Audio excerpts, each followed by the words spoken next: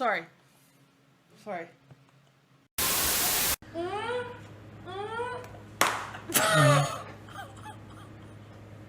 my god. We're moving away the things that might actually...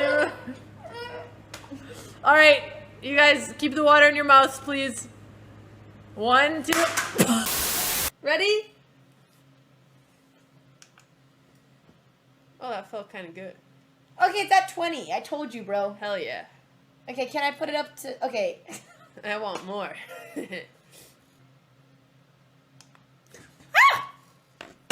Oh, that's kind of nice.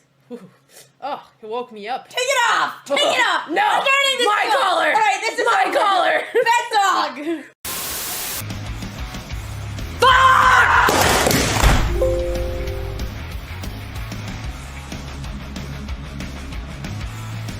I broke my computer screen.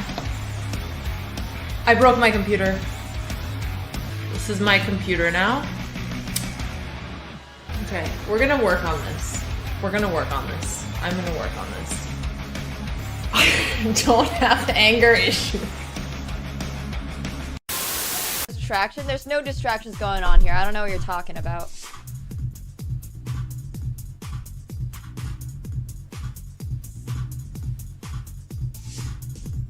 Wait, I got this. I got this.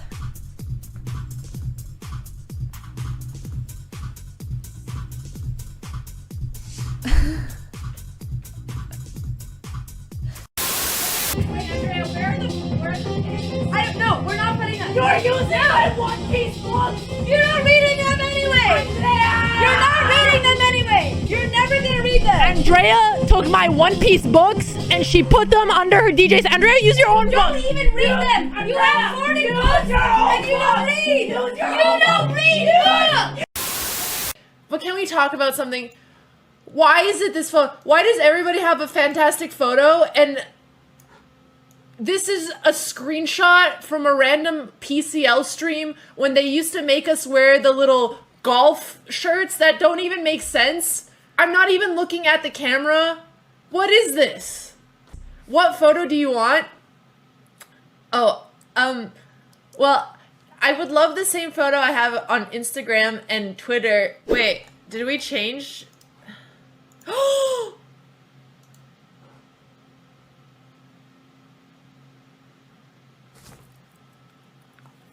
We did it! Yeah!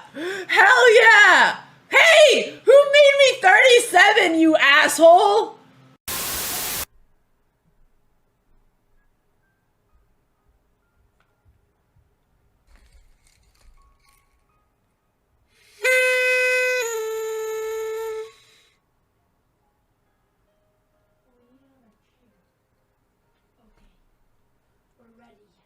Whoa! What are you doing? You came. So again, for the context, try to read Jen Shahade. Shahade article from FIDE. Mob slip. Okay. I slipped. Okay. Didn't mean to ruin the Scared moment. the shit of me. Yeah, my bad. Question, trap question. Who are stronger in this position, bishops or knights? Well, you said it was a trick question, so even though it's an open, typically bishops are stronger in open positions. But Dina said it's a trick question, so the answer is knight. The trap in the trick question was that there was no trap. Wow! Who does this? What type of cruel game is this? You see me when I'm down and you continue beating me. Looks like 339,000 now in the pot. I'm calling it right now. This is a queen. No queens. I will literally tip you $20,000 if you put a queen. 20 grand. Even Magic can't do that. And Botez again. Are you kidding me? Top 100 female poker earners. That's it. Did you crack it just now? I really need help. With what? I'm running late and I've been trying for 10 minutes to put on my shoes and I have used every muscle. Ask Vila. No, he doesn't. I need you to pull my, please. I'm so Not late. during this game. No, I need I'm not during this game. All you have to do is pull. Vila's right there. Vila doesn't have the muscle it Yes, takes. he does. Please, I can't put on my Andrea, shoes. Vila can help you put on your shoes. No, you don't understand. Andrea. You know what? This is why we... Andrea, I implore you, get out of here! Andrea! No respect for my rating grind. You know what I think about when I think about you? I don't want to know. I think about the time I got you to buy at 2 a.m. in the morning. And you told me, Anna, there is some bread in the apartment. It's a little moldy, but you can just cut off the mold. My grandma used to tell me that mold is good for your stomach. That's what grandpa would do. And then, you know, the funniest thing was, oh, by the way, Anna, I'm not sure why, I've had a little bit of stomach issues.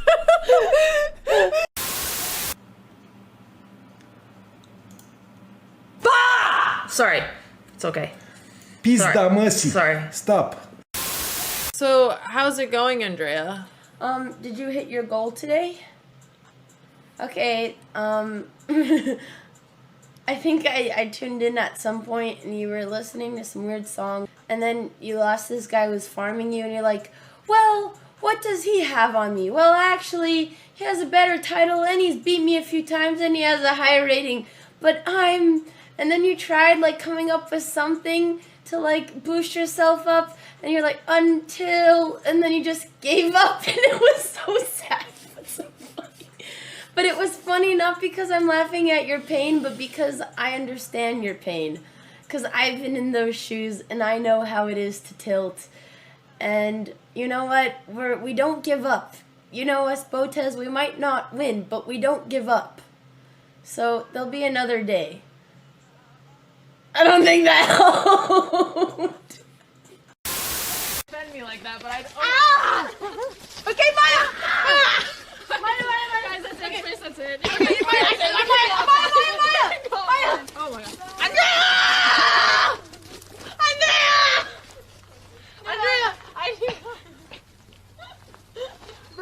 Bro, he's actually upset at me and I'm a little scared.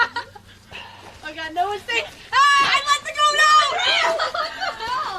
No, they did it on their own! He opened the door! Alright, go back. I really admire Mexican people and Mexico in general. Hello, photo chess. Sorry. I'm done. I'm sorry. I'm done.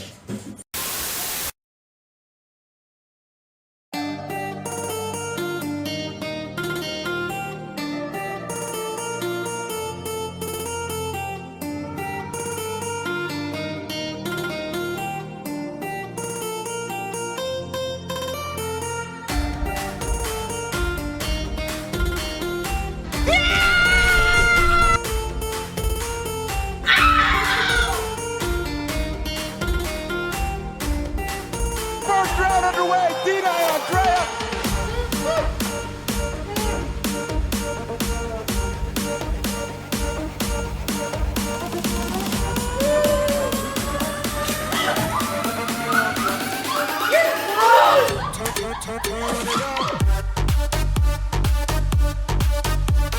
You look ugly.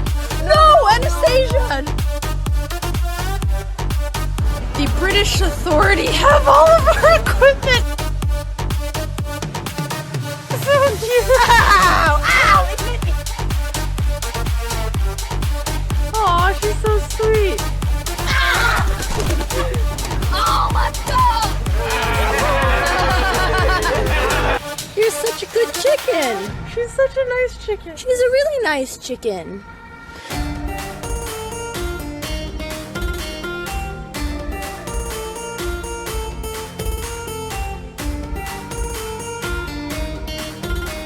I love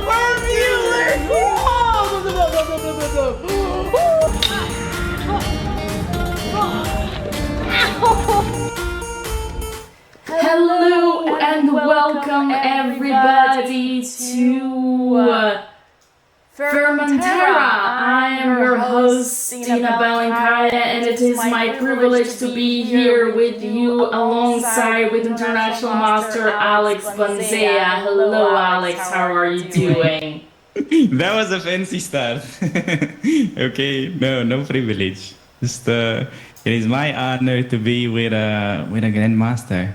I'm the low life. I am here. How are you? I'm great, and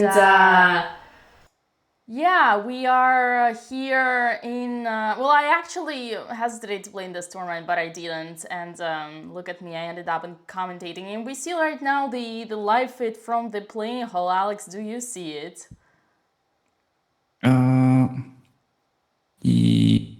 Yes, I see the playing venue. I see that. We see the playing venue. We see the girls are trying to. Yeah, is there some echo though? I just wanna check if I don't know. Maybe there isn't. Some people mention it's an echo, and I see more than one. Is it better now? I think it should be No, better it's now. fixed. It's fine Okay. now. Yes. Thank you. Thank you all. How are you doing, chat? How are you doing, everybody? Yeah, it's an exciting journey. We're starting 9 rounds to go. It's gonna be a long tournament. 10 rounds, actually. My bad. 10 rounds. I'm not very familiar with 10 rounds. I never played 10 rounds. This is very unique. I mean, it's cool because more games for us. Yes, 10 rounds, a bit strange. Usually it's 9 or 11, but I'm pretty sure if they tried 11, maybe there won't be enough players in the event to play them. So maybe that was a I've problem. heard one of the reasons why you would put like 10 rounds is because like at least you can make norm, you know, you can make like at least one of those 9 rounds will be eligible. And for someone like Alex, it could be interesting. I don't know if Andrea is fighting for the norm. What do you think, Coach Alex? I don't know. I don't have any expectations. I'm just hoping to get some good openings and hope for the best because, yeah, also, by the way, before we continue this, can we fix maybe I'm a bit too loud. That's what Villa said. Can you make me, yeah, I have a big mouth, so maybe you can make me more quiet. You do have a big mouth. That's interesting. Am I in hell? You're very, or no, in a hall. No, I'm not in a hall. You are what very. do you guys mean? You're not as a loud person yourself. I'm wondering why. Probably because you know so much. What? Yeah, you have a big mouth because you know so much. I'll be adjusting your mic, so Yeah. it should be better, guys. Oh, I see someone walking there. That's interesting. Right now, I only see one camera. I don't see the second camera feed. I guess it's gonna be arriving shortly. And yeah, there are no moves yet, so probably because of the delay. Once the game starts, I'll be adding the clock for you guys. Oh, who's that lady? There are a lot of streamers That's there. Anna Maya, pretty sure. Right. You think you can make my head a little bit smaller? I'm just a talking head. Wait, what's going on? You don't like your mouth? You think you say you have a big head? You have a big mouth? You know, I mean, it's even more the way you craft it. That's because you're very smart, Alex. How many courses did you publish?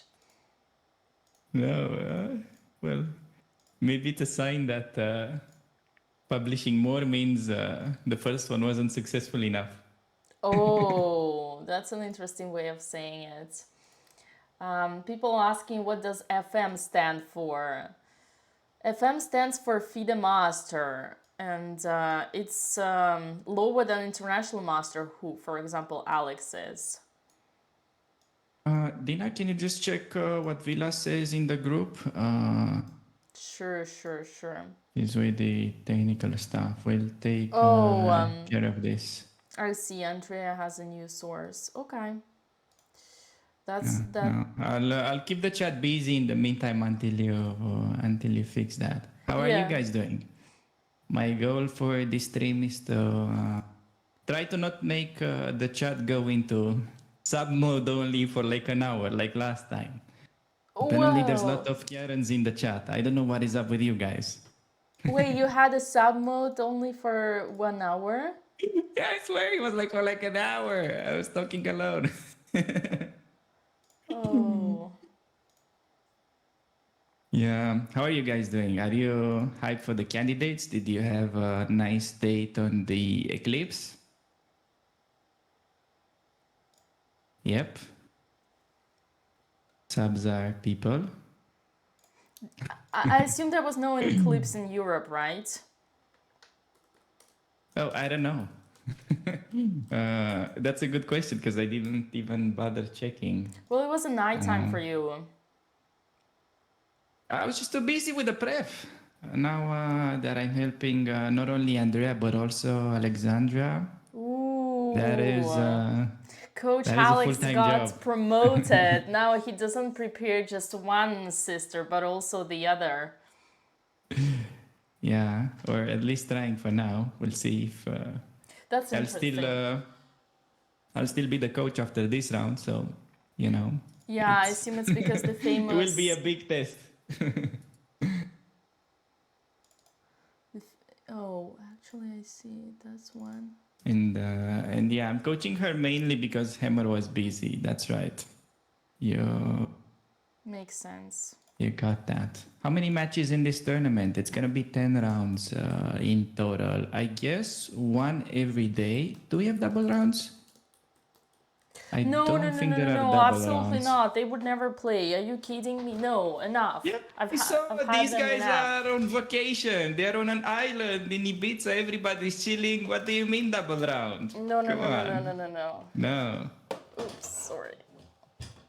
That's me. Yeah, that would be too much chess. It's not only they don't have any double round, but also they have 1 day rest, which is amaze me.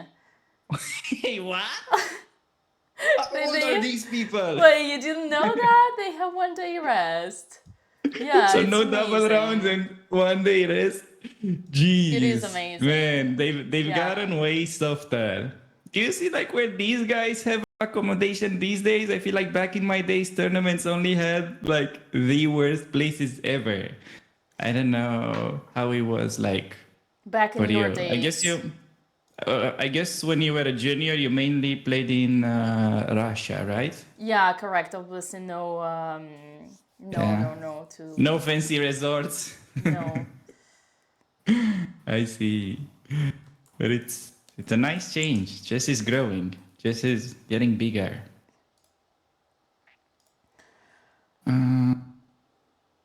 Yeah.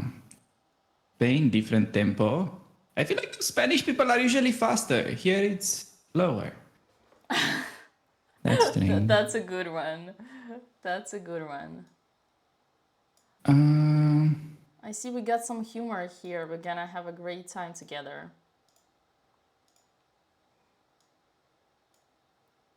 I'm just checking the Discord. Yeah, don't worry. I let me know. have it open. Okay, you got it. Okay, so back to the candidates.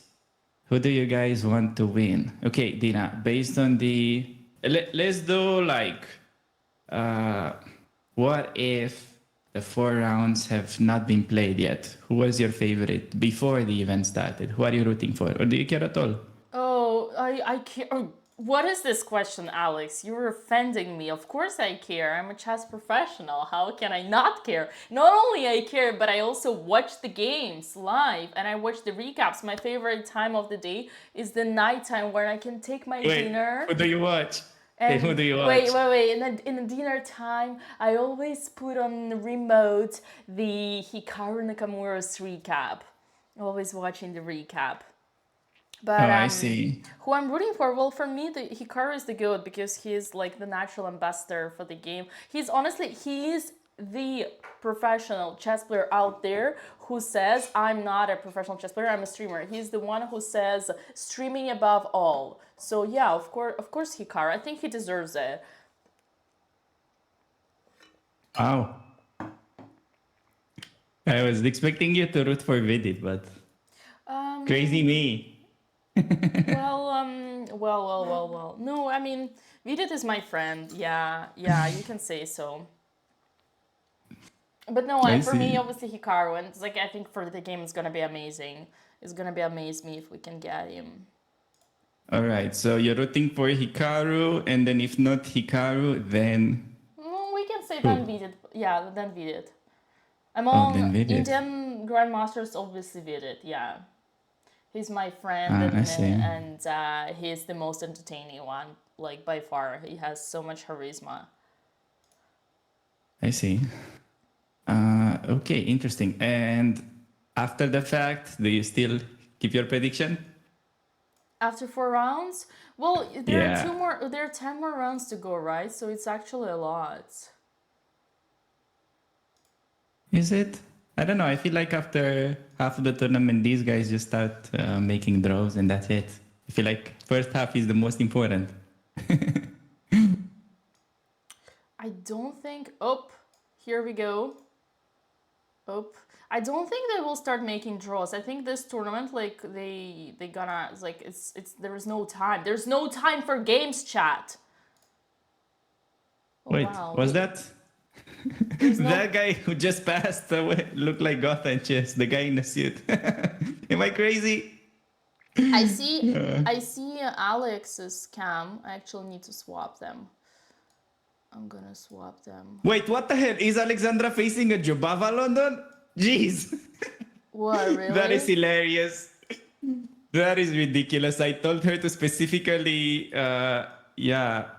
just look on her French, and she has to play against the Jobava London. Damn it. Well, if I was Hammer, I would be pretty pissed. I think Alexandra should be winning because the white player has not pushed the pawn in the center. So, Alexandra is already better. What do you think, Dina? I think you're talking like as if you studied chess by the Russian chess school, if you see what I mean. E4 and D4 are the only possible moves. Other moves are okay, but weaker. Control the center, control the game. Basic principles of Russian chess school. Hap, we just saw Andrea handshake. Yeah, I see. Okay, we got some moves. Ooh, D4. This is now we're talking. Wait, I just realized it's gonna be a day when we will have Jobava London on both boards. And pretty likely, I don't expect two draws. I think somebody will win in the Jobava London. I don't think on their level, opening has anything to do with the result, to be honest with you guys. We got some moves! We got some moves going! On Andrea's game. Alex's game, let me update. Maybe we also have it. We should have it. Okay, I think I may have had a bad mic the whole time. That is impossible. I never make mistakes, but I'm just gonna check because you guys asked me. Okay. No. We got both moves. Both No. moves. Can you guys hear me well? Do I have anybody that has ever watched any of my videos in the chat? Do I sound normal? Somebody in the chat, come on. To me, I've been making sound videos okay. for like 4 years now. It must be one chatter that recognizes me. Otherwise, I would be pretty pissed. Just one, okay? I don't want more. To me, you sound okay. We got some moves. No, so apparently, no. I got an echo. No, I got an echo. I think you don't sound bad, if that can help you. Dude, I have the best mic in the world. I should sound good. Yeah, you I didn't pay $500 for this setup to sound not bad. That's correct.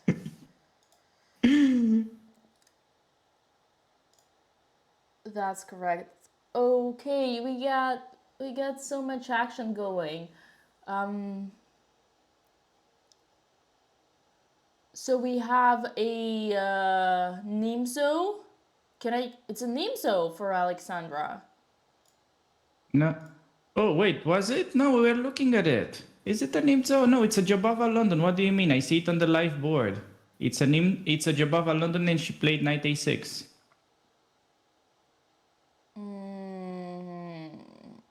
Okay. Alexandra. So it was Jobava London, e6, knight b5, knight a6. And, wait, d4, knight f6, knight f3, e6, c4. No, Dina. You forgot how the Jobava London starts. You're too zoned in onto the Russian school thing. It's Jobava London here. That's what the cool kids are playing these days. What? Do you what? Guys, am I tripping? Isn't Alexandra just having Jobava London on her board?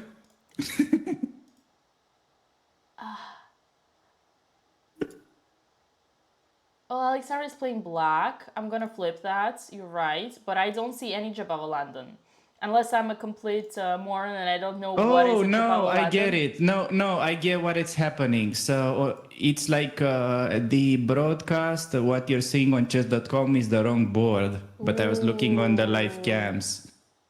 Yeah. Oh no, this is Nimzo. Welcome, Alex. Time to wake up. I know it's dude, morning. I know it's morning in America, but it is time for you to wake up. You're not looking at the right thing. It is time for you to wake up, my friend. Dude, the eclipse got you mad. You're not looking at the live board. It is definitely time for you to wake up. Dina, he's correct. What? Okay. All right, Dina, it's okay. You'll catch up after an hour. It's fine. I'll do the commentary. But in the meantime, can you just check if my mic sounds good? We have to fix that. There's an echo. For me, your mic sounds good, but let me see if Yeah, something on the stream. Let's get Villa on the call, because if I join in the next days also, maybe we'll figure it out eventually. So. Does it sound echo on the stream? Yeah, I got trustful people that tell me it's an echo. Well, you can listen yourself. My desktop audio. My desktop audio is on. Yeah. Okay, I removed my... Wait, my desktop... But Alex is my desktop audio. Okay. Oh. That's the only audio Do you have audio of the stream turned on or something? No, it's off. Sound is okay. It's fine. They just cannot hear a hammer, but that's another story. What? What do you mean they cannot hear hammer? No, it's a roast. It's a roast. It's a nice roast. Okay, let me see.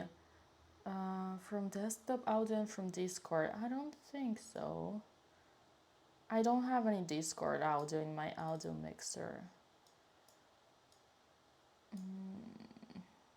Nope. Okay, I'm gonna send... Yeah, so the thing is, whenever I was doing lessons with Andrea, she also got it messed up the same time. I coached her like 5 hours. Every time the audio was bad. I don't know. Really? You're probably doing the same thing, yeah. Are you saying I have anything in common with your student, Andrea? Yes, you both have 2 hands and 2 legs. Okay. And that's about it. Okay. Yeah. Let me... You also share a passion for bad OBS. Well, if whatever it's worth, we actually have a lot of passions that we share together and a lot of flaws, but we won't talk about it. What should I do with my chess.com? You want me to update the game? Let's see. So there is a trick that you can use. It's look on the board and put the right position. I think the chatters may appreciate that. Although, I don't know, maybe the Nimza looks better. So when I type Botez and I click on Bro, use your eyes. Can you? I'm like, seriously, maybe you don't have their cams on the screen I see. or something. They're small. I see. Yeah. Okay, let me see. Oh, user volume. Can put it. Didn't they tell you in Russian school to not believe everything that you see? This board was messed up. They actually told me. Okay, quickly, tell me the moves, and then I'm gonna fix the audio. Okay. Listen closely, because this is the best opening ever. So it starts d4, and after d5, you say F Russian School of Chess, and you play knight c3. Oh, you serial. I'm sorry, that's just, it's not me, it's her opponent that you should be mad on. I didn't play that. Okay. Knight f6, bishop f4. Knight f6. Bishop f4. E6. E6. Knight b5. Knight b5. Oh my Knight god. a6. Knight a6. E3. And now we're out of moves, basically. Okay, so this is the game. Got it. Yeah. Got it. All right, chat. Okay. And now, is it also Andrea's opponent who's thinking? I think that's the case. Yeah, let me check. I was just getting back to Villa. So Andrea's opponent, oh, he has no prep. That's good. So yeah, I was kind of expecting him to go G6 now because he's a King's Indian player, but he's thinking. He's apparently shocked by the Jubava. Got it.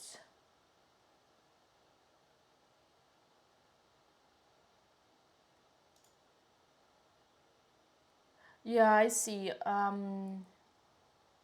That's interesting. Oh, I see. So maybe, I'm thinking about the audio thing. What can we do to fix it? So maybe you can do instead of desktop audio. Yeah, I'm gonna try to figure it out. You can. Oh. No, it's like the games are just getting started. It's actually funny that both Alexandra, so both black players are like quite shocked about the Jabava London. Isn't that pretty funny though? It is. Absolutely So, funny. Okay.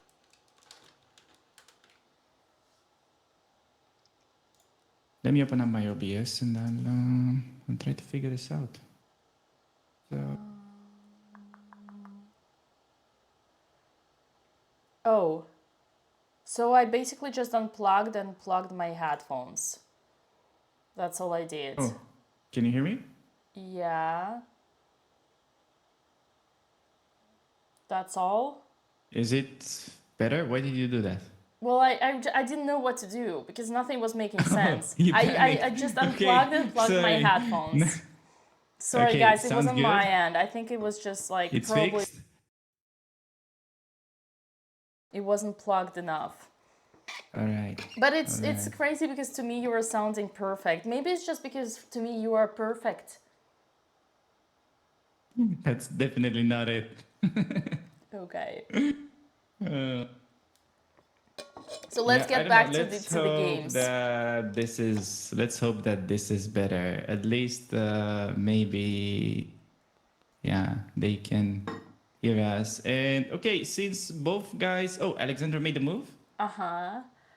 Oh, Bishop E7. She knows. Big brain. I haven't shown her this, but she played Bishop E7. That's actually the best move. Okay. C6. So Would have been a remind me once mistake. again, did you guys prepare for this particular opening? No. Her opponent was playing E4. But you know, in the meantime, I guess. And the only way she knows that is because she would watch her sister like play, right? No idea.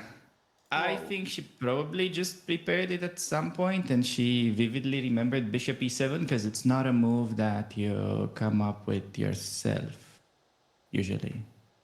Well, it's also the most natural move. You kind of want to finish the development in the opening. You want to get your king ready for castling, another basic principle of, you know what. Yeah, I mean, it's not that natural because you have that annoying knight on B5, just like a mosquito. So you kind of want to get rid of it. Usually C6 is like 10 times more popular there. So she definitely knew that. And yeah, looks like the guy with the white pieces, he has a big choice now. He can play either maybe H4. That's kind of the new meta. He can play H3. The new meta? Yeah, so they really kind of analyzed this Jobava London till the end now. And it depends. H4 is like the computer move. I normally don't play this too much. But yeah, he's thinking. So Yeah, we'll see. I don't know if the audio is fixed, but I guess we'll leave with it I'm pretty for sure now it's fixed. until Otherwise, a break or everybody would be something. screaming at me right now. Okay. So, okay, we have move on Andrea, c5, the main line. Yeah, c5. She has to play e3. We did 0 recap on c5 today. C5. Let me see. Okay, so Alexandra's opponent played a move that I am not so sure of. He played a4 instead, which it's usually a move, but I think he's getting his theory a little bit twisted because the knight can still be kicked out. Ooh. Yeah, white played a4. A4. Okay. Well, a4 is in a way weakening b4 square, right? The knight can come and then, yeah, a6 indeed. So I think his main idea is to meet c6 with knight a3. But the thing black plays this is that it delays c6 for a while, and then yes, b4 square can be weak. You're right. This a4 move is very typical for this structure if black would have already played pawn to c5, so that it supports the knight and. And again, the b5, like b4, b5 squares would like b5. If the pawn was on c5, then the b5 square would be making more sense for white. Yeah, exactly.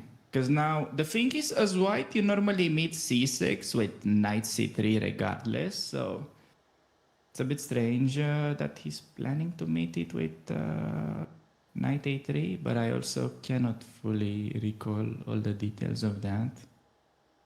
Okay, it's Andrea to play. Do you think she'll play e3? If she doesn't play e3, she's losing.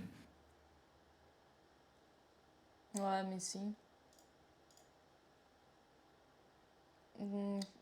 Yeah, well, again, Taking the on most natural. c5, it's bad because of d4. Yes, she did it.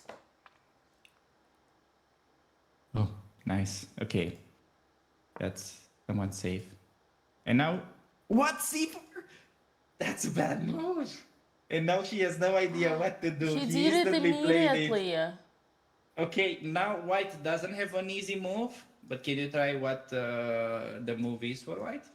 What's the best idea? Wait, he did it instantly. Yeah, he's a C4. FIDE master, but c4 it's kind of. It's difficult for even low I know. elo. I mean, even I know that that's a bad move. The reason chat c4 is a bad move is very simple. You remove the pressure from the center, and that's kind of the main thing that you always want to do in the opening and in general in any position is you want to keep pressure and control the center. So you want to keep attacking this d4 pawn. But whenever you push c4, now d4 becomes incredibly strong. I don't know if that's making sense to you, but it is what it is. And now like 2 pawns for white in the center, even though, okay, black still has 2 pawns as well, like on the E and D file, but definitely the d4 pawn, and now it's gonna be supported by the c3, is way more solid. Wait, so I see you highlighted e4. Do you want to play that? Well, it's an idea. I mean, it's an option now or not necessarily, but it's like, it's definitely going to be easier now it's going to be the plan for white to push e4, simply once again for this reason, because this d4c, this d4 is now not attacked. And it's like, in any position, I think we have it like in French all the time, you know? If black pushes c4, then they're doomed. Yeah, no, that's correct. E4 there, it's only kind of good move for white. Otherwise, it's not super easy to play that. So it's a big moment for Andrea. This could really impact the result of the game if she plays E4 here or not. I don't think she has to rush with it. I think pretty sure even if she defends like bishop e2, knight f3, short castle, and then like goes for even like, you know, some queens gambit knight e2, knight g3, and then push e4. I would advocate for any type of play, like, but yeah, her position is great here. Yeah, the other way to do this is play the slower plan, like bring the knight to e5 and then bishop e2, bishop f3, and eventually try for the same e4. Oh, I like that. why all this preparation when you can get it immediately? You mean on push e4? Yeah, that's important. I have never showed her this though, so yeah, tough to find. Okay, we have a move on Alex. What did she play? Oh, she castled. Nice.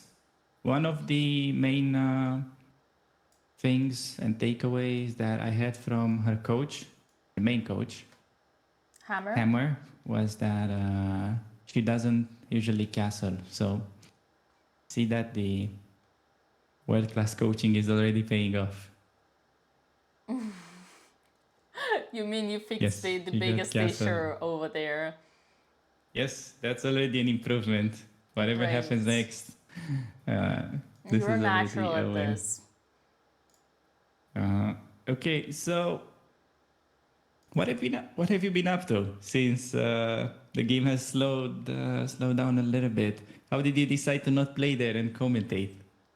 So I was considering to play indeed, but it turned out like I actually had few concerns already, like when we were in Reykjavik, and I talked with the girls about them. And one of the things why I needed to stay here and not play third tournament in Neuro was that because I actually has just launched my new project called the Russian Chess School, and I really needed to focus 200% of my attention and time on making this happen. I actually launched it only last Saturday, and yeah, so basically had I joined another tournament, this thing would be delayed, and I already been working on it for the last like 3 months, so I'm super excited for that. But also, you know, the opportunity to commentate is just amazed me. Being here together with such an expert of Jabava and any other Karo-Kan or that opening out there that is unchassable like you, Alex. It's like it's priceless. So I'm super see. excited. I'm Yeah. super excited, and it's like in a way like I can like yeah, it's more than I could have dreamt of. And now spending this early mornings, waking up at 7 a.m. and being here for you guys. And the last round is going to be at 3 a.m., which is even better, but okay. Yeah. Wait, is it 7 a.m. where you are now? No, I'm waking up at 7 a.m., but the round is only Wait, so at 9. what time is there now? Oh, it's 9. Okay, I Yeah. see. So do you plan to do more courses, or is it you try one course, see how it goes? So the thing that so the Russian Chess School is quite different from other things that exist out there, because it's first of all the course, but also it's online learning community where everybody can engage, do various discussions, play games, solve puzzles, and I'm providing free game analysis and lots of other features. So it's not just a course, it's also a community. But speaking of course, let's say like the video lessons, instructive video lessons, those will be added along the way all the time, covering all major topics that we teach as chess kids in Russia. So yeah, it's not on the openings. It's different. It's more basics and it's pretty fundamental. It's for I see. chess enthusiasts, if that makes sense. Yeah, no, I get it. How's like making the switch from playing to writing stuff or teaching? That's another question for 2 hours. Did we have a move? We didn't have any moves, right? Yeah, no, you can talk about it. I think people are curious to know the difference since they've been all watching your games and kind of rooting for you, I guess. I see. Wait, hold on. I'm gonna get back to your question. Absolutely. I just see some chatters say that she played bishop b4, c3, bishop e7. Is that true? That's not Don't making get any distracted sense. by the trolls. That okay. Oh God, this is so bad. Like you forgot that the main job of a big streamer is to completely ignore the chat. Whoa! Even moderators tells me that that's the case. Okay. Oh, actually, I see the pawn on c3, but but it's not making any sense. Bro, c3 is only helping white. Did Alex think she was a Giga chat? Giga head? She thought she was a 5 head? Wait, I don't think Alex made any moves. What did she play? C5, are you saying? Chatters say that the pawn is on c3 and Alex played first bishop b4 and then...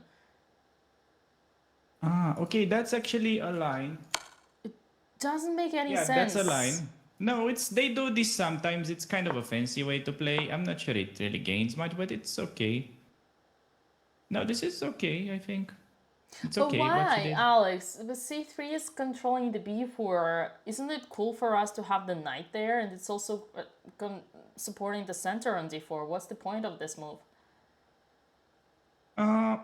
So basically, in a lot of variations, after he eventually plays c6, the main idea for white is to retreat to c3. So he no longer has that option, meaning that he has to go to a3, which is like not really refuting the Jobava, but it's an interesting way to play.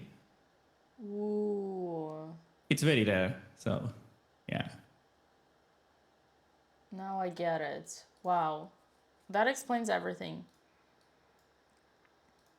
So she must have known this idea. And now she played c5, c6, and then c5. Okay, she's doing well. She's not impressed by my opening. That's c6, disrespectful of her. did you say c6 and...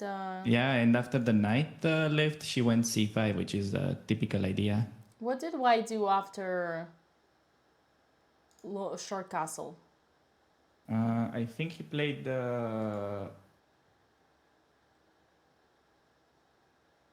He didn't make any moves? I don't know. I don't see. What could he potentially play? I'm adding clock. Don't worry. Don't worry, guys. I got you. Maybe bishop d3? Oh bishop yeah, there's d3, a bishop on d3. c6. I was not seeing. Yeah. Knight a3, c5. Thank you. Chat. Oh, this is good. I'm happy with Alex opening. Interesting. I mean, it's not over yet, but it could have been worse. Right. Yeah. And on Andrea, she is thinking, which is the right thing to do because her opponent was clearly out of book. And yeah, okay, she does seem to want to play something. But anyways, why don't we go back to the question that you said is going to take 2 hours to answer? What is like to write? I feel like chess players think, it's the easy part. Is it easier to write or to play? Well, for me, writing is super hard. Super hard. So I actually didn't really write my course. I drafted like this scheme of what I wanted to say. And when I was in front of the camera, I kind of more like did it on the intuition. Look, first clock at it. Look at this. Look at this, chat. Isn't this beauty? The magic. Oh, disappeared.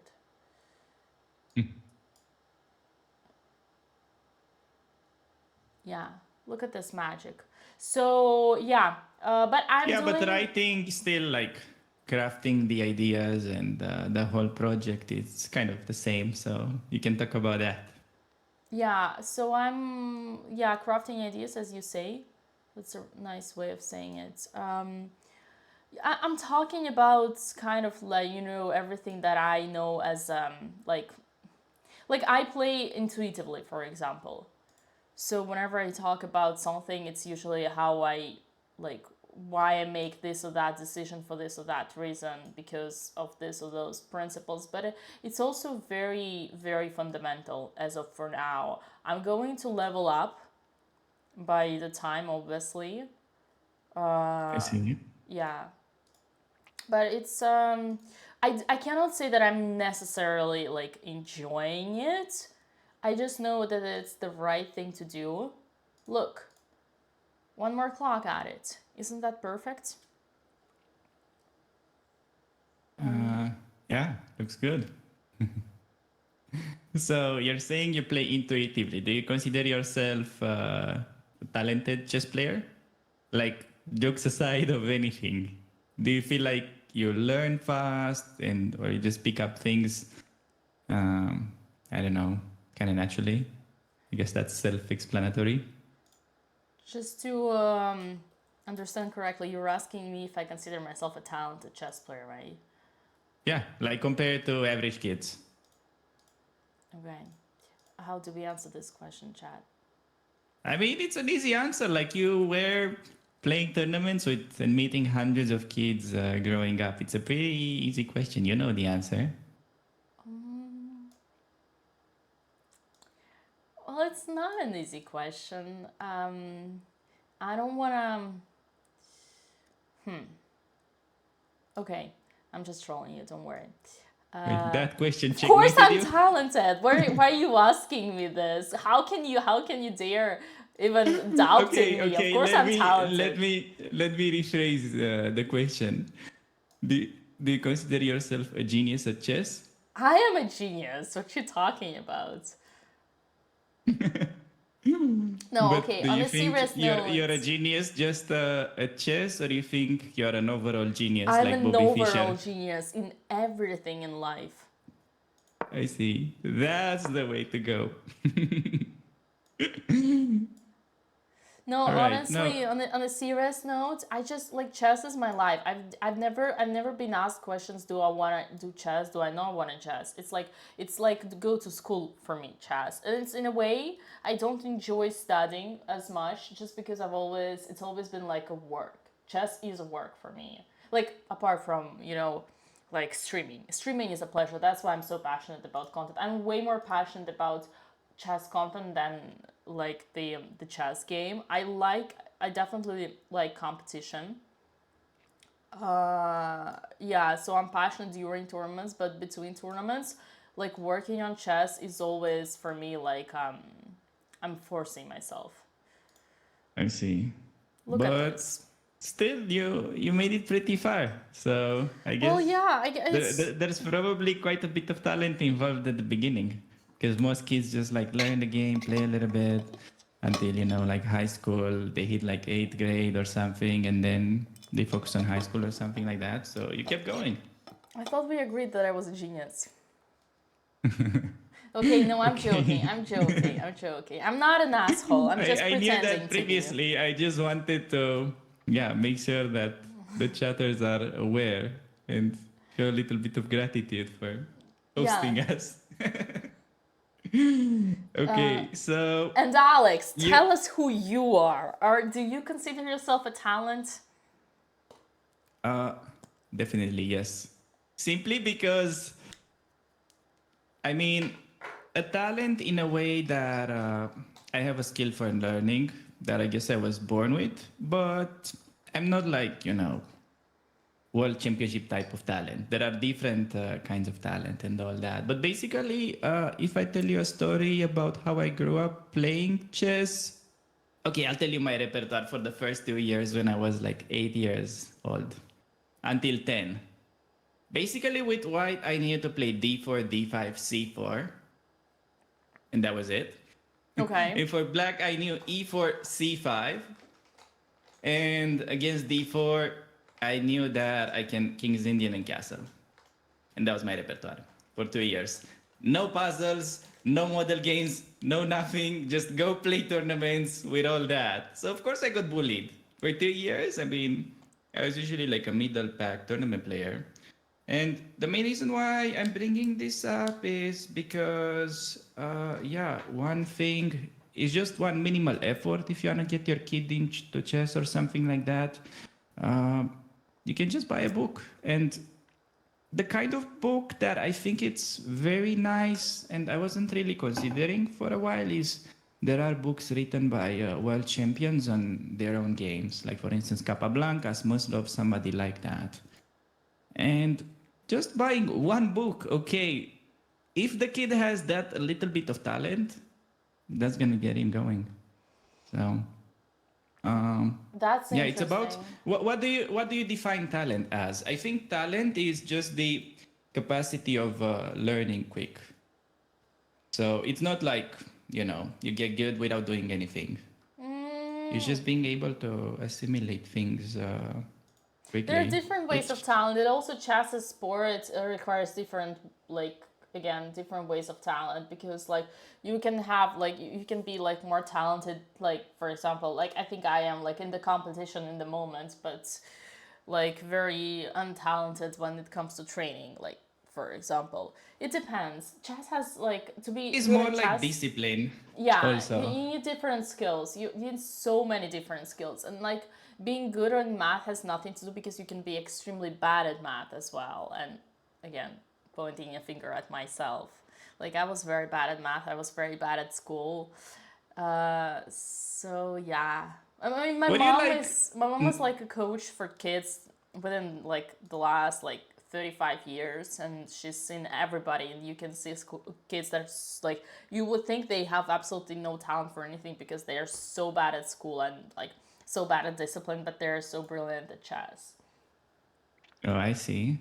Like a lot of also ADHD, for example, and ADHD you often struggle with is like being academically good, but they can be extremely good at chess. So when you're growing up as a kid, how were you? Like, let's say when you're like 10 years old or like 7 years old, you're probably doing chess already by that time, right? Well, my mom taught me because she's a chess coach. She taught me when I was 3. And Jesus. Okay.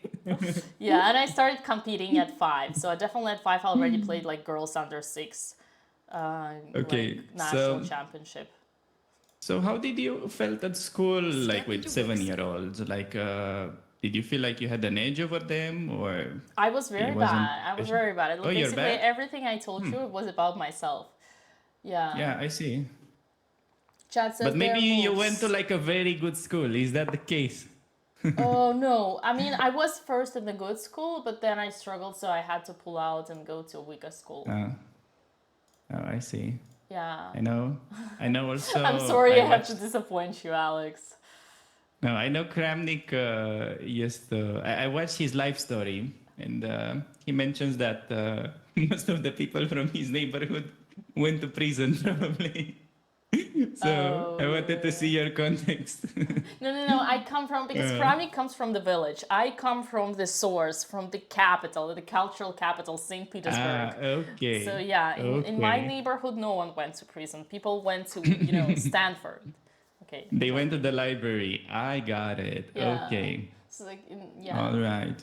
It's different. So you think you'll keep going with the courses? Like, it's definitely kind of challenging because you really have to put yourself in other people's shoes while you're making them. That's true. But to be honest, perhaps like no one knows about it. And wait, before we continue, I want to make sure Chatter said that the moves update were c4, knight b5, c4. Is that so? This is what I put on the board.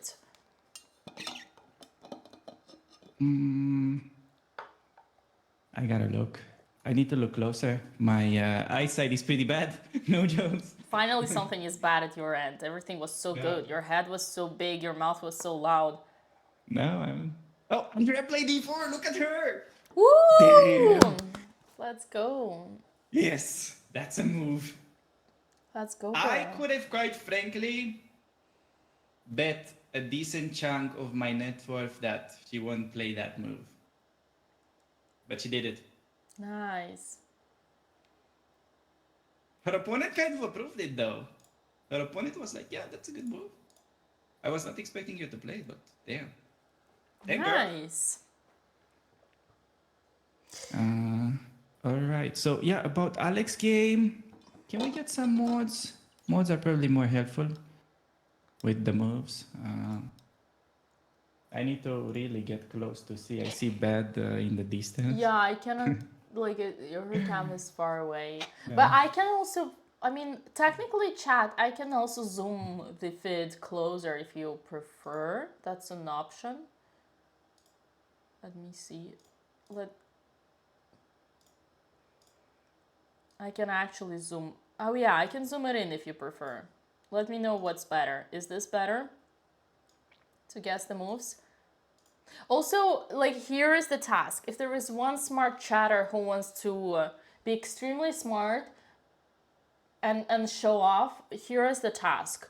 go to the tab of the games on chess.com of Formentera tournament and try to find the game that has different players' names but exact same opening and position as Alex has. And you will give us... You want to do that? Wait, I thought we were going to greet the smartest chatter. Nah, ignore these trolls. Wait, is Anna Maya playing Jupapa London? What is going on?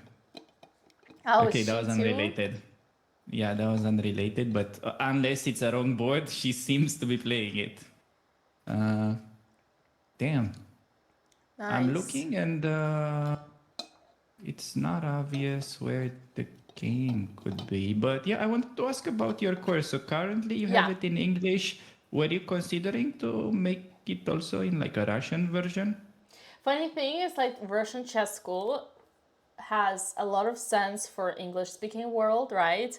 And for French also as well. But the first time I actually heard that was in France, because in Russia it does not make any sense. You can, okay, perhaps talk about Soviet chess school, true, but Russian chess school is like it's just normal chess. This is how you learn chess, right? So I definitely do not consider doing anything in Russian. The level of, experience and excellence is so high, the bar is so high, and the competition is absolutely, like, I do not even want to try to compete with those gurus, simply because, like, people spend like decades and decades on studying, like, how to train chess methodology and all stuff like that. But yeah, I have a knowledge. I have legacy, and I want to transmit my legacy. You got Russian rays. Yeah, I want to transmit my Russian legacy to the English. public. Okay, I see. But right. In French, maybe, I don't know. Not so Wait, many. you also know French? So, like, actually not so many people know that, but before I started streaming, I used to coach. I was a coach. I moved after I finished my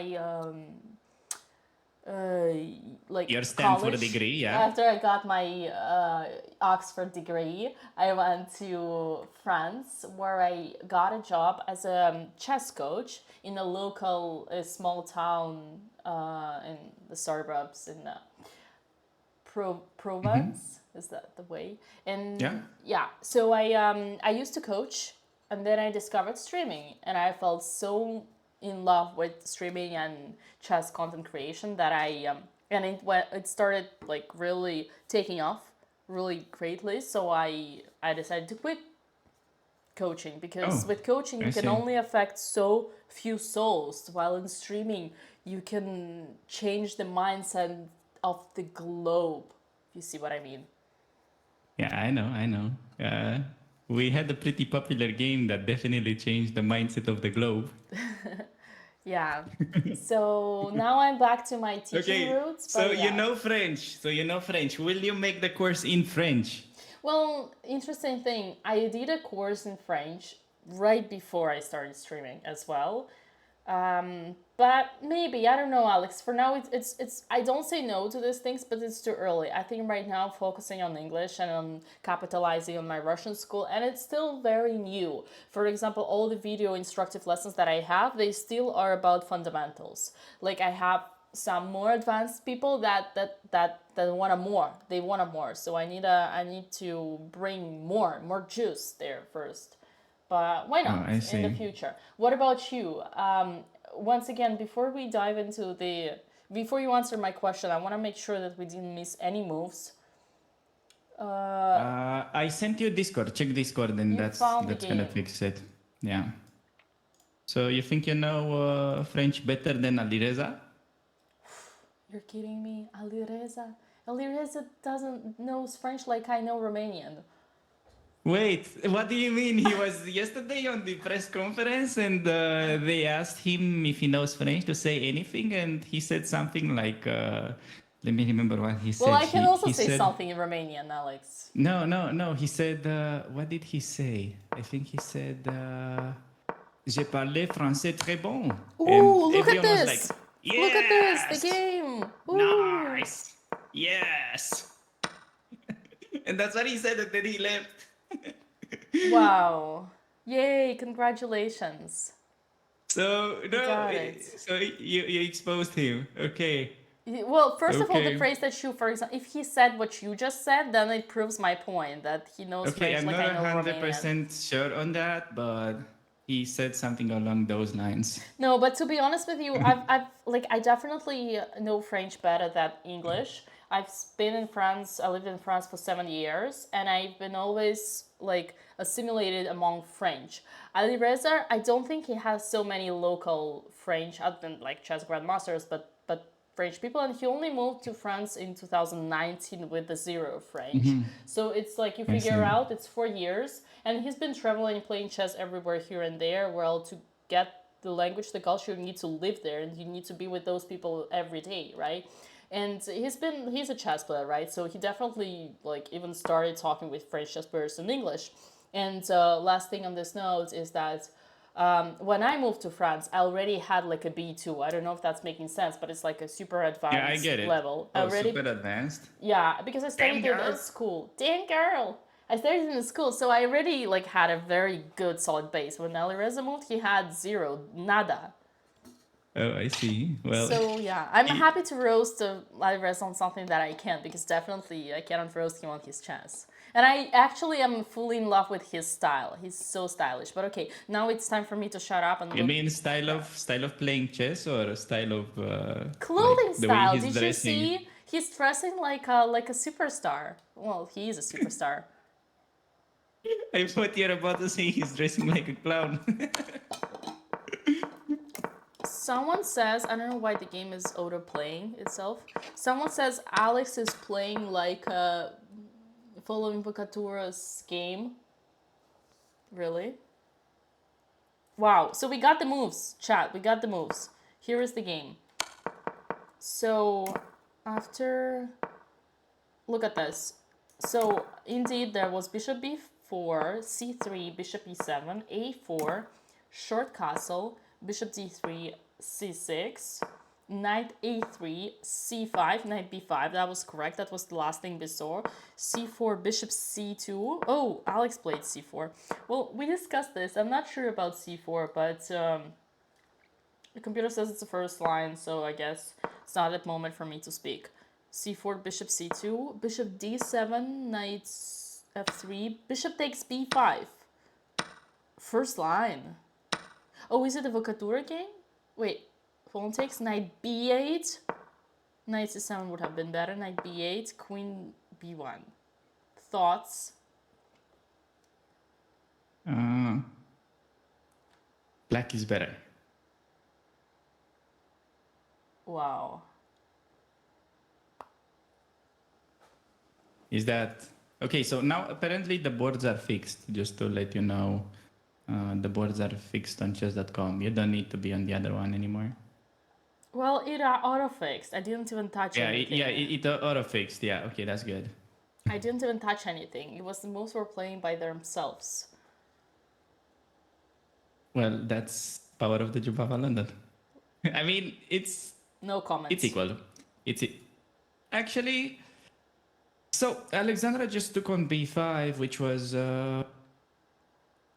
fine. Yeah, it was fine. I don't like knight b8, however. Why not? If you're gonna play like that, at least win that b5 pawn and make white show something for it. Knight c7 would have been better, right? Knight c7 is the way to go, and sure, white still has h4, knight e5, g4, pretty scary compensation. But it's a fight. Now you have a fight and you're not even up a pawn. And also by white, you know what I usually like to do here on c4? I like to play bishop b1 instead. Ooh, juicy. You wanna, that's interesting. You wanna be a sneaky guy. I wanna go queen c2. I wanna go queen c2 after. And a checkmate instead of check. Yeah. Isn't that Russian school? Oh, in a way, yes. Well, the Russian school is not to close your rook, though, but I guess you would go with bishop a2, rook d1, then bishop back to b1. Wait, yeah, that's right. Okay, it wasn't Russian school in the first place when Jobava London enter the arena, but yeah. Okay, so I this guess. is very complicated. Speaking of arena, Alex, according to chat and the engine, Alex has just made a mistake, queen b6. And it is a mistake because apparently white starts the attack fast. But the question that I have is, like, assuming Alex does the correct move, knight b7, it's like, what's the difference? Why this tempo makes so much difference? Because her opponent can start the attack regardless with g4 and bishop g5.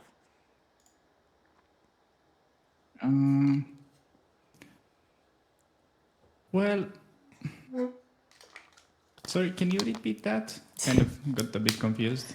So you want to start bishop g5 instead of g4? So queen b6 is a mistake that Alex just did because her opponent, he played instantly g4. Like either g4 or bishop g5, both moves are targeting the king, yes, starting the attack. And my question is, what difference does it make? Assuming Alex would make the right move, knight b7, I'm still gonna do the same thing, g4, and like, I think it's super like, it's like computer calculates 10, 20 moves, like 100 moves ply, 30 moves ply, and then says like knight d7 would be okay. But to a human eye, I can say that both are pretty scary, to be honest. Like in general, this position for white is uncomfortable. Wait, you're saying this isn't comfortable for white? Oh, so sorry, for black. Yeah, no, that would be my main take about this game and the position in general. So the mistake was just, I think, going for this line because we didn't really get to prep the Jubava London. Like, this guy never played d4. I mean, he just had a few games. So, yeah, I just think, even though computer thinks this is only like slightly better for white, I think the game is very easy. And I'm not a huge fan of this for black, but hopefully she can defend. Still, the attack is pleasant, but for instance, black will probably sacrifice a pawn with knight e4, and you're still weakening a little bit. You gotta be careful, so it's hopefully not gonna be just a walk in the park. And just to remind everybody, these are very strong opponents right now. Can you still hear me? Yeah. Oh, sorry. No, I just thought, I just double checked. So these guys are super strong. Like when I was doing preparation with Alex on some Queen's Gambit, I was giving her alternatives. Like maybe this is good with a stronger player. Maybe this is better with a weaker player. And I checked out who the players were. Yeah, just forget about the weaker players. Only, like 2000 ELO, it's kind of the worst in this event. It's an average of 2240. That's pretty rough. I do have to say that these 2300s and adults in Europe are way more rusty than any opponent of like in America. Like, 1800 hundreds. Okay, I never played in America, but I always felt the opposite. How the opposite? Literally, sisters don't play in America anymore. But yeah, but I felt like in America they are worse than here. That was my, kind of opinion without testing it. I don't know why I had that feeling.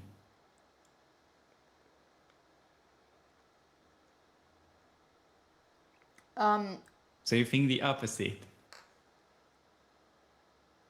Yeah. Well,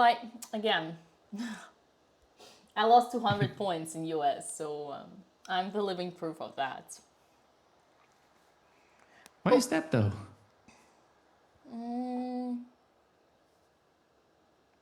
So basically, in USA, there are not so many federated tournaments, first of all.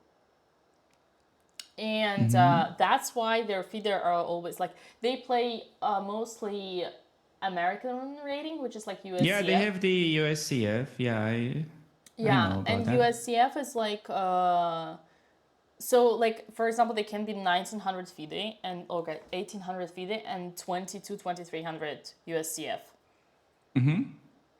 So yeah, So you think because USCF is a real rating, or is it an inflated rating? It could mean both. No, it's both things.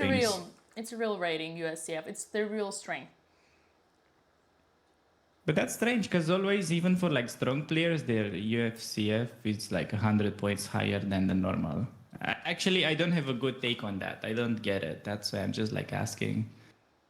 I don't know. Wasn't Terry Rosen like 2,500 USCF and he's like 24 FIDE? Well, it gets more just higher, obviously. But when you're like only starting, like for example, if you take opponents of the girls, like what is this, FIDE Masters? Okay, when they get title, it's different. But let's say a 2287 player USCF is gonna be like 1,900 FIDE in America. So yeah, that's the thing. You just take it as a word from me and from the sisters. All right, I gotta watch my back then whenever I play in the States next. Well, I honestly listen to me and never play in the States, but that's okay. Unless I love challenges. I've been playing. Surely they can't be tougher than European junior events. Like trust me, those are the worst. Just playing kids from all over the world. I mean, not the world, but from all around Europe that are like 2,100, and next year they are a grandmaster. I've seen that many times. Yeah. Also, Alex, I have very. Oh, she didn't play. I thought she played. No, Alex didn't play. Sorry, my bad. Alex didn't play. Alex is still thinking, right? Well, it's a tough position, so she'd better. She better think. Calculate, yes. Yeah. Andrea, however, an hour has passed and they're on like move 5. Wow, her opponent is still thinking. Wow. No, she's the one thinking right now. Oh. No. Oh, yeah. What? I mean, okay, honestly, not the worst move she could have played, but she should have followed the Russian school of chess and played e5 and gone for the French. Thank you, Alex. I mean, that would have been the best move. Yeah. So basically, whenever you have the center, you want to advance. What is Andrea wearing the chess bra merch? Am I crazy? No, I think it's some football NFL thing, but maybe okay. I'm wrong. Right. I thought she lost a bet. I saw some chatters saying something about eco. I don't know if that's still a thing.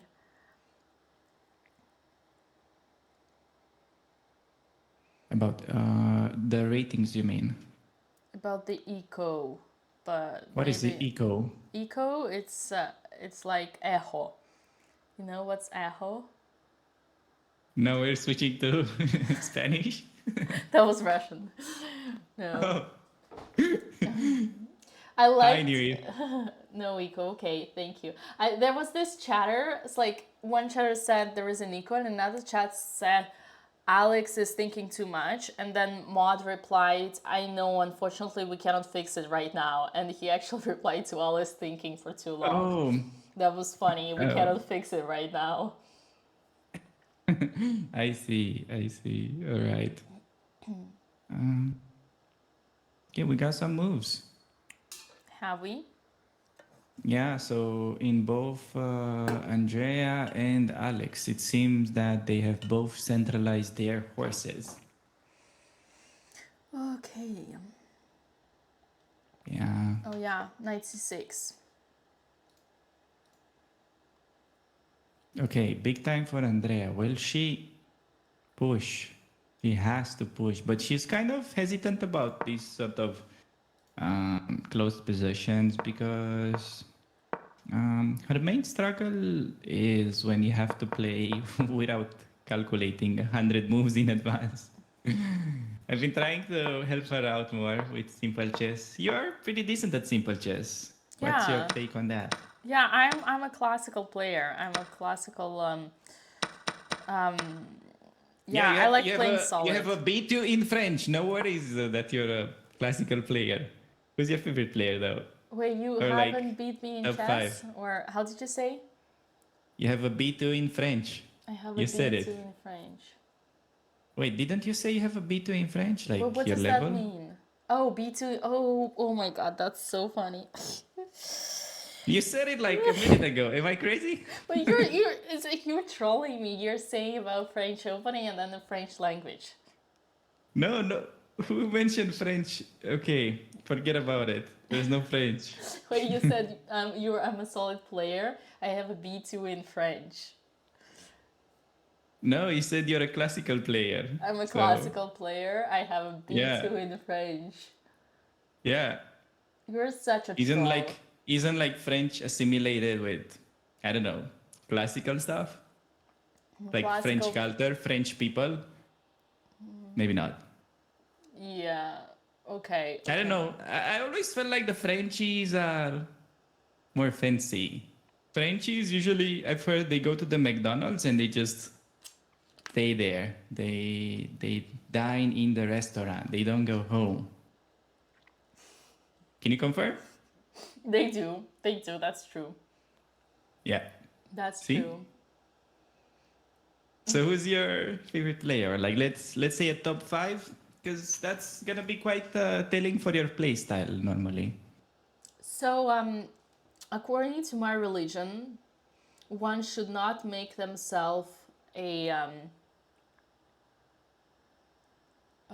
favorite. Okay, so you don't have a chess idol. No, I don't.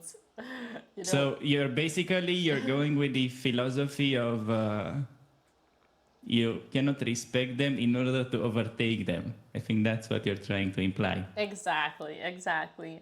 I cannot respect them because I want to beat them myself. I see.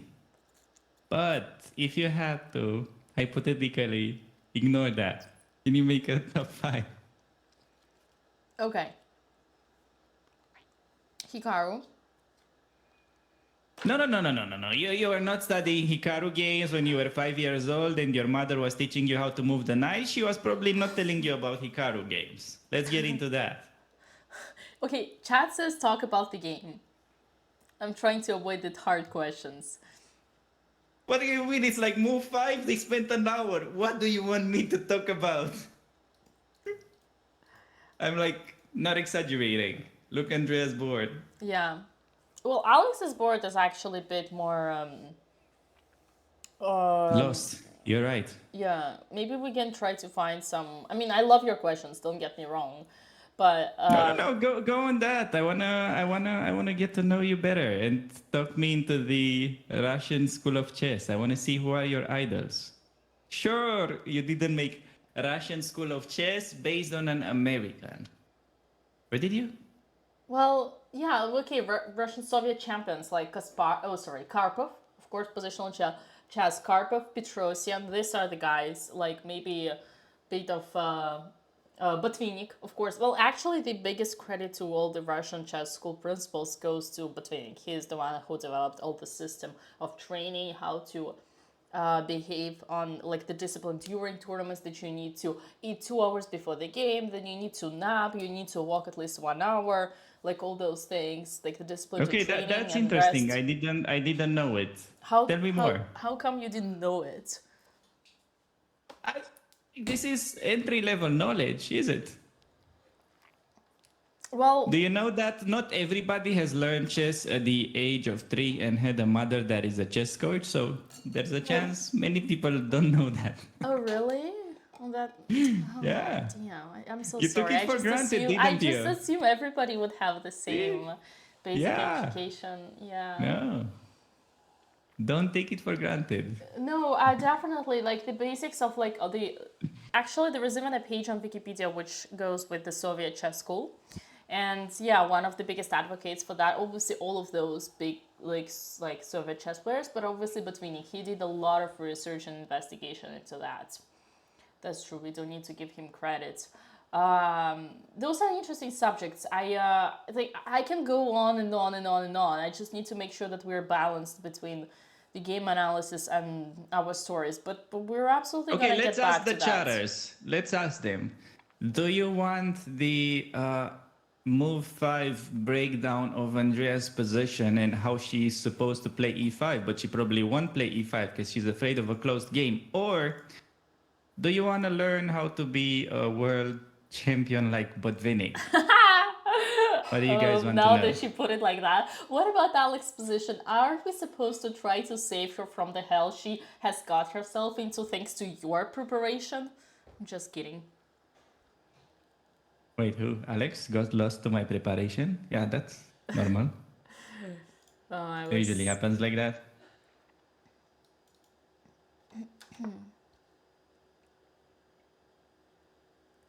Yeah, interesting thing that Andrea, even after a3 and knight c6, still has the possibility to play this move e5. Okay, I'm gonna, for the first time, open up Andrea's game, if you mention that. For the first Oh time? man, I always regret that, but I'm gonna open her game.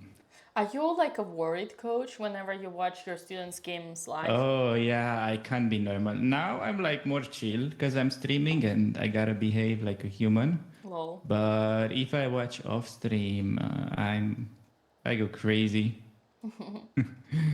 Yeah, it's I'm involved. It's not like you know they're playing and you just act like take a nap or Right. act like nothing is going on. I'm living there, and problem is that chess games are pretty time consuming. You're living there for like 5-6 hours, not like you watch a soccer game or something. Like soccer game is light compared to chess. That's crazy. Okay, let me open up her game. So, Andrea, okay, knight c6. Yeah, she should really play e5. There's really no way around it because taking on d5 would open up that bishop. That's about it. Do you guys feel educated? That was all I heard about that. Yeah, so e5, the great thing about it is that you get the center. Let's say knight goes to d7, and then you have a lot of space. And space advantages opponents, another principle of what. And Yeah, of the Russian school of chess. What is Botvinnik saying about the space advantage? Tell me. he says I'm very space advantage. curious. Oh, I should make a short about it. Space advantage is like going to space. It makes you stronger, more powerful, No, honestly, you just push your opponent more like Wait, to the edge. so he said this. no. Let me make sure that I've heard that right. So he says space advantage is like going to space or Spain. Shut up. Which one makes you stronger? Uh-oh. Oh, cameras that. Oh, they're back. No, seriously, like if you unironically try to go to space, you may not return. That's a possibility.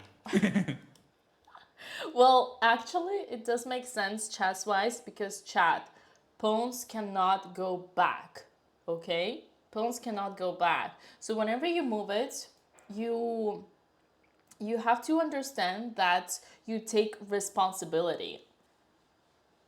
You cannot put it back, so you do weaken some squares and like for example f5. The thing is like thankfully no one can take it here, so that's fine, but there is some simulation over there. But to be honest with you, I'm also quite interested in Alex's game in terms of like how is she not gonna what are the ways for her to defend this? And I'm surprised that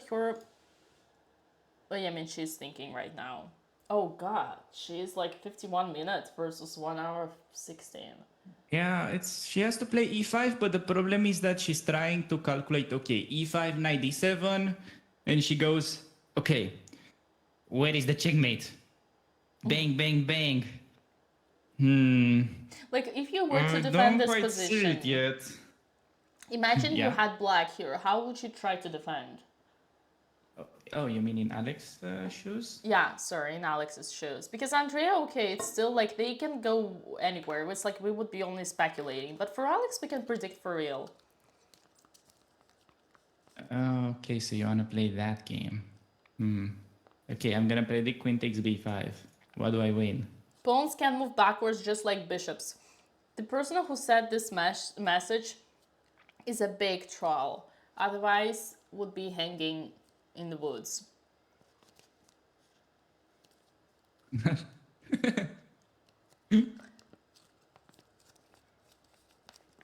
Okay, still you haven't clarified me what Botvinnik thinks about the space advantage. So it's like going to space because you then come stronger. Alex, stop trolling me. I'm not trolling, I unironically want to learn more about the Russian culture. I told you that as a kid, for 2 years, I never got gifted any books of chess.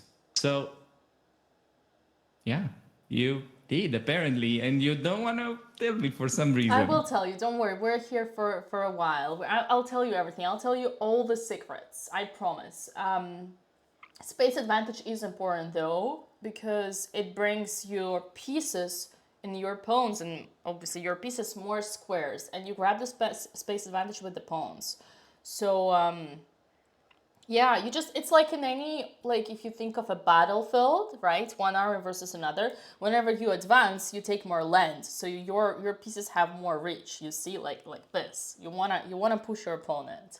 So that's why E5 for Andrea is important here, and yeah. I see. So you basically want to corner your opponent like in a boxing match. Well, correct. Or like Andrea, me in our boxing match. That's so solid. No, you said it, not me. Of course, because if you said it, then I would slap you real hard. You would be lucky that we are on a Zoom call. No, yeah. It's good that it's just a Zoom call. Okay, so we got the space advantage.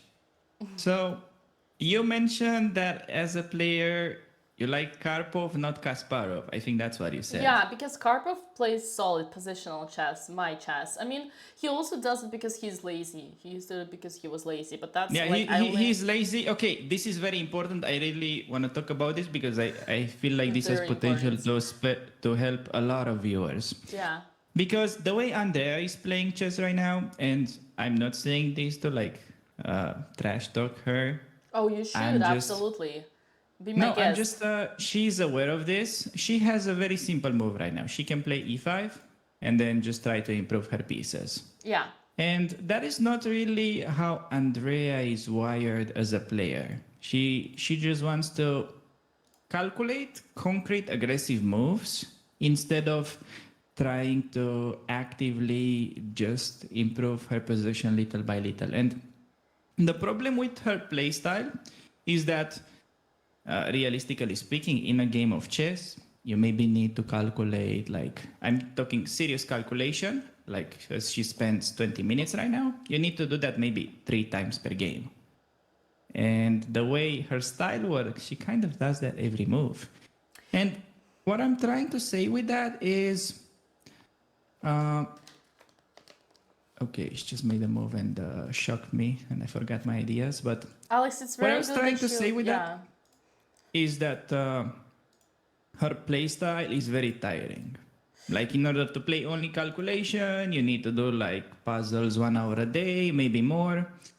And still, when you're in bad shape because you leave off calculation, it just goes horribly. So the way I see this is, imagine you're like a runner. If you don't run for a year or you don't do puzzles, then when you come back, it's very bad. You're blind, you don't see anything, and all that. While if you think about, okay, I don't want to trash talk old people, but I'm pretty sure if you go to like your local swimming pool, you see somebody older that swims for hours effortlessly just because they have good technique.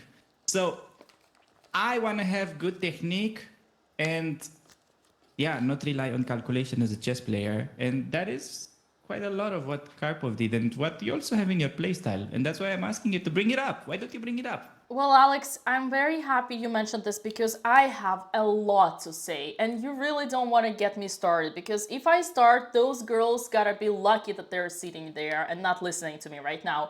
And it only makes worse when I see the move that Andrea just played, which is bishop e3, and I just want to shoot myself, like literally when I see this. And the reason why, as you say correctly, Andrea's style is to calculate is because she comes from American chess school that only does calculation and doesn't make thinking. And I really wish you were trash talking them more and more, because they need to hear that, especially Andrea. She's just so freaking stubborn and she does not want to listen. How many times did I tell her? Yeah. Stop for a second. So you're saying American school is bad. No, it's just people But- calculate. So in this position, look, Okay. Andrea just played bishop e3. This is against every single principle of Russian, Chinese, Vietnamese, Indian, French, and any school that exists out there. Because when you're in the opening, you haven't yet finished the development, you do not move the piece that is already developed once, second time. Plus, it goes even worse. When your piece is active on a perfect diagonal, the strongest piece in your position, how the hell do you dare moving it in the position where it's just like a pawn, a big, tall, fat pawn on e3. This is what Andrea did to her best piece. Like, first of all, violation of the rule number 1. Russian chess school, Chinese chess school, any chess school. You do not move twice. Chinese chess school? You gotta walk Joking, me through that joking.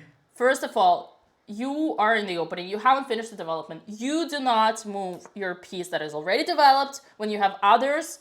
Excuse me, your knight on g1, your bishop on f1, your king on e1. You do not move twice the second thing that's already great.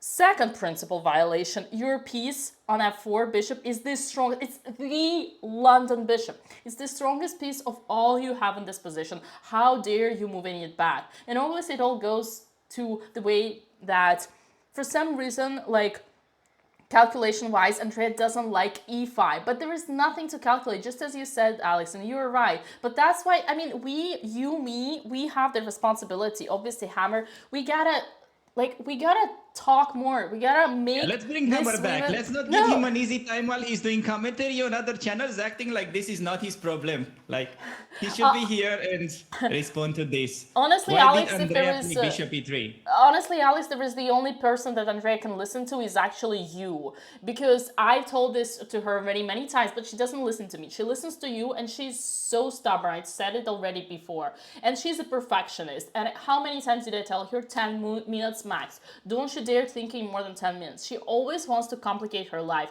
But once again, it's because the American chess education, you just calculate, so you don't know what to do in the position. I once outplayed completely a FIDE Master 2300 American kid, 12 years old, because I went to a closed position and played just, and he was like sacrificing, calculating, but he can only calculate. So yeah, it's about principles. We'll talk more about it, but Alex, like I told you how I feel about bishop e3, and I think you were the one to explain her this, and you need to be more aggressive with this, because otherwise she won't listen. She's too stubborn.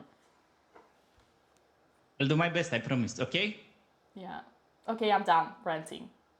All right, so with bishop e3, I'm trying to justify this. The only idea that I get is probably that she wants to push e5 and then f4. But then why don't you play e5 first and bishop e3 later? It's kind of the same.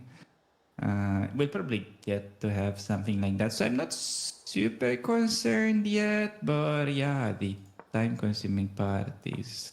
So she's trying to calculate for some pawn sack here, I think. But then, let's say if you were Andrea's coach, right? What would you tell her to become better at simple chess and not rely on calculation? Stop being perfectionist. Don't overthink. Don't think more than 10 minutes on the move. When your piece is already active, don't move it. Don't you dare touching it. Finish your development, castle your king, put your gracious lord into the safest spot on the planet, up to the heaven, right? And take the space. Not in the space. No, take the space. When you have easy moves, stop overthinking. Stop trying to calculate everything. You will never be able to calculate all until the end. You're not an engine. You play chess twice a year. How do you want to calculate everything? Just use your logic. Use your intuition. Okay, I'm done. Okay, how do you develop your intuition? That's interesting. Well, by, learning about chess strategy. That's why whenever we would do lessons on streams with Andrea, we would always do them on strategy. For example, we have an amazing lesson on strategical play that we did last year. We have a lesson on the pawn play. We have a few lessons. We've actually done about 4 lessons ish that are all available on YouTube, and we'd always cover this topics. She did learn a lot. For example, she learned the crab, how to push the backs, you know, the pawns A and H, kind of the Alpha Zero Magnus type of pawns push. It's also for the space like this, the crab. And she did it like in Reykjavik a lot, and it actually cost her, like the last round she saved, remember that pawn in the rook endgame on A3? I'm pretty sure that's because, she learned it from there. Chat says update Alex's board. I think to conclude on Andrea, life is easy. Don't make it hard. And she doesn't want to listen that time advantage is just as important as material advantage. By the way, another principle of you know what. Time advantage equals material advantage. 10 moves you thought, stop. Like the famous Russian founder, like born and raised Russian grandmaster, Soviet grandmaster John Nan has said, if you think... Wait, is he Soviet? I thought he's in the UK. Alex, it was a sarcasm. What? It was a sarcasm. Oh, okay. Born and raised Soviet grandmaster John. Don't sarcasm because I'm genuinely ready to learn. Yeah, I'm listening like a 1,000 elo guy. So yeah, well, that's why I adopted you 3-0 in the other match. Okay, after this stream, chat will think that I'm a big-headed. I'm not. I'm not. Yes. But yeah, so John Nant said, if you think more than 10 minutes on a move, your brain becomes fog. So whatever move you come up after, like, thinking of more than 10 moves, it's always going to be bad. Really, always bad. So don't think for more than 10 minutes. 3 to 6 minutes is the perfect timing. I see. For me, it would depend. I usually play fast, but try to spend around like 15 minutes or 20 on a critical moment if I need to. Once or twice in the game, maximum. But too much. Oh, yeah. You cannot, basically, you have, let's say you have 1 hour 30 for a game. You get 45 minutes for first 20 moves and 45 minutes for the second 25 moves. When you cross move 30, you want to have at least 30 minutes on your clock. If you have 30 minutes on your clock after move 30, then you know you're good. You know you will win. Not sure that I'll win, but maybe sure that I won't flag. Yeah. Alex is trying to turn this into a podcast. I mean, Alex, why not? We could put a podcast out together, but we cannot discuss it later. Yeah. Now we actually do have a responsibility of updating Alex's moves, and I see there have been a few. And I think Andrea deserves some rest after all the bad things that we talked about her. I feel bad now. How could I? About you feel bad for roasting Andrea? That was a sarcasm. Oh, okay. I see. No, she'll probably listen to the VOD and the way you said it, she won't make those mistakes again. I hope so. I don't think I could have said that any better. The only reason I yell at her is because I care. This is what we do in Russia. We yell when we love someone, when we want them to improve. And this is what I feel for Andrea. I think she's like, just like you, I agree. I think Andrea has extreme talent for chess. And she, even though she doesn't play that often, she continues to have like these great performances, and I do think she has a huge talent, and she just needs a little bit of more discipline and kind of like try to learn as much as she can from the educational moments that are out there. But Alex, we do have to go back to Alexandra. I'm sorry to interrupt this discussion. There have been so many moves. I see knight e5, f5. Okay, so yeah, you can update the board. Yeah. And no, the main reason I'm asking about this simple chess is because it's usually very often overlooked. Like newer players, let me say that.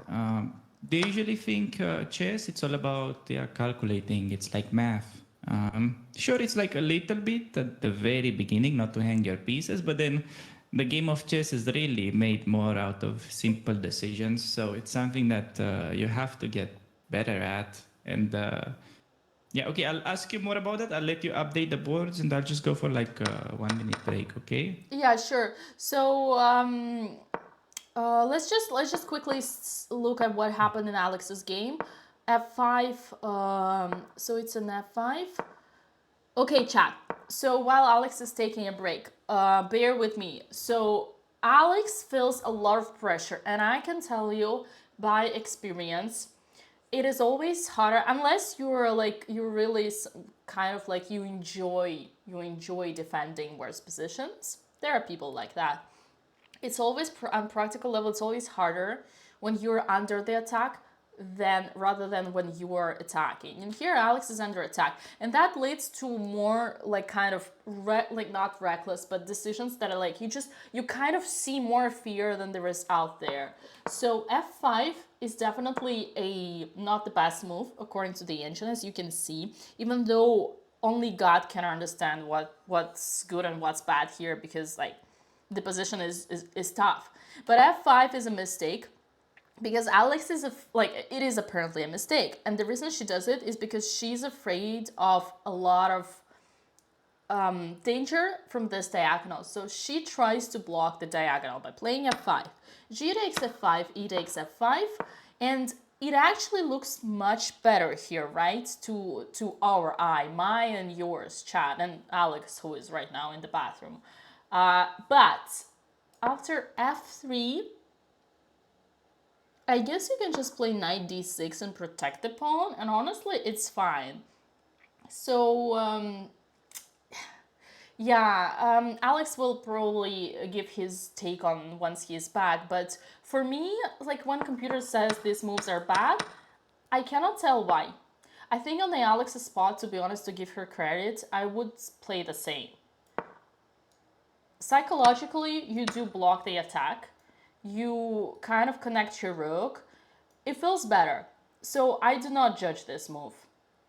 Rook g1. Whoa, this is actually a mistake from white. Once again, why would this be a mistake? It's the most logical move out there. Like, you put the rook on the open file.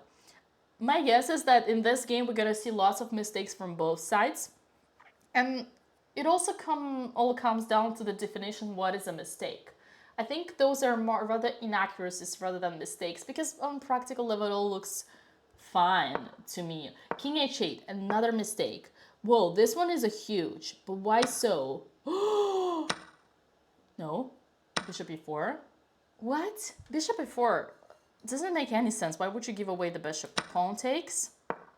And queen d1. So I guess the mistake... Oh my god, this game can finish fast. So the queen is joining the party and gonna attack, but we also have our queen. I guess it's not gonna be enough. One thing I really do not like about Alex's game here, and you know it, I already told you this before, Russian school of chess, call it as you like, but why the hell is your knight not developed? How can you play the game with one piece down and not one? Remember, when your knight, something is not developed, a minor piece is not developed, then your second piece, your rook there, is not developed either. So this is definitely a handicap. And this knight needs to be on f6 right now. If the knight was on f6, if I could put it on f6, then I would protect both g4 and h5. And there would be no way the queen on d1 would be able to join the attack. Why not g6 over king h8? Because every single... Well, first of all, there is no attack. So every move of the pawn, remember, pawns don't go backwards. It's a weakening. This would be a serious... This would be... Like, first of all, there's nothing attacked. It's a weakening. You weaken the squares, the dark squares. I think it's a suicide... Oh, I'm not supposed to say that word. It's a very bad move. It's a very bad move. So, yeah, don't move your pawns, because your pawns become targets for your opponent to sacrifice. Okay, I'm gonna look at this position once again, because it's tough to understand what's going on. Computer says instead of bishop e4, same idea, queen d1. And like this would be also kind of winning, bringing the queen. Okay, I can understand that. But can you explain to me what should one do instead of king h8? So the only possible moves, according to engine, are queen e6 or queen takes b5. Queen takes b5 is not explainable. Like, hello, excuse me, you are under attack and you are taking a pawn on completely other side of the board. So no comment to that. Queen e6 makes sense because you bring the queen closer Although, where do you bring it? What do you try to do? Like, you're not defending anything. It's not like you're going to f6. So honestly, these moves, I have absolutely no understanding of why they would be good. And I get why Alex played King H8. Like, the only working moves suggested by the engine here are not explicable. Like, it's some tactical explanation for 20 moves up. Oh, to get knight d7. Ooh, who said that? Oh my. You're so smart. Chatters who said that, you were so smart. See, that explains everything I said. Knight to d7. Exactly, because right now we cannot play knight d7 because the knight would take. So yes, that proves my point. You cannot play without finishing the development. Wake up, Susie. It's time to bring your pieces to the game. Yes, that's wow. Congratulations. All right, Alex. So basically, while you were away, welcome back, by the way. I tried to break down everything what happened in the Alex's game. You're most welcome. And there were a few mistakes. And I did say that some of the mistakes are not exactly mistakes, but are rather like imperfections. But here in this position, Alex decided to play f5. And according to the engine, it is an accuracy. But on a practical level, this move is pretty understandable. Like, I guess the problem is, now that we know what happened, and you, chat, could have guessed that as well, because you're so smart, apparently, is that when we remove the g4 pawn, the queen goes to d1 and then to h5. So we kind of opened this diagonal for our opponent. So perhaps, ooh, now we understand the point of queen b5. Maybe it's, no, but queen b5 doesn't help knight d7 because there is always bishop a4. Long story short, Alex played f5, probably not the best. F5. By the way, what do you think it's every deal of the chatters if they're so smart? Every deal? What do you think it's average rating of the chat if you think they're so smart? Oh, average? Well, it depends. I think there are just some chatters who are smarter than others. No, okay. They're just good players. Like those who suggest, I mean, I wonder, those people who suggested queen e6 with idea knight d7 is definitely some kind of like, see, at my peak I was 22 USCF. That's strong. That's very strong. No, there are strong chatters here, and we lost Andreas Kamp. But let me break it down this one. I want you to follow up. So g takes f5. Okay, I'll try. G takes f5. I'm following. E takes f5, higher than Dina. Very well, very well. Rook g1 for white is an inaccuracy. I said it's a logical move. Computer suggests f3. For some reason thinks that f3 is better. I don't think we have to go into these details. I don't see why. So rook g1 is a natural move. I wouldn't call it as a mistake. King h8, another mistake by Alex. And here computer suggests... Maybe there's any bishop h4 or nothing with that. Where bishop h4? Like maybe now? I don't know. Well, yeah, it's an option. So computer suggests here instead of king h8, either like first two lines are very smart because, as chat noted, queen e6 or queen b5 are both with the idea of playing knight d7. Although again, queen b5 is not because there is bishop a4. Okay. Yeah, see, I'm not as smart as the chatters. They are very smart. Exactly. Well, queen e6... Until you unplug the computer. I think everybody's queen e6... a genius. Correct. I think queen e6 is a very grandmaster move. Like, I mean, in a way, because, like, not grandmaster, but maybe a FIDE master. Queen e6 is a FIDE... It's a national master. Queen e6 is a national master. Congrats, chatters. You're a grandmaster. No, national masters. National. Downgraded. Hey, that's still good. Yeah, so knight e7 would be the idea, but... bishop h4 is also an option. Here Alex did once again a natural move, king h8, but unfortunately, apparently it is losing. Now all white needs to do is to bring the queen to the attack. So that's all that happens. So, oh no.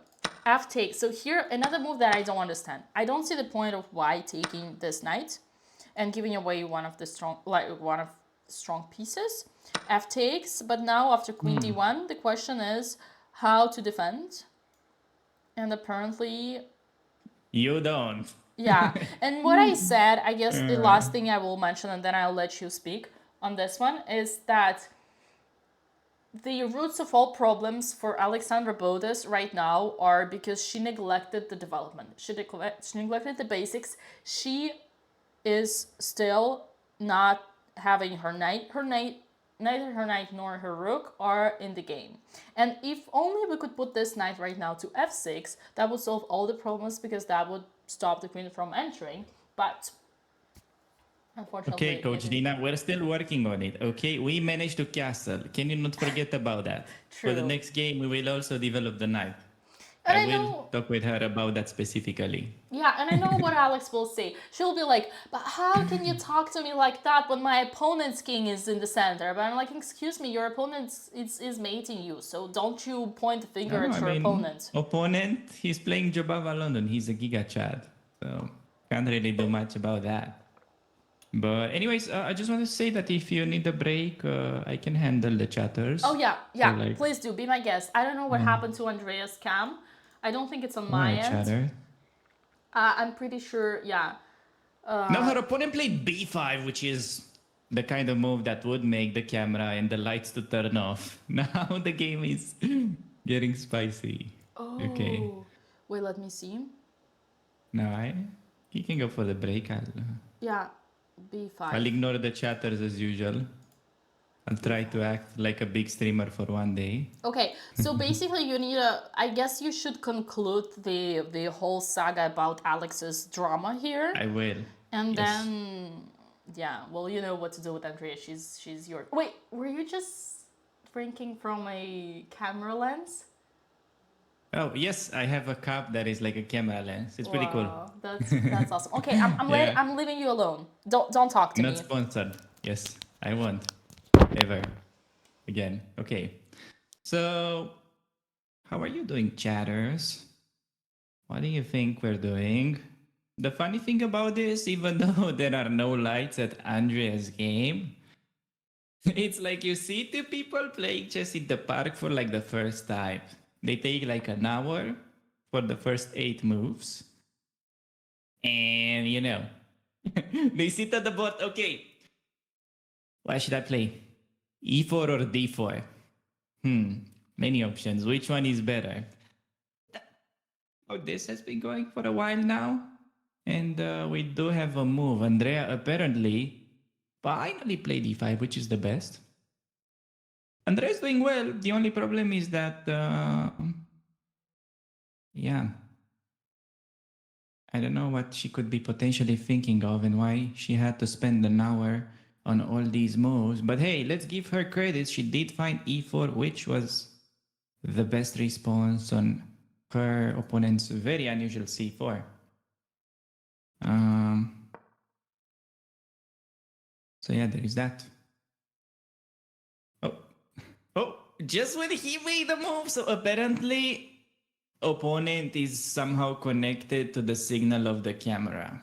Whenever he makes a move, that's kind of somehow magically having to do something with it. He played knight d7, by the way. Best move. Green star.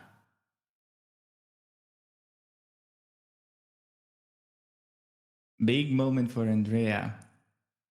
It's not a question of what she'll play, but a question whether we'll get another solid 15 minutes thing.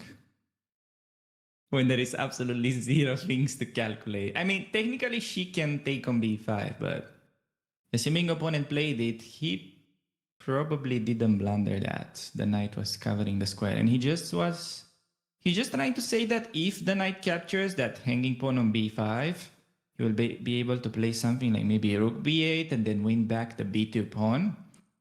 And the main argument is that the black queen can go to a5, the pawn on a3 is a bit vulnerable. I know you guys can visualize that, don't worry. We figured out like a second ago, chat was full of grandmasters. So yeah, you don't even need me to explain knight takes on b5 in the first place. So, yeah, okay. Andrea thinking, please do not take that pawn on b5.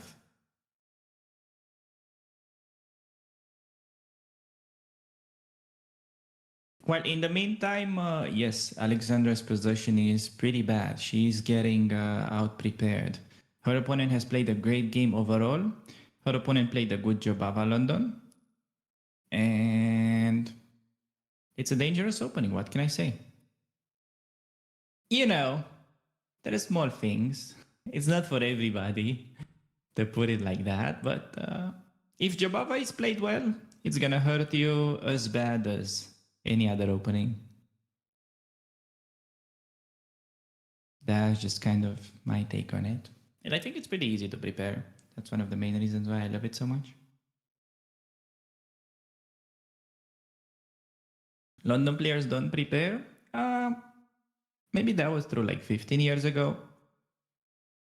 There's kind of like always this sort of discussion whether like, you should play London system or whether girls can have male friends that people are always having confused answers to. But yeah, nowadays London is very good. London is very meta. People used to say that London is for lazy people. You play London, you don't know theory. Well, London has the massive advantage. Okay, I'm talking about normal London, not Jobava, because they are two different openings. But the normal London, for instance, has the massive advantage that you don't have to deal with a lot of those annoying openings that just kill the game on the spot. For instance, okay, if you play d4 and you go Queen's Gambit, let's say Queen's Gambit accepted, or let's say maybe Slav, or some very annoying counters like that. And problem with these openings is that, or Tarash, let's say, another good one on d4. So if you're dealing with an opponent that's very well prepared, and I'm talking to it from like the perspective of top level theory, not like what should you play as a 1000 elo. You can probably do whatever, but the meta nowadays is that just because black can kill the game in so many ways, London is great at avoiding that. Okay, so you basically keep a lot of pieces on the board. There's still, Fury has developed way more recently in the last like maybe 5 years, but there is plenty of way to go. So yeah, the London is just a way of saying, I want to get a game. I do not want to give you a draw from home, and I want to play chess with you. But this doesn't mean that in order to achieve this, you can play d4, bishop f4, and then, like get a coffee, go for a walk, and then the game is going to play itself. No, it still requires prep. And yeah, in order to be a great London player, you need to know what you're doing. It still requires a lot of prep. But yeah, if you're talking about like 1000 elo players that play London, yeah, they probably don't know shit. So that is my take on that. Dina turned into a coat. Well, it's a beautiful coat, isn't it? Okay, Andrea, I was right. She's going for the 15 minutes thing. Who would have guessed it?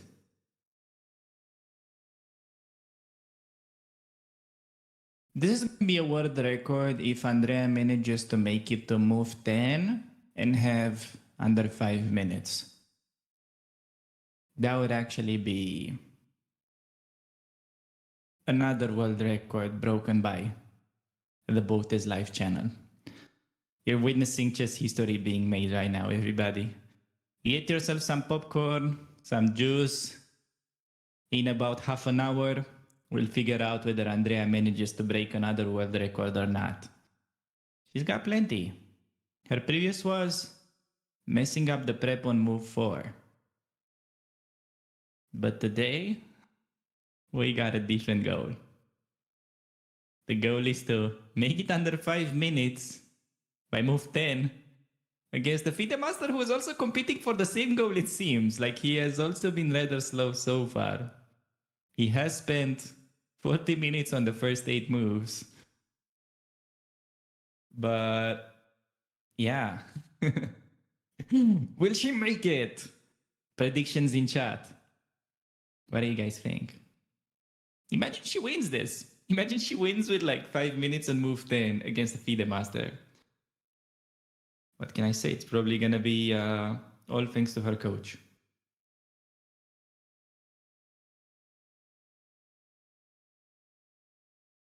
Did Andrea's baggage get lost again? You mean the baggage of knowledge? Yes, it was lost on like move 4 when her opponent played something bad because he just saw Jobava London for the first time ever. But she actually figured it out pretty well. So, yeah, she has a better position. The problem is just that she's sleeping with her eyes open. That doesn't help usually. Okay, enough shit talk on that. What is up with Alexandra? I don't want to talk about that either. Her coach should have told her a better opening against the Jobava. But the problem is that we unironically had 1 hour to prep and her opponent was never playing d4, so we probably wouldn't have reviewed that in the first place. Who said life was easy? Life is not easy. Life is not easy as a chess player.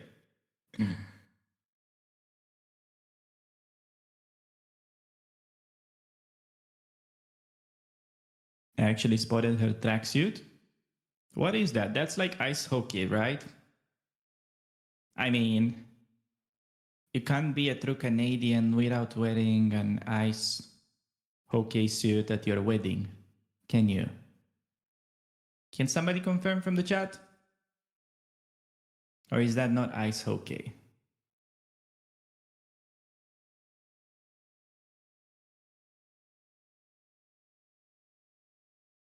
Confirmed?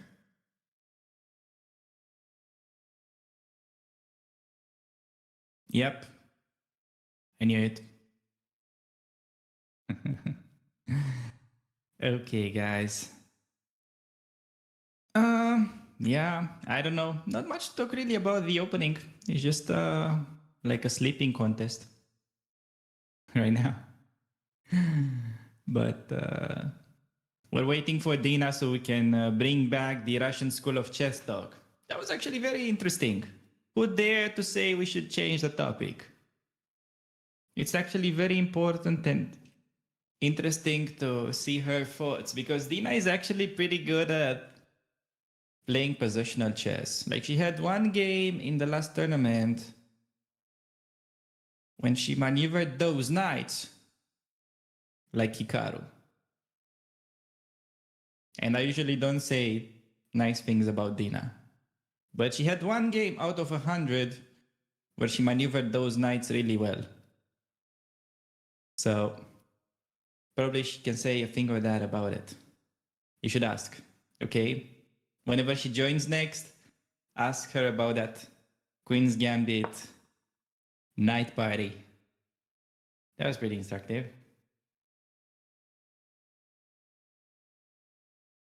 Alex played Queen e6. Her opponent is like 1 hour 20. This is hilarious. Her opponent is like refusing to think. He may be heading for a different record. So while Andre is going for the record of getting down to 5 minutes below move 10. Welcome back. Welcome back. The Alexandra opponent seems that he's trying to reach move 40 and then get another half an hour so he can have more time than what he initially started. Dina got raptured by the eclipse. That's correct. Wow. The moment I We're fighting for 2 world records at 2 boards. When is the last time you have seen something that exciting? And the best part is that you never know when it's gonna happen because the camera went off. Yeah. See? That's the best part of it. You don't know if it actually happens or not. You have to guess. Okay. So, few things I need to tell you. What? That's first of all, I really loved your joke. What joke? Did Andrea got her luggage stolen the luggage, like baggage, the Oh, baggage of yeah. knowledge. That was a good one. Appreciate that. Thank you. Secondly, I need to adjust your mic level. Wait, is it too high or too low? I think it's too high, but let me do that on my end. And third and foremost, did you say you hope that Andrea goes into move 10 with like some time on the clock? I was not hoping. I was just making a statement. It seems that she's trying to do that. She's like 20 minutes away of it. So time flies in 2024. It's a hell of a world. It's like, you stay on TikTok, 1 hour goes by. Yeah. It's scary though because she's not staying on TikTok right now, as far as I can see, but No, she does not. So Alex is still playing. She didn't update me. I see some moves going on. Queenie, oh, she did play Queenie 6. Whoa, look at her. oh my god, look at Andrea. She's seeing the mate. It's so funny. She's calculating out loud. Nice. How are you doing, chatters? There was one more thing that I heard you were asking for me to be back. Well, I'm back. Yeah, I was asking you to give more context on the interesting talk that you started. I also actually made a reference to one of your games. Oh, Not sure you really? heard that part. Yes. Interesting. To which one? Yeah, so you had one game where you're playing white in some Carlsbad structure and your opponent played b5 to your minority attack, and then you just maneuvered him with the knights. Right. You mean a recent game, like one of the from Yeah, Prague. like one of last events. Yeah. Yeah, that was the case. That was the case. You remember the game I'm referring to? Yeah, kind of. Yeah. What are you talking about? I remember all my games. Joking. Okay. Then you have to tell me, how do you reach such level of mastery? Ooh. Did someone pay you to compliment me so much? No. I'm just asking. I also said when I brought it up initially that you played one good game out of the last 100. So. Oh, okay. Now it makes sense. Interesting. Don't go too crazy about it. Yes. Well, yeah, Carlsbad. First of all, does chat know what's Carlsbad? They don't need to know about Carlsbad. They need to know how do you get so good at simple chess. Okay, why is this guy so flattering? I'm confused. I'm not used to guys flattering me. It's like he's complimenting my chess over and over again. I'm not flattering you. It's just that, okay, compared to average level of player, which is like 1,000, your simple chess is actually very good. I think I know why. How can somebody that is like 1,000 elo get better at playing chess without 100% relying on calculation like somebody in this stream is doing right now? Yeah, so basically join the Russian School of Chess and we'll get that fixed, but unless you're talking about Andrea. But no, honestly, it's about principles, and like they're like patterns, like strategical ideas that and principles that you know are good. For example, you don't overthink, then you have, like we already discussed it, like development. I do have to say though, chat, for the context, the only reason why Alex is flattering me so much in my chess is because when he started coaching Andrea and I saw how good of a coach he was and how attentive and caring he was during preparations and game analysis, I was like, damn, I need a coach like that. So I asked Alex Vanzea, could you coach me as well? I'm sure you would be great. Like, okay, if you don't like the word coach because I beat you 3-0, then take it as a second. Could you be my second? And then he said, Dina, I wish I could, but you're so good. You're better than me. You're way too good. I cannot be your coach. And that's why now he's trying, to get out of this trap of constantly pumping me up with compliments on my game, simply because he knows that in the back of my mind, I still am mad at him because he refused to be my coach. And the only reason he refused to be my coach is that because he had no time, because he was already taken by the Botez sisters. But that's okay, we don't talk about that. That's just the context for you, chat. Okay, there are some moves. Oh my god. Okay. Oh, so many. Can I comment on that? No, don't. It's like let's look at the Okay, game. I'm not allowed to say anything about it. Okay. Wait, okay, Fine. just let's first comment on the moves because this is urgent. Queen A, and also I don't want you to. Okay, Queen H5. Okay, Queen E6, Queen H5, Knight D7 finally, but it's too late, buddy. Knight G6, and you cannot take the knight because the pawn is pinned. King G8. Queen D5, sacrificing the queen, double exclamation mark. Brilliant move by Alexandra's opponent. And after queen takes D5, there would be knight E7 winning the queen. Instead, Alexandra played king F7 and the position is completely lost. Rip. Wow, he played knight h8, bro thinks he's Hikaru. He did play knight h8? Yeah, knight h8, bro thinks he's Hikaru. He didn't play, but yeah. He played knight h8, it's a knight in the fucking corner. Oh my god! Bro thinks he's Hikaru. Dang. Okay, what happens after rook h8? I guess it's rook g7. Okay, this is bad. This is very bad. I don't know what he wants to do, but this man came to Spain with a plan. He's a man on a mission. Question, Alex. Do you think... So 97 is throwing the game. There was still a way to hang on, which would be rook f6. Yeah, he was lost regardless. Do you think Alex saw knight g6 was coming?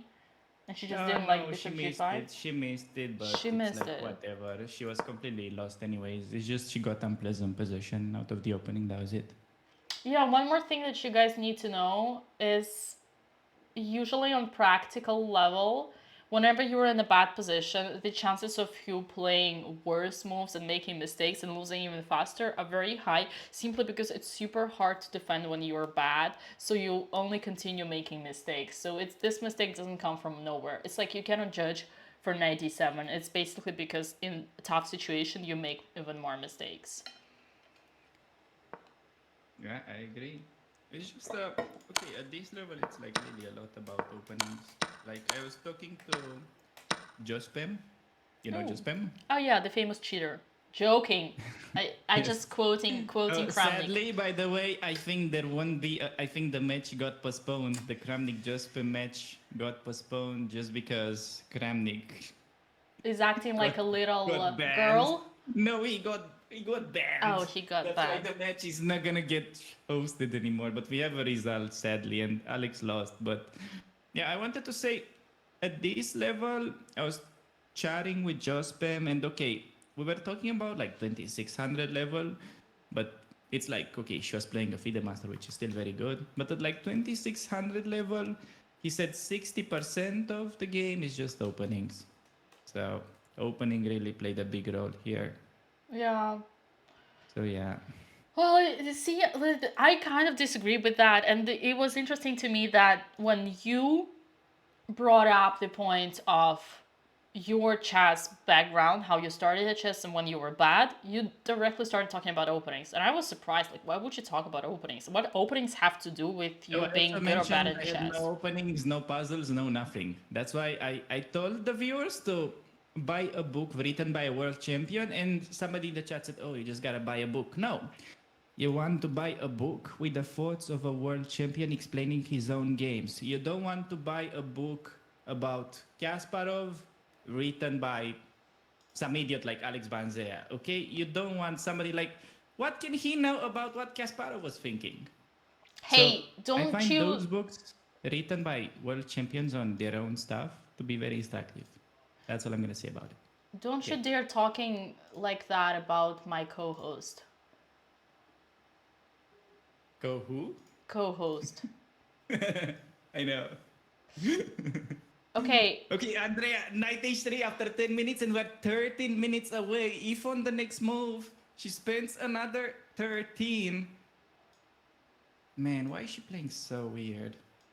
You really need to talk to her. I need to. I need to change the approach. So you need to fix her. The way you mentioned that I was so gentle and caring. coaching her, you made me sound more of like a father than a coach. So Brother, maybe I I should would say you're too actually. young for that, for the father, and plus Papa No, Botez the way might be you in the chat. described it, it was more of a father. But anyways, I should become a more aggressive coach. I think you're right. I should start Absolutely. yelling at her next time. Let's not make weird moves or something. Oh, no, you need to, yeah, you need to talk louder because she's very loud, Yeah. so she'll understand it. In the meantime, I'm preparing us to get ready to welcome Alex Suits, Oh, who yeah. might not be in the I'll best let you mood. guide the talk. Yeah. Might not be in the best mood. Oh, Alex Suits. I assume she will join on Discord. No, you think she will join? Can you check on your, I don't know if you have an access to your sound I gain, do. on your gain Yeah. of the What is up sound? with that? Can you turn Yeah. it a little bit down? Yeah. Uh, just a second.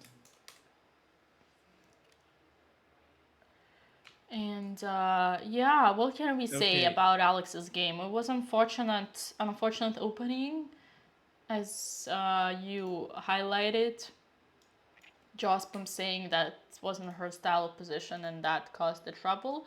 I do think it is important to develop a kind of skill whenever you get into positions you don't know, and this is what all my Russian coaches would always tell me, is that you need to use your logic. Play according to the principles of the game. Not easy when an opponent plays crazy Jobavalodon, breaking all the rules of chess. Takes the game into a weird direction, at least. Will direction.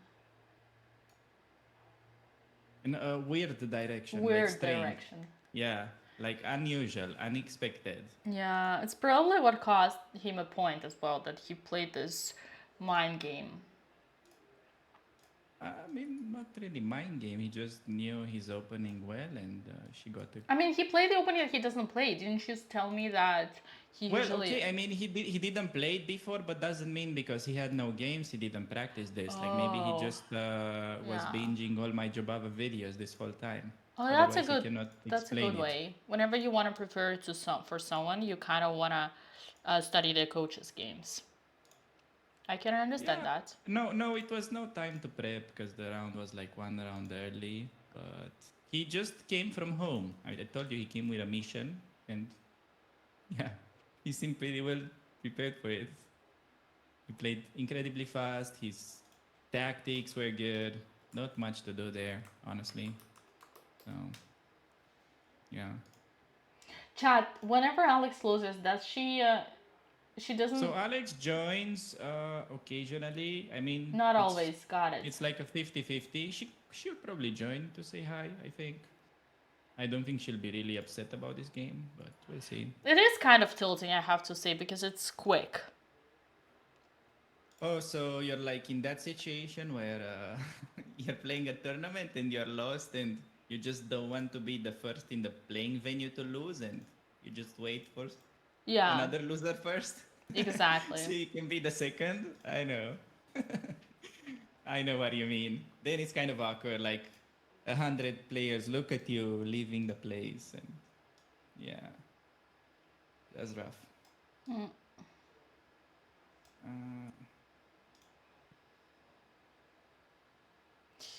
Yeah. Okay, so apparently, yeah, I'll just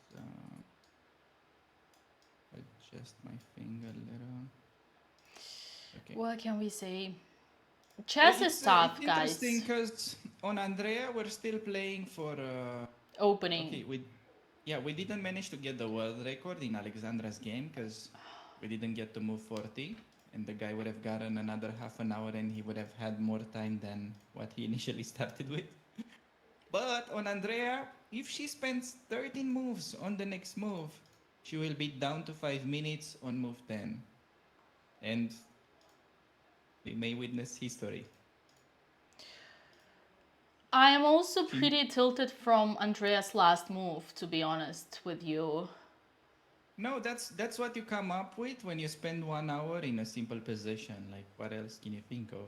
Yeah, we talk about this over and over again, but Well, bro, to be honest, it's not so bad, but she is just it? wants, I guess, she wants like knight f4 probably and knight h5, but it's like you don't have to reinvent the wheel. Yeah, that's the thing. Why would you put your knight on the knight Yeah, that's what she wants. I'm telling you, she wants for sure something like knight f4, but she probably didn't even see that black has idea to play knight d takes e5 now. She completely zoomed out. It's a weird game regardless, but still, yeah, knight e5 and then d4. It's kind of breaking the fun because if white still maneuvers like knight f4, then h4, h5, something, it's still interesting play. Like Andrea has a good position, just that. Also, I for a told her time, this many it's times, not but good.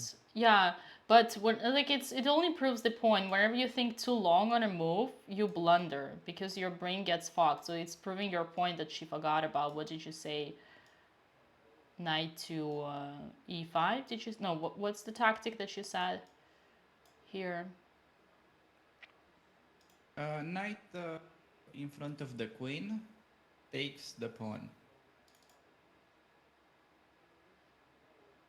Knight d to e5. Yeah, Yes. and if pawn takes, I'm gonna bring it up. So knight you show e5, them. pawn takes. That's what happens, guys. When you spend too much time, you get like she basically gets obsessed with her ideas and she forgets about her opponent. Oh, he didn't see it, and she forgets about her Yeah, opponent's ideas. Rook it's not an b8. easy move. Rook b8, wow. This Well, it's game like, is oh my god, interesting. these people, I need to coach them both. Like, what are they doing? Like, they're Yeah. both equally, like, out of control. That's all I'm gonna say. Out of control. Yeah, they're out of Well, control. so you think they should go to jail? No, it means they need to talk to me, to Mother Dina. Oh, I need to talk to them, that's what I mean. I see. We have a new scene, chat. So how can you be a mother and I cannot be a father? Father Alex. Well, Andrea is the one who introduced this That was theme. actually, yeah, maybe not. Maybe not. When you say it, Father Alex. It sounds like a priest. it doesn't sound like a very good idea. It Honestly, sounds like I a regret it priest. now. I will take that back, chatters. Okay. Yeah. Okay. Yeah. All right. Rook b8. Damn. I think she'll play knight f4. Oh no, I think she'll play maybe knight ce2. That would actually be a clever move. Interesting.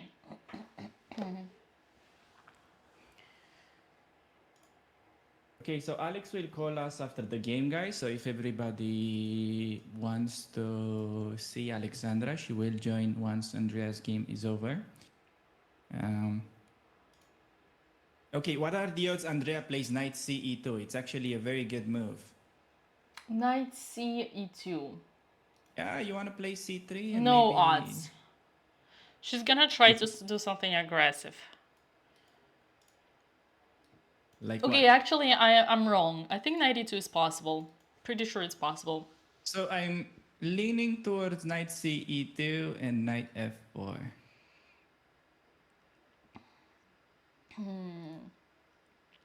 Yeah, well, Andrea played a3, right? So knight c2 would be the same kind of prophylactics that she was afraid of, those things that she was afraid of. I do have to say, and I said it already before, chat, but every time you move a pawn, it creates a hook. One chatter asked about Alex's game where she could play g6, and I said it would be a hook for attack, like easier to put the pawn on h5 and take on g6 and open the lines, if you remember that. And same goes here for Andrea. Whenever she plays a3, she played it at first, and in a way it was like, if we were like, let's say in this position, a3, well, you understand, basically, in a way, for me, a3 is a basic strategical mistake, because c4 is a clear indicator. Now this is, and I actually talk about this in my videos, this is the base like this is the top of the mountain, of the hill. This is the base of the pawn chain. So that means that all the direction of your opponent, all the play is going to be here. The main plan right now for black is going to be to push the pawns B and A. And what happens after A3? When you play A3, you create a hook. Black dreams about opening the file. So now it's like, it's an easy club. You just put the pawn on b4, and next you're gonna create exchanges. Either A takes b4 or B takes a3. And that's why here you can see this is what black is ready to do next. And that's why Alex offers the move as knight e2 to avoid being attacked under this pawn. But my point is a3, you only help your opponent. This is not where you're supposed to play. Yeah, no. That was actually good advice. See? You were right with that. You were asking for more principles.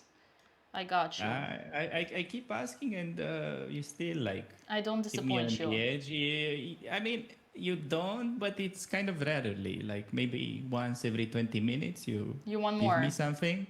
Yeah, I'm waiting for Russian principles here. Like a dog is waiting for food, but you're like, I don't know. Alex Bonse is by far the best. That. I think I should hire you as my marketing agent, because you're like highlighting my products like more than. Yeah, no, you're right. You're very right. Getting an actual job would probably make my parents proud. Not like preparing Alex or Andrea for the that. game. Okay, bishop e2. Chess is, I don't feel like an actual job because it's something that I enjoy. So I don't feel that I'm really working. But yeah, an actual job. It makes sense. I also enjoy that doing would commentary. Hit different. Here, Alex, we have a move. It is bishop e2.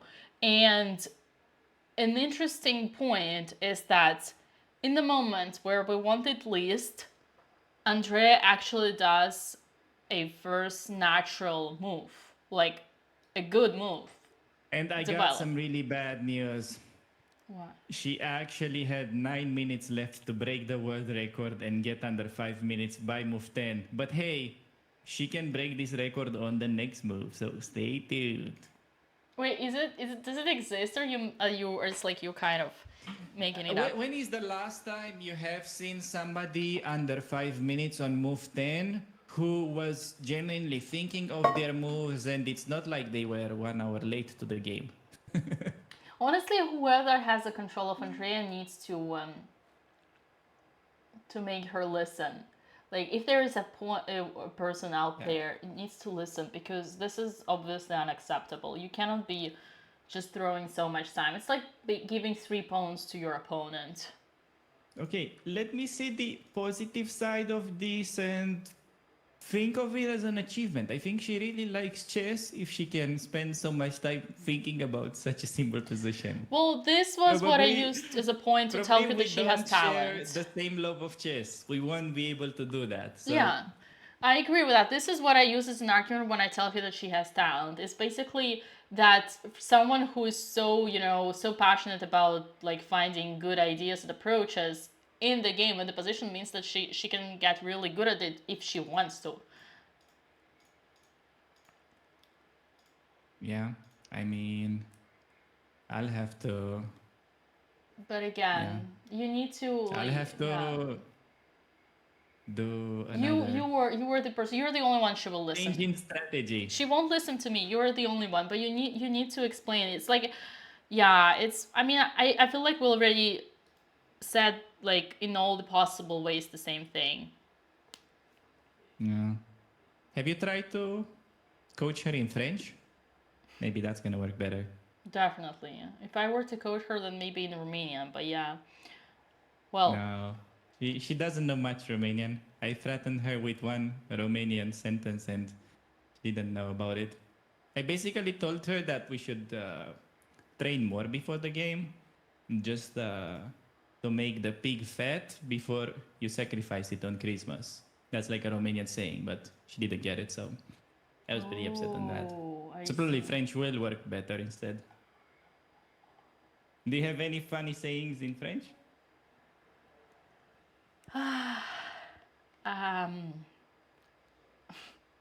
something that doesn't criticize. Yeah, something that's not gonna get us cancelled. Yeah. Names updated, chat, sorry about that.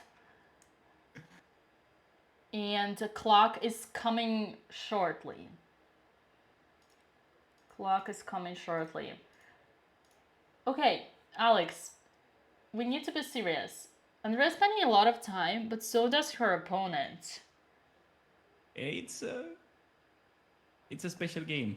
I said while you were away that normally when you see in the park like two people that stay, on the grass and they play a game of chess, they usually think, oh, e4 or d4. And they wait for like 10 minutes. Oh. It's been going like that for a while here. I was thinking maybe he just wants to support Andrea and kind of, let her fall asleep by thinking as well. No, her opponent, the thing is, okay, I checked his games, but he doesn't play very often, so it's natural for him to be slower, just to double check. And obviously he didn't have time to prep for today, and Jobava London took him by surprise. That's why he spent so much time. But so yeah, he might be a bit rusty. Yeah, he might be a bit. It's a nice way to put it, but yeah, he's getting easy game. I feel like if anything, maybe Black has the easier game here, although it is still not a clear position. If Andrea manages to somehow keep under control this queenside expansion, it's game on. Because the thing is, let's say you go a5, and what if I play a stupid move like knight b1 or something? Yeah, you play b4, I take on b4, I imagine you take with a pawn, and then, okay, my goal would be just to wait whenever you push any of the pawns, like b3, I go c3, or c3, b3, I try to keep that closed. And if I don't lose my pawns there somehow, I can actually try to do something on the other side. But will she realize that idea? I don't know. Yeah, and an interesting thing, like a funny thing to me, is that Andrea played a3 to avoid bishop b4, but she was so little did she know that after simple b5 and b4, it's like bishop b4 is coming anyway. Well, I'm gonna tell you something. She definitely probably did not expect that her opponent would literally play b5 while it's not defended by anything. Well, come on, listen, this is what I'm talking about, okay? This is all basics and patterns. Like, of course, knowing and understanding pawn play, and we had a lesson on that. Yeah. Whenever your opponent pushes c4, once again, top of the mountain, top of the hill, of the pawn chain, it means they're gonna push. And of course, they gonna sacrifice the pawn on b5, because if you take, then it only opens the files for what they want. So they dream about you taking this pawn on b5. But even if it doesn't happen, right? Even if, like, let's say we do rook b8 first. Let's say Andrea does whatever she did in the game. And then it goes b5. And it's the same thing. It's a transposition. So b4 takes and bishop takes. And of course, to me, it's incredibly tilting to see how Andrea throws 1 hour on the thing that she's, like, she can, like, know within 1 second. c4, top of the pawn chain. This is the direction where your opponent's gonna play. He's gonna push the pawns here. And you are gonna play e5, which she eventually did. This is gonna be your pawn direction, your top of the hill, and you're gonna push pawns here. That's it. I said it in 1 minute, but in your mind, it's 1 second. And this is how you play.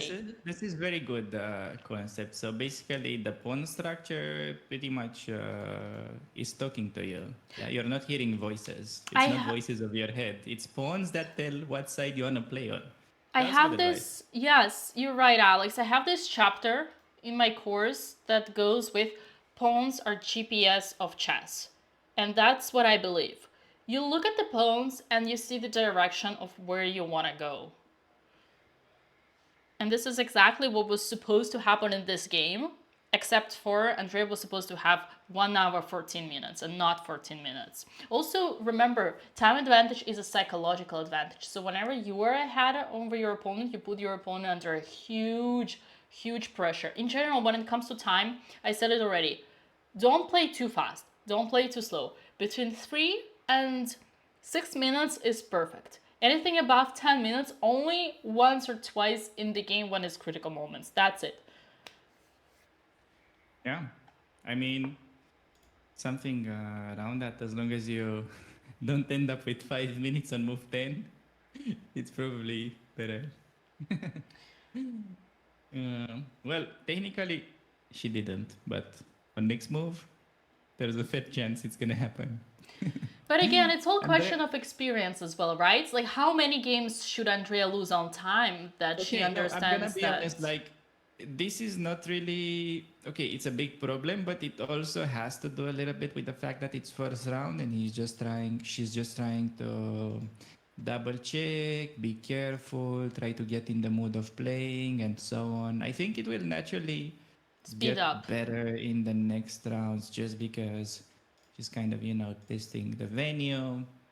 I She actually knows agree with that, whether and I do think that that might be the reason why Alex's game was so fast today. It's because, like, first round you always kind of, it's Alex, like the Alex's opponent played like Hikaru. Let's both agree. He was Indian Hikaru.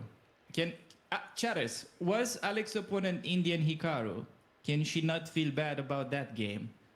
What do you guys think on your expert opinion as chatters? GM chatters. Everybody's a GM chatter.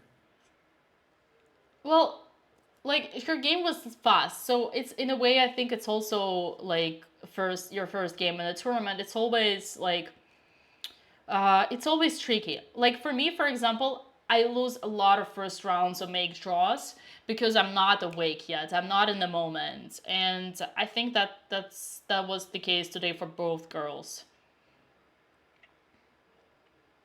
Yeah, I mean, definitely, I get that, but still, I'll try to talk her more into the simple chess mindset because I think she has it in her. Like, she can play faster and simple moves. It's just something that, yeah, she likes more to calculate. It's tricky It's a though. discipline. It's pretty disciplined. It's like, for example, like spending like 40 minutes on no spending like 1 hour on 1 second 1 second note in Type of your moves, yeah. in the DJ mix. Oh, I see. Yeah, actually, that's possible, but All right, I wanted to ask you something that I find pretty interesting because, okay, so you said Karpov as a player. Can you name few other players that kind of inspired you in your childhood? And you're not allowed to say Hikaru or Gotham Chess. you're literally trying to embarrass me, aren't you? You seriously think No, I no, had no. anyone who I was looking up to when I was growing up? I was Sure you had. I was doing what I was told to by my coach. That's all. Okay. You think I knew who talk was about Karpov that. or Kasparov when I was growing up as a child? You were I so mean, naive. not when you learn chess at like 3 years old, but maybe at the age of 10. I think you knew some names. At the age of 10, I think the first time I learned the name was when I was 20, maximum. But yeah. Wait, what do you mean? At 20, you probably had like a B2 in French. You're Yeah. definitely lying about that. I just don't want to disappoint you, but Okay. I'll tell you in private. Just walk me through what were you doing as a kid? What were you told to do to improve? Because you definitely had fast improvement as a kid. What was that really helped you? I was going to classes. I was doing what I was told to by my coach. I had lessons with my coach. He would play, all this training. He would do all these trainings with me, like study openings. Definitely in Russia, we always, not openings, actually the opposite, end games. In Russia, we always start by the end game. So I would always play this studies, solving studies. Oh, he played b4. I don't know why Black spent so much time on, Yeah. again, These guys are bad at chess. Okay, VR. Bad? All You right. think bad? You mean like by their speed? Yes, by their speed, to be nice. Why before? Why before is bad? Did you prefer something else? Like you A5? had all this speech about going A5 before in the Russian school, and the guy plays it immediately. That's true. Well, for the pawn chain, I agree. Although it's not as bad because you open like I think dynamically it's still good because you. Oh, he took with the rook. I didn't predict that. I had 100%. I thought he takes with the bishop. Oh, he took with the rook. Oh Okay, my now she god. has simple move that I showed her before. Okay, you can try to guess it, Dina. I hope you're not looking at this with a computer. Okay, Else- wait. Let me remove the lines. Okay, I removed the lines. Oh, yeah, you removed it after you saw it. Thanks. I didn't see. I promise I didn't see. I wasn't Yeah. looking. Ask me. Yeah. Ask. Okay, how do you defend your b2 pawn? Okay, candidates. Like rook a2, queen c1, knight a4 with the idea of c4, but then knights. I don't know if you Wait, can. what about the hanging pawn on a7? Somebody in the chat mentioned it. Did you consider that? Hanging pawn, but the knight is on Yeah, c6. on a7. Ah, you're right. Hello. No. Wait. Hello. A Russian school of chess. No. One move tactics. Don't. She knows her stuff. I'm telling you, chatters. I tested her here. She didn't even know it was a test. So what proof you No, need no, more no, that no, she's no, a no, good no. coach? Don't do that. Don't do that to me. No, I guess queen c1, knight d1, and c3 maybe. No, I Or like rook the a2 and Rook queen A2 a1. is best. Rook a2 Rook and A2 queen is a1. best. No, so rook a2 and then Queen a1. whatever. Yeah, I true. don't want to play on that side. I just want to like defend. I want to make sure b2 is defended, and I want to start pushing those pawns. Yeah, yes, rook a2. I told her about this idea at some point. She knew it. Ooh, Yeah. Nice. Well, I do have to say, Alex, when you mentioned this, why b4 is bad strategically, it is bad because you create a pawn island. Like every group of pawns that are nearby are like pawn islands, and the less you have, the better. The stronger is your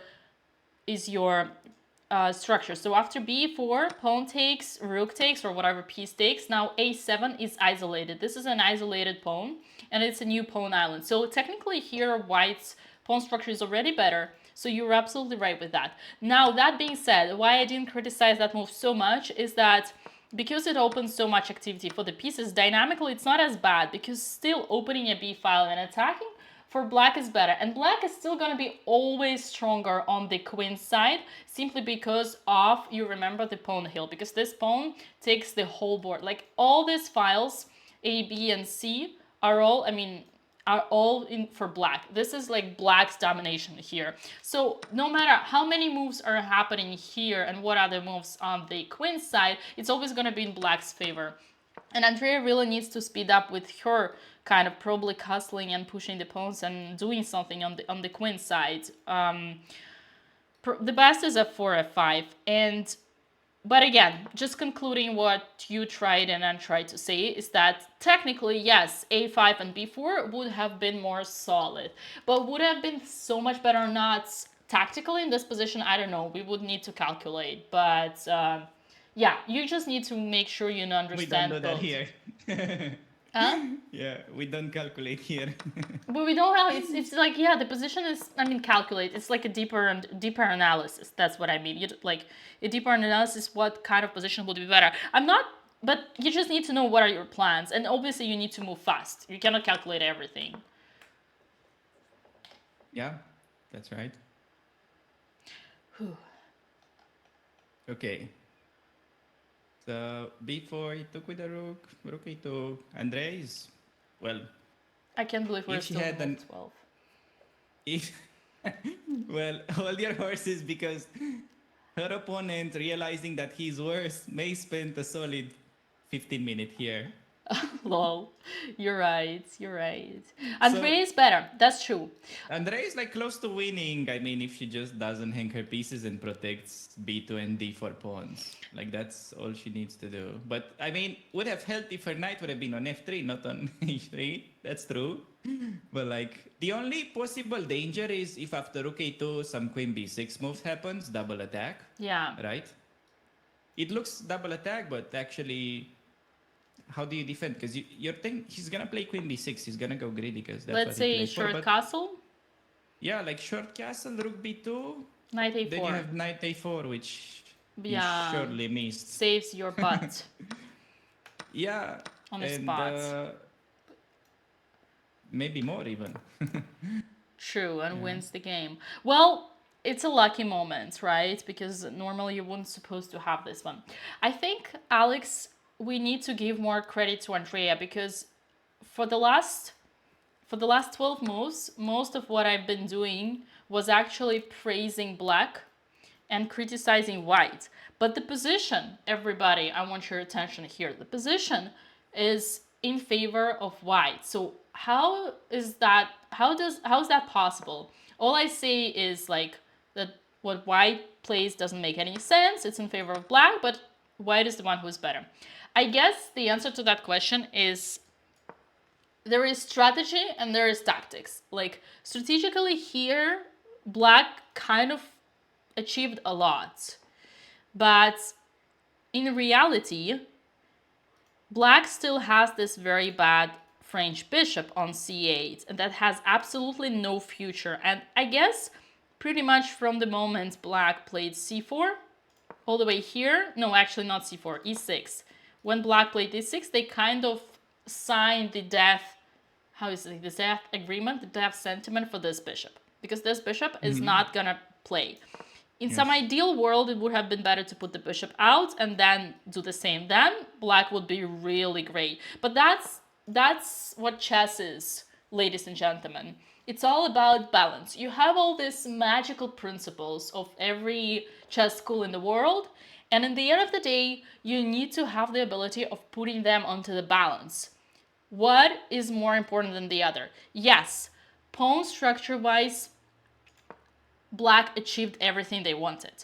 But look at their pieces. Sometimes we say it's not only about the pieces that, let's say, disappear from the board, it's more about exchanges, but also about the pieces that stay on the board. And right now, black has a rotten thing in their kingdom. And this rotten thing is the bishop on c8. It's like one man down. It's like, I mean, in a way, it's like the bishop on e3, but the bishop on e3 has the ability to activate themselves and participate in the attack.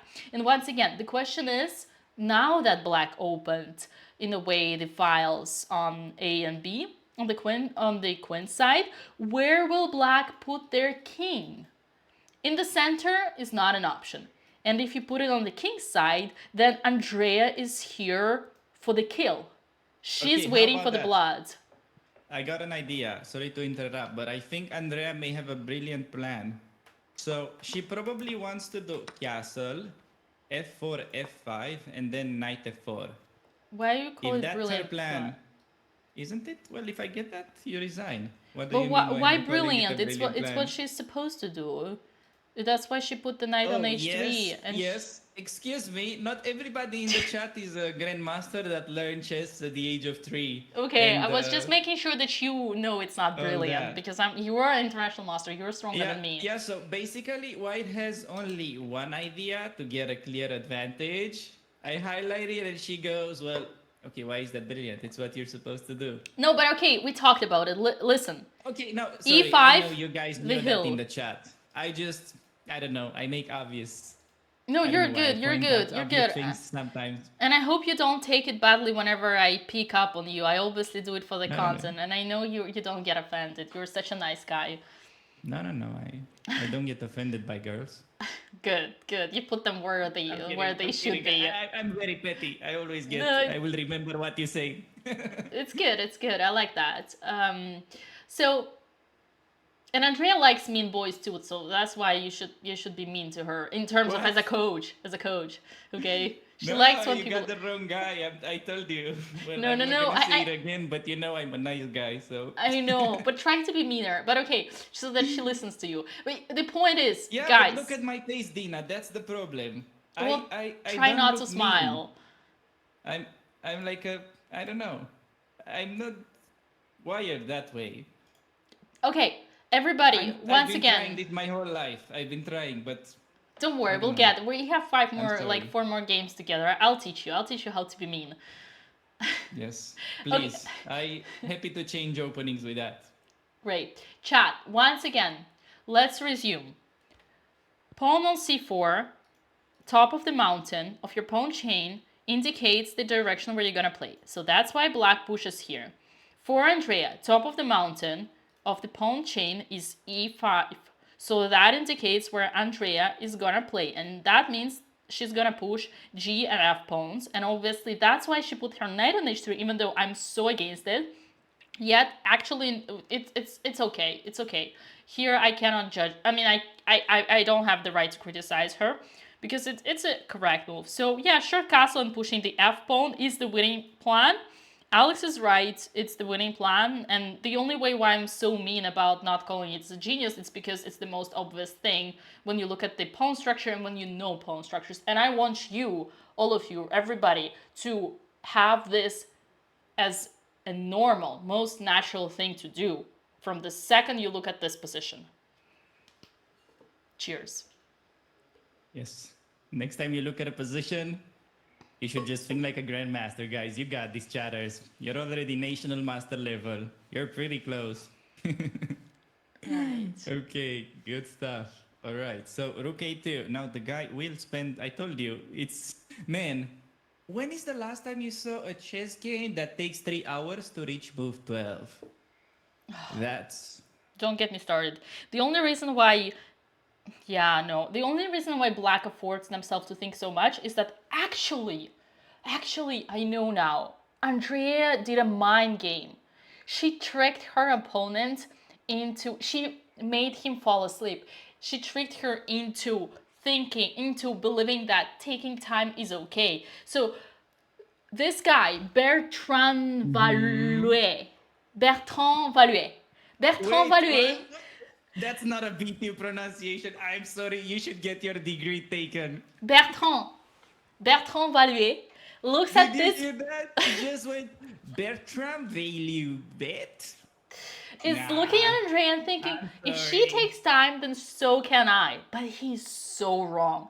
The best thing that can happen to Andrea in this game is that his opponent takes time, which he does. And now they're almost equal. And that makes them even. It's almost as if they were playing a rapid game or a blitz game. And by the way, I will say this, I can bet any money that Andrea is stronger than him in blitz because she plays blitz all the time on her streams. And he's like a rusted French FIDE master. I just can't take you seriously after that pronunciation anymore. I'm sorry. So far, you showed some good ideas with these plans, but I'm sorry. That's where I draw the line. Okay. Yeah. All right. Oh, will we have a move? Maybe bishop e7. What are the odds this guy just... No, he will play queen b6 because he will blunder. Like, that's his whole idea. And then the question, will she find short castle? Oh, I have one more mean comment, if I may. Sure. So, you asked, in a way, like, why these guys both play so bad, you said, or, like, why they spend so much time. And actually, like... Remember, I used to coach before starting streaming, and I would coach in France. And the first time I heard Russian chess school terminology and people praising me was in France. And I was like, why they say so? And then I learned that French chess players, just as American chess players, have one weakness in common. They both give too much credit and importance to openings and calculation, and they don't spend so much time on strategy. So in this way, they're actually even. Their playing style is even. So this is why these both players spend so much time in the opening. Okay, I see. So when a French and an American get to meet, they make a draw. That's it. Except for our That girl was is it. gonna beat this guy. Well, he has to make a move first. So. Yeah. Man, imagine Andrea beats FIDE Master. Wouldn't that be... I mean, she won a position where her knight was genuinely trapped on A1, and it was symmetrical. She had no active moves, and she won. So, yeah, I mean... Who is the highest rated opponent I don't Andrea know what ever to believe. beat? I'm just expecting the unexpected at this point. So last tournament, I think she made the draw against the FIDE Master and I probably remember beat that. like a maybe close to 2100. Yeah, I remember So that. somewhere around that, yeah, close to not 21 yet, but you know, in that area. I mean, 2100. I was playing like a 1700, but that's the other story. So lol, roasted. 2100 officially, yeah. So if someone that's in the about chat knows who is the highest rated opponent Andrea ever beat, one person said 2080. Is that the case? yeah, I think that's pretty accurate.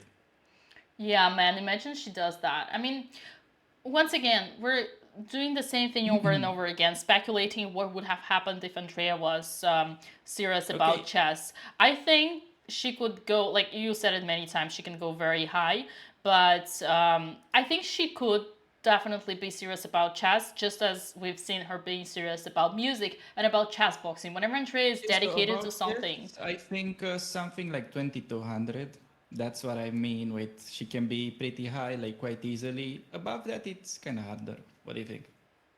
Yeah, I think I guess my point is that regardless of what rating she could achieve, she would need to want it, to be dedicated to it, just like she wanted to be she was dedicated and disciplined in training for boxing and in now doing music. So that's the key. I told you, Queen V6 on the board. Damn. Maybe he think. I mean, now, it's... will this guy is not able to see that Rook B2 allows Knight A4. That's the level we're playing at right now. Not necessarily, That's Alex. crazy. Not necessarily. I think my bet, I would actually disagree with you. I would think that he is desperate. He doesn't know what to do. Bishop E7 doesn't seem like doing anything. Are you calling Frenchmen desperate? Yeah, and Queen to B6, you know what, my friend? Queen to B6, he might just fake attack. He might actually scare Andrea into thinking that there is a threat, and also, in a way, it's a move within the direction you want to play, right? We said it already. Queen B6 is like, this is the side where you want to play for black. There was a funny comment. Black is losing because the queen is darker than the other pieces. Ooh. You see that? It's not funny. It's not funny. Some people get offended with that, Alex. What? No, the point is that the queen is from a different chess set, so... Right. That's true, actually. Right. Okay, what if Queen B6 is preparing artificial castle by King D8 and King C7?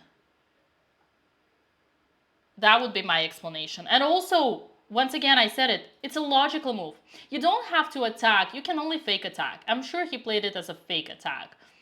But Andrea doesn't fall for these tricks. She knows, the only thing that she knows as a fact is her calculation. And she will see that Knight A4 is there. Yeah, honestly, she will blunder herself into it because it's a move that you find because there's no way to save B2, so you just have to castle here. She's gonna castle, come on. You can't like go Queen C1 blundering D4, so yeah, you have to find castle. Yeah. Yeah, on the board. Nice. Yay! Move. Let's go! By the way, Dina, you're not a professional commentator because you don't have the green star activated. You need to turn your feedback on. Whoa. So we can see the green star on the moves. People like that. Oh. Wait. Yeah. Oh, wait. I think my feedback is on, but I think it's somewhere else. Let me see. Go, Andrea. Yes, Alex in the chat. No, so feedback, it's not there. It's just in the analysis in the right. So you have to just toggle it. It's like a little dot. I have it, but okay. Oh, you have it? Yeah. Damn, what else is it then? It's okay. It's okay. No, So, can you refresh then? I think yeah. that will fix it. Ladies and gentlemen, I have a serious announcement for you. Are you ready? I need your attention. Is everybody ready? Is everybody in the chat ready? Our girl has officially finished the development. That's pretty crazy. Andrea took the center more than anyone could have ever dreamed of. Developed her minor pieces. Okay, knight on h3 is an orphan, but that's okay. Wild. And she put her king into the safe position. Her lord is now safe. Honestly, white has achieved a dream position. And who would have guessed that back then, when Andrea played a3 and bishop to e3, that one day, I mean, she knew the 7 whole time moves we're later, just shit-talking her for no reason. So far, what's her accuracy like? honestly, what's her accuracy? 95.4. Yeah, we're just idiots here. We just look like idiots now. No, I know, but again, like, bishop e3, so bad. a3, so bad. And look at this 7 moves later. It's perfect. No, it's a perfect Andrea position. is Magnus confirmed. We don't get it, Dina, okay? She is Magnus. They hang out and she knows something that we don't, okay? That's obvious now. Well, chess is a tricky game, and sometimes, fortunately and unfortunately, you can start weirdly and then get back to perfect and then find your harmony, 7 moves later. But it is what it is. Right now, Andrea has a perfect position that white could have only dreamt of, and no one could have dreamt of. And yeah, that's the thing. Okay, let me ask you this then. Do you think she will go for f4? Or could she potentially try knight f4 with the idea to take the central pawn? So you're asking between f4 and Knight f4. Knight f4. Well, knight yes, f4. So eat the d5 pawn. No, never. She would not. Knight f4. Wait, what do you mean? She'll definitely play knight f4. She'll never touch that pawn. She doesn't like to push pawns. Plays pieces. No, come on, man. You like no. Knight f4. Okay, what do you want to bet that she'll play knight f4 instead of f4 if both moves are reasonable? So let me get it straight. Knight f4 for you is the idea is to sacrifice on d5. Yeah. To give away the knight for 2 pawns and do what next? And open the diagonal. Make you resign, I guess. I may have to be mean and beat you. No, man, no. Wait, so you think she will have this position on the board and she won't take on d5? She should even spend time on it. Okay, maybe. Man, this is about my understanding. I agree, it's a cool thing. It's a cool thing. I think it's a grandmaster level chess. I think if you have 11 minutes and you remove 13, just pre-move f4, f5. No, but look, her opponent is about to go lower on the clock. That's actually wild. Who would have thought that 1 move ago he had extra 30 minutes and soon he'll be worse? Yeah. Well. What are we watching? Okay, I think both are good, but for me, knight f4 this is about to. Okay, so I like still pawn to f4. The only thing that you need to watch out for is if you go f4, f5, there could be a trick with knight takes on e5, but the position is so bad that even if you blunder it, you may still be better. Oh yeah, that's a good one. Like bishop e7, f4. Yeah. Let's say bishop b7, f5 is the first line, and after knight takes e5, you say, I do not. Yeah, but I'm not sure care. how much it helps. Yeah. Knight That's A4. just how sad Oh, there was also the knight position A4. is. Oh god. Yeah, I know it's. Man, honestly, okay. Unless Andrea Come on, blunders something. Andrea will win. Honestly, no. Listen, unless she blunders something in the time scramble, she's winning. She's not blundering. No, she's not blundering this. She's got it. She's zoned in. Okay. Now she'll play precise. It was just the opening part to get to get her internal engine started. Internal engine. And now she plays very good. Internal engine as in, I don't know, getting in the chess mode. The only thing I would be worried about and skeptical is like, imagine... Warming up, right. Yeah. Sorry to interrupt. No worries. Imagine, feel free to do it more. So I think the only thing I would be worried about in some... Okay, this is a great scenario. Andrea wins.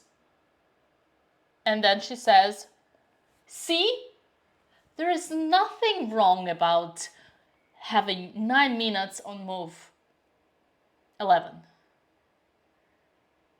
This is how I beat an FM.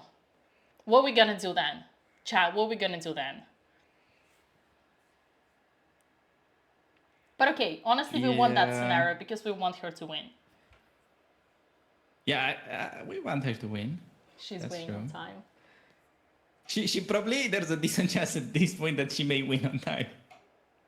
Yeah. That's actually not a completely crazy scenario. So they are currently on move 13 and they are both under 10 minutes. When is the last time you saw something even remotely close to this, Dina? So you've been playing chess since forever? Yeah. Have you ever seen something like this? Actually, it's always easier to judge from the side and to pretend how smart and strong you are. Answer my question, please. No, I am answering your question, man. Listen to me. I'm answering your question. So. You're not. I am.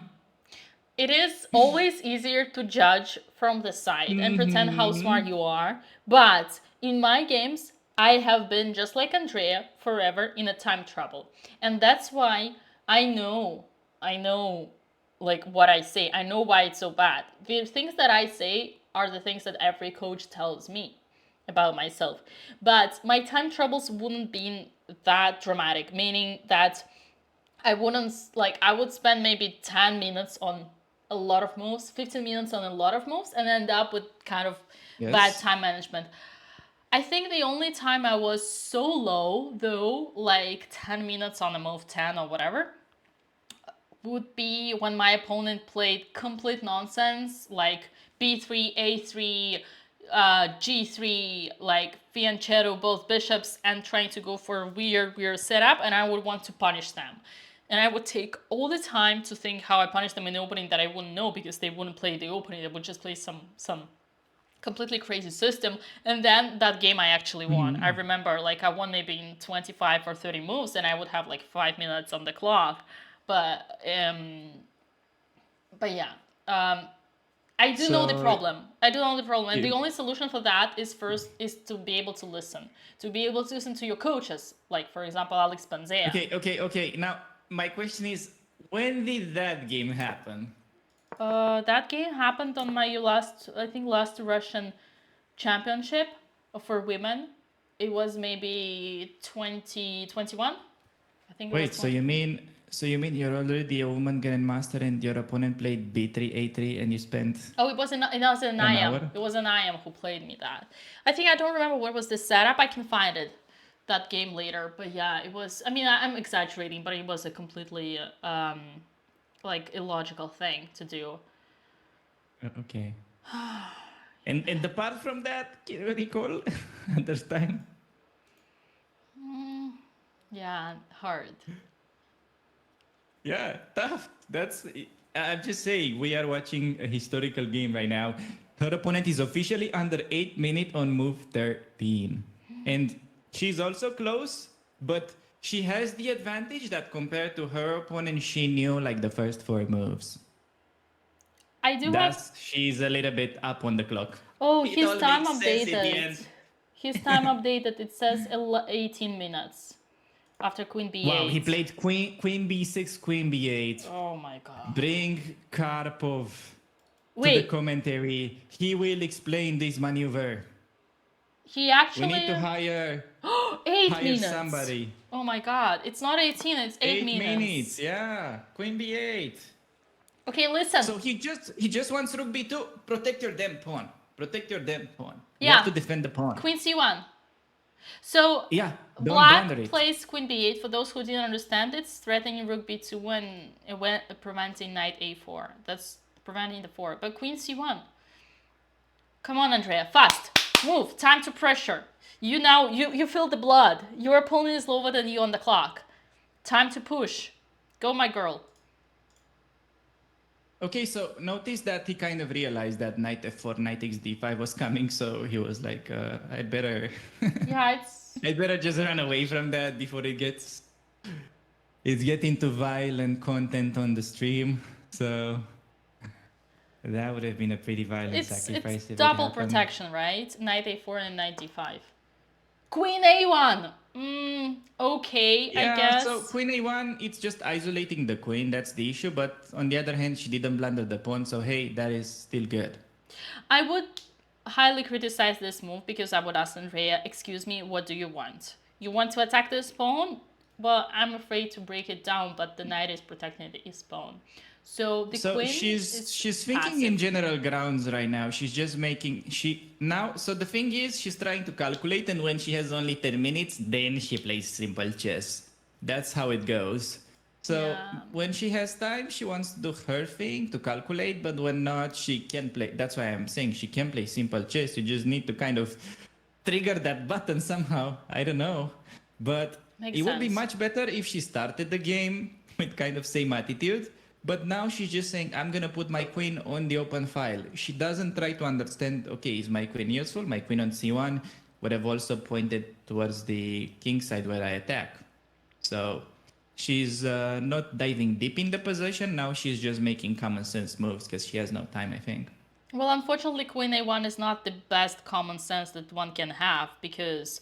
well, it was also an option that she forgets rook b2, knight a4 is not a thing, so I'm also not that sad. True, and at least she protected the pawn. Clock. I agree. She played pretty fast too. Like she played, I don't know, Dina, if you realize, but in last 2 moves, I think she didn't take longer than a minute. Can you check? That's true. That's true. I agree. No, that's the case. That doesn't happen very often. One thing I do have to agree with you, Alex, is that we want Andrea to play faster and okay rather than slow but perfect. It's always better to play good moves rather than perfect moves, but be ahead on time. And bishop F4, e7 F5. followed. What do you play? F4, F5, of course. Yes. No, I'm asking how do you defend, not if you approve my idea. You gotta defend this bad position as black. That's a rhetorical question because there is no answer to your question, my dear. I mean, I thought you're more fighting in Russian School of Chess. I'm not gonna fight for this garbage that black has over here. What do you mean? So whenever you get the worst position in Russian chess, you resign. No. That's it. It's well, technically nothing. It's like, okay, I think the funny idea that I had, and I still advocate for it, is actually king d8 and king c7. It's creative. I think it's the best that one can do. No, a bit interesting, but it seems that bishop e7 is hinting towards short castle. Yeah, short castle is a bit dangerous, and Andrea's gonna be like, come here, baby, come to me, I want to talk to you, meaning to black king. Nah, it's probably gonna be more like, oh, if he goes there, I can bang bang. That's probably more sounds like her. Right. Man, I cannot restrain myself. You know, where's the queen on a1? Where is the queen? No, so the thing is, queen on a1, I agree it's bad, but it's the kind of thing that you can easily fix. So like, oh, I go queen c1, you can immediately use it to mate. So it's not something that's bad forever. True. And she'll realize that, oh man, the queen a1 was really stupid, I should improve it. Because she's gonna think for the mate, right? Because that's what Andrea does. And she realized, oh, damn it, I forgot they cannot checkmate without my queen. True. And bang! And there is nothing wrong. Actually, it's a big skill to admit your mistakes, and there is nothing wrong on putting the queen under 2 seconds on an A1 and then under 2 more seconds under C1. In fact, it's okay because you don't lose time, so that's fine. But she has to be like okay with admitting her own mistakes. Sometimes it's hard for people that are so perfectionist as Andrea and myself. But yeah. Perfectionist as in stubborn? Yeah. I mean, no, I see. also it's hard to admit your own mistakes. But yeah, I mean, Alex, once again, I want to say it, but I can't say it. It's something that you can say on your own stream and you cannot say on BotezLive stream.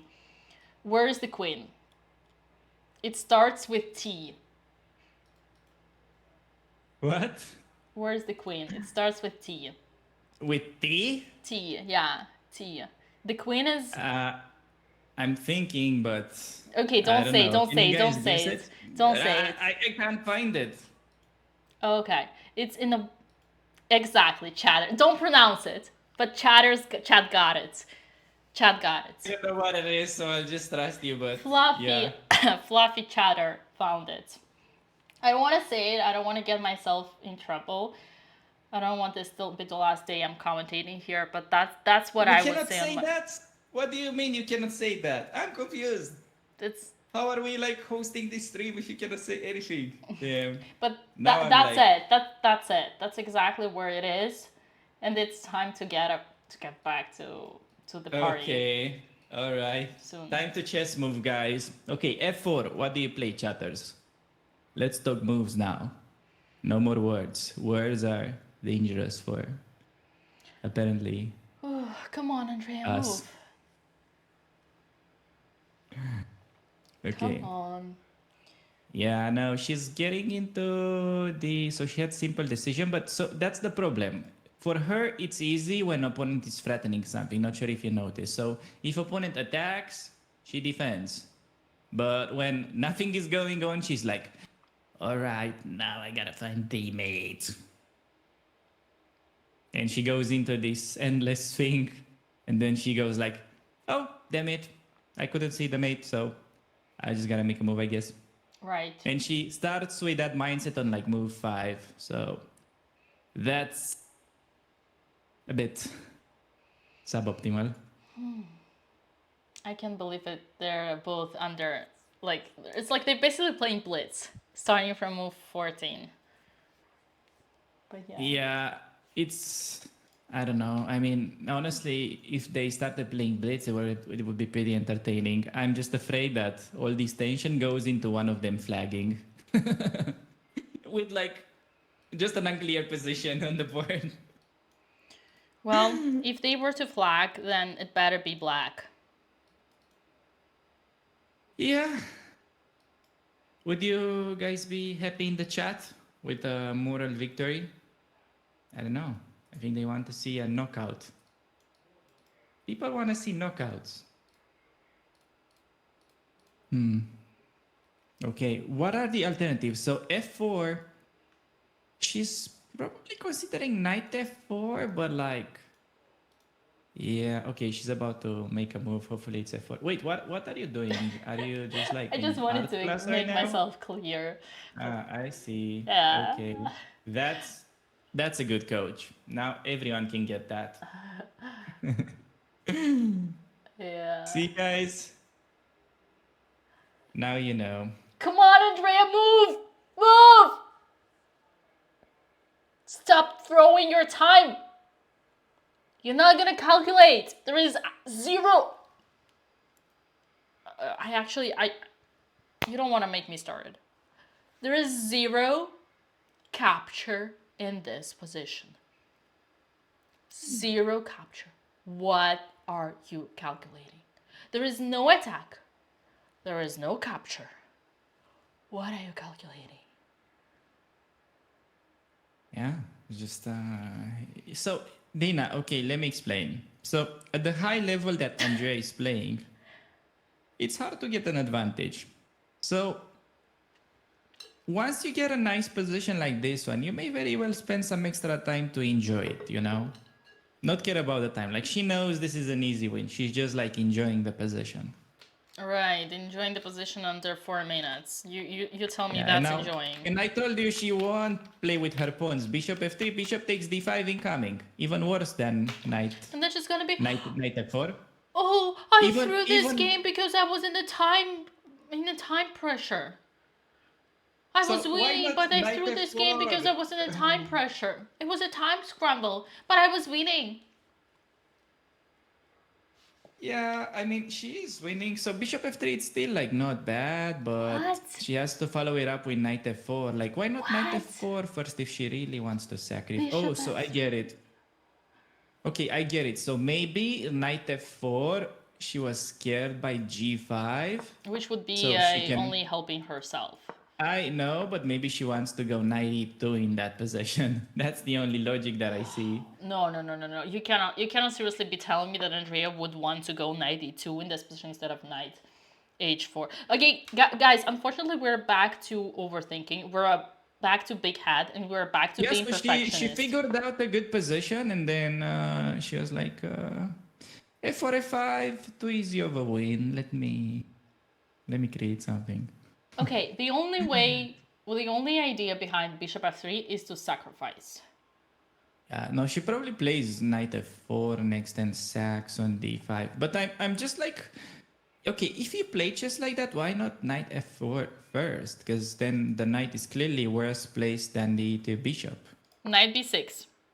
The funny part is Black knows exactly what's coming and he's defending against it as it was a brilliant plan. Yeah. As if it was. I'm actually, it's hard for me to see this. I'm feeling very, very angry right now, and it's hard for me to deal with my inner anger when I see this moves. Like, you put the bishop in front of the pawn. You want to sacrifice. What for? To open the lines? Well, my darling, you can open the lines by pushing the Dina, pawn. we don't get it, okay? How come Andrea plays like this and her opponent, a strong FIDE master, he plays exactly according to her? You see, this is like I think it's ballet telepathy. dance. I think they're telepathing each other the threats. Exactly. And Andrea says, yeah. I take all my time because you were in trouble and I want this and that. And he's like, oh my God, you want this and that. I need to take my time too. Yeah. It's telepathy. They're cooperating, like this is all planned. This is just amazing stuff. Oh, Alex, what if she's actually doing a deep positional understanding and bishop f3 was with the idea to bring knight c to e2 and play c3 and improve the pawn structure and make the most beautiful pawn chain out there that exists and bring the other piece to the attack? If that was her idea, then I would say, you know, chapeau. I would remove my head, put it on the table and say, she just Andrea, needed you to win. play g3 and then bishop g2. Well, at least she's not rushing with this, so that's good. But on the other hand, why? Okay, it's not the worst. She's wasting her time, but G3? that's not worst. No, G3 is like a good sign in a way that she understands. She can make these little improving moves and wait, so that's like good for her. Problem is that she is about to lose on time, but so is her opponent, so it's fine. It's okay. fine. It's okay. Yeah, if it takes her 10 more moves to push the f4, that is fine. Actually, I do agree. In a way, bishop on this diagonal is gonna be more. It's gonna be more powerful when she's gonna push the f4. So it is slow, but if in the end of the day she's gonna push, then I actually take my words back and I say Andrea is the genius. Yeah, I mean, f6. Oh my God, he cracked first. Black cracked first. The pressure was so high that Black was the one to make the pawn break. Why is f6 bad? I mean, it's not bad. It's not that it's not easy to refute at least. So like, your queen on a1 is pretty stupid. So I don't know how you refute it. And excuse me, can you repeat that once again? I'm not sure I heard it. Yeah, so it's not obviously. What did you say? The queen on a1. What did you say? The queen on a1. It's stupidly placed. Am I not allowed to say that either? Ooh. No, it's just I feel so good when you say it. No. Yeah, it makes me feel so good. It's just like I wanted to hear that once again. What? So you think I didn't understand that the queen is not well placed? I know you did, but I know you did, but I like when you bring it up again. Okay, I see. So you basically want me to feed your ego. Exactly, Okay. exactly. No, it's not my ego. Well- It's actually I just like when everybody understands, including Andrea, that A1 is not the place for the queen. No, I mean, why do you assume that she understands it? Because Well, once she watches the broadcast. I mean, you think she'd watch? Okay, listen. If I make Maybe a she'll short watch some out of clips. it, I'll make a Maybe. short out of it. So Maybe. f6. How do we encounter that? The only move. I mean, there are two moves: bishop h check, g6 and take, or take immediately. So basically, you want to take. You want to take because your pawn is under attack. So, oh my God, she's 1 minute on the clock. Move. Take. Yeah, and now it's calculation, and I don't like this because it's like her opponent takes some sort of initiative, even though his position is bad. It's just psychologically, he has initiative now. He played f6. He's attacking. Oh no, what do I do? Yeah, man. Okay, this is gonna be a lot of time scrabble. See, guys, that's what I say. The first time in this game where one needs to calculate is now, because it's the first time that we have a real capture possibility on the board. And guess what? We don't have any time. Move. Come on. No, I'm telling you, somebody She will took. just flag in this game. She took. Okay, good decision. Bishop At takes. this point, she doesn't have a choice. She has to make moves. So bishop takes, and then what do you play? It's not easy. Like, you probably need to defend the pawn, so maybe queen d1. Can you play queen d1? Yeah, queen d1 Bishop perfectly f4. okay. Maybe finally recognizing that. No. You don't want to go into clinches. I want to be solid. Queen d1. Okay, queen d1. Okay, queen d1, queen c1. Bishop g2 maybe, continuing the plan. No, queen d1, you have to defend d4. It's simple Oh, move. sorry. Yeah. Knight e2. Queen d1. Yeah. Queen d1, knight e2, bishop You f4. can do knight e2 too, but I'm just afraid to Move. have that queen in the corner.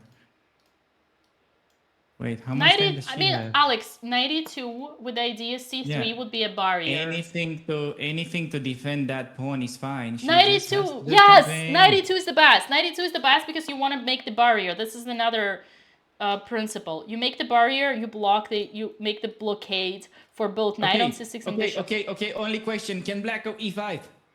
Will he play it? He may go e5, but it's a losing move. Oh my God, he played it! Opening Yeah. up his king. He played it. Okay, she has to. She Take. probably won't take, but she has to take. If she c3, doesn't c3 take, is okay. her position is Intermediate, c3 is great. No, bishop h3, she blundered her knight. bad. Yeah, c3. She honestly just blundered that knight. It's crazy. She's gonna be shocked when he takes it. That's gonna be like wild. Well, again, Okay. guys, I told you this many times. This is why you need time. Because everything you'll waste your time on thinking about 10 moves and then blundering one is just... Okay, I shouldn't say God. more. I shouldn't say no more. Oh, how can you miss that your knight is hanging? This... Damn it. I mean, there was this chatter. Okay, this is exactly why I'm ranting so much. She had no time. It's not her fault. Yes, it is. It is very much her fault because she's the one who got her into time trouble. And that's over and over again. So she really needs to fix that. And it's 300% her fault. And he took. Uh-oh. Disappointed on her face. But okay, it's actually not that bad. It's not lost. It's still kind of equal. Let's take the rook. Okay, but she's gonna feel like so bad about missing that knight. She's gonna be really pissed. Bishop takes. Yeah, so Queen okay. The good takes. thing is that she normally never resigns, so she may recover from this mess somehow.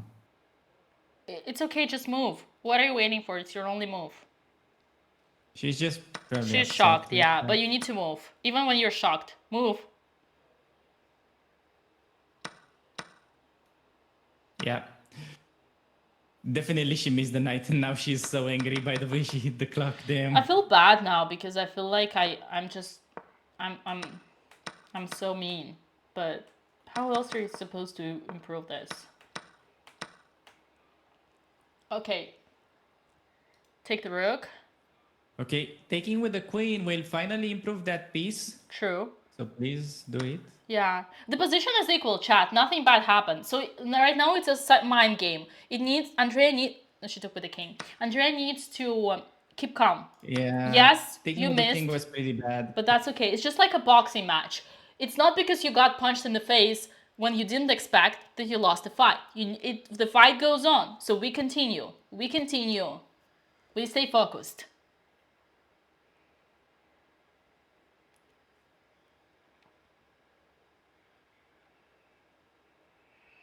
You probably will take on d4 because what else? You know what's the funny thing, Alex? The knight on h3 is a karma. It's what it deserved. The knight on h3 deserved to be blundered because knight on the rim is dim. And if you dare putting your knight on the edge and you don't improve it, then this is what will happen to your knight. I mean, not only she put it on the rim, but she also played g3 to make sure that it's hanging. Yeah, that's what I'm telling you. Honestly, like, white gets what they deserve. Man, that's so mean. How can I?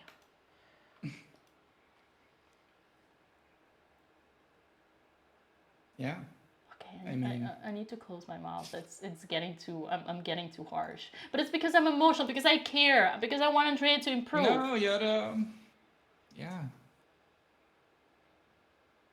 You're trying to give her some. Yeah. How do you call it? Constructive criticism. Okay, takes on d4. Bishop f4.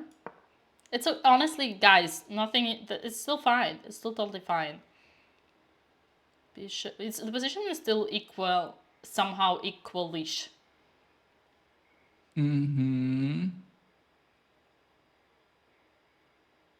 Yeah, but it's like so rough to play. Opponent has so many pawns in the center, and king is weak. Everything is bad about this position now. Bishop e5. Honestly, so her only threat is b5 and then rook takes on a7. That's apparently what keeps her alive. This is No, okay. She plays b5 wow, she played now. b5. I noticed Andrea mean, does this not a lot. now. Yeah, and Andrea does it a lot, Alex, in the time trouble. That she doesn't want to defend. She always goes counterattacks. Yeah, she always goes counterattacks. That's a good That's point. a pattern, like especially Also, in time like, trouble. Yeah, when she has moves, she tends to miss like good tactics for her in time trouble. But obviously it's bad because it opens. It only helps black attack. And again, like is the position closed or open? Chat. The position is open. Who is stronger, bishop or knight? Bishop is stronger. So, like, when you have a tempy move, you have a tempy move here, right? Move the bishop, attack the queen, and then you'll do your b5. Okay. Knight b4. Okay, we gotta do... Did he play knight b4? He did. Okay, but like there's probably no way. Okay, she has to go bishop f4. If she does it now, things are okay. Yes, she did it. It's fine. Oh, she's back on track. Wow. Oh, she got lucky. Wow, she got lucky here. Wow. And after bishop e5, That's there is so rook crazy. a7, and we finally make the queen on a1 work. I mean, I wouldn't get so excited. It's just not as terrible. No, but we find out the queen on a1 is finally doing something. Where did she find this FM? Sorry, go ahead. The problem is that black is gonna castle next, and then... Well, white is winning here. No, actually not. So, like, once black castles, I feel like the fun is over. I don't know. Yeah. So, computer thinks this is equal, but I don't really understand. Oh, maybe knight d4 Queen is c8 he threat played. sometimes? Queen c8. Man, these Wait, people... did he just hang his... No, oh, sorry. So, bishop f4 and he did queen c8. Wait, she's completely rook winning a7. now. How? Wait, how? Well, I think So engine broke. he Engine wants broke. to check. No, he wants to check, but It's the a one check is check. like so bad. No one lost from one check. Rook a7. Let's go. Oh my god. Honestly, I agree with the chatter. How is she winning after that? Whoever said where did she find this FM, I 100% agree with that. It's so true. That was mean. That was mean, but it's so true. Short castle. Okay, still, how are you better as white after short Bishop castle? d6? I don't get it. Is there a bishop d6? No, careful. Is there bishop d6? No, so computer wants... Queen a5, double attack! Queen a5, she's completely winning, double attack. Will she find it though? Bishop d6 also winning. Bishop e6 is also double attack. But it's only Okay, with you the have to put in exchange. some dramatic music now. You have to add some dramatic music. Come on, Dina, you can do it. Dramatic music, unfortunately it's gonna be muted if I put it. Oh, damn it. She just Never saw mind. it. She just saw it. I hope she does. Oh god. Oh god. Man. Come on. I mean, anyway. Imagine Andrea wins and then tells me, how dare you talk bad about my chess, Dina. You saw I won. Come on. Come on. Queen And the a5. music. Double attack. Don't flag. Come on. Bishop d6 or queen. Yes! Wait, did she flag? She No. played queen Okay, a5. Queen a5. She played queen a5. Queen a5. Oh my god. She played queen a5. She did! Okay, honestly, like, on how bad she hurt me on this game, I don't feel any emotions anymore. I'm sorry. I'm just like hoping for the best, but I'm already dead on the inside. I just can't handle this. Say no more. It's too much of a roller coaster for me. Please say no more. Oh my god. Okay. If only the What is d5 she gonna pawn was play? not there. Man. I like how Excitement music. brilliant move. Excellent move. Okay. Queen I c5 wonder now what? That's a good question. I So- think it's rook c7. So if, And queen if trapped! She was... No, people asking in the chat. Queen c5, rook c7, and it's a Botez gambit. Yeah, no, that's right. And he could play it actually. Wow. That's pretty... And she'll probably find it if it happens. Of course she'll find it. But like imagine like 5 moves ago, accuracy was like 95 for both. Now it's probably like dropped into the 70s. I think d3. He plays d3. Oh, d3. Okay, here mean- here it's okay. Knight c3. Knight c3 is an easy move. Knight g1 first line, but she will never play knight g1. Andrea is not the Yeah. person who makes moves back. She'll play knight c3. Or she'll take one of the knights. If she She'll takes take one of the B6 knights, it's knight. because she's nervous. She'll take the b6 knight. Probably. The b4 is more dangerous, but no, don't take. Yes, knight c3. Okay, knight c3, good move. Yes, Green star. she keeps it together. She keeps it together. Okay. As long as black does not queen, we should be holding these chatters. Now only move g5, which is crazy. Okay, he's no not one gonna will do play g5. it. She's No, not gonna he's do not it. gonna Yeah. play g5. He's gonna do some knight c2 stuff maybe. Is she writing down her moves? Not that it's important. But this ain't Yeah. America, girl. This ain't no America. Should, but yeah. You gotta write down your moves. No, you have to do it everywhere. You get as long as you get 30 seconds increment. But I mean, yeah, it's honestly some people just write their moves. You cannot really read their score sheet, so yeah, it doesn't really matter. Do you have good handwriting or? Do I look like a person who has a good handwriting? I mean, you never know. I have the worst possible handwriting. Oh, I see. Well, They told I her know. in Prague, lol. It's same for me. I remember that. I remember they told her in Prague. Actually, in No, America... I was asking about you. Do you have good handwriting? No, the worst possible. Oh, of course. okay. I'm the messiest out there. Okay, I see.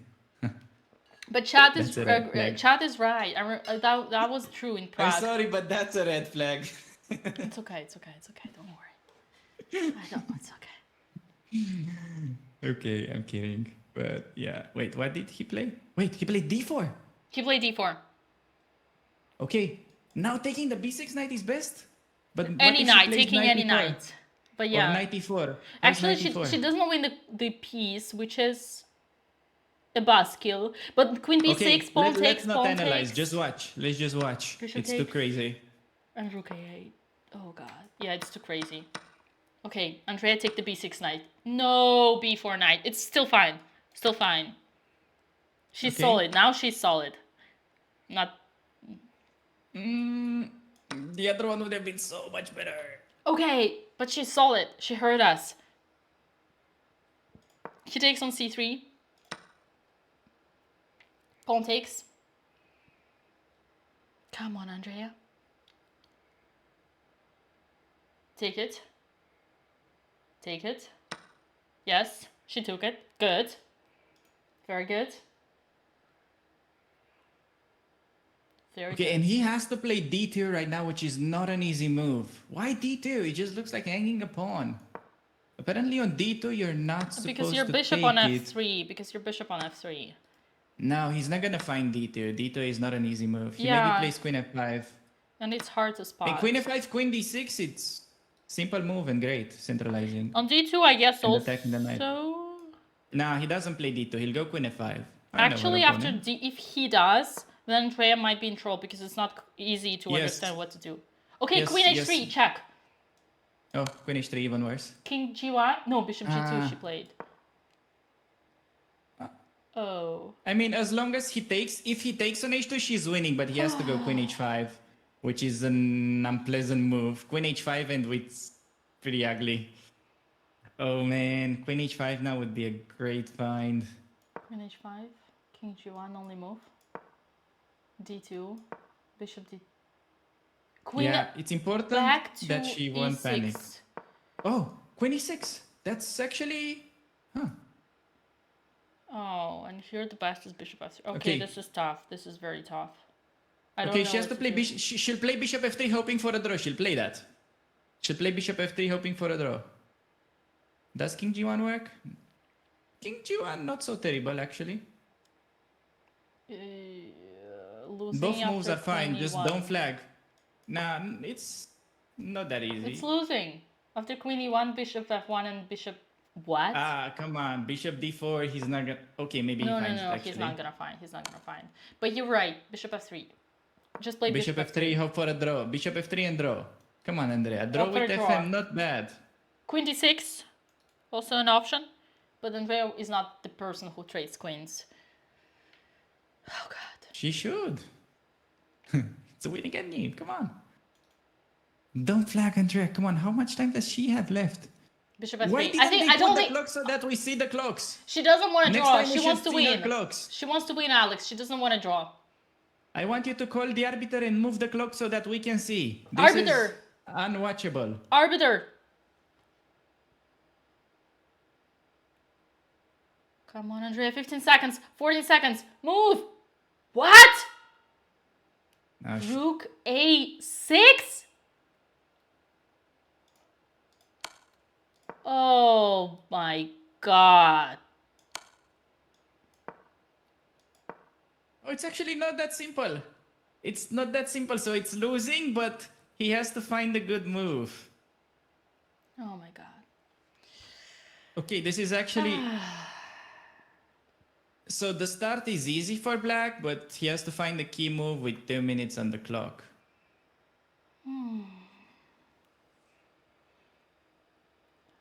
I'm stressed. I am stressed. This is Okay, at so least she tough. didn't flag, so... Queen e2. King g1. I think as long as she does not flag, she has a decent chance to stay in this game. At least she play king g1 quickly. Very funny.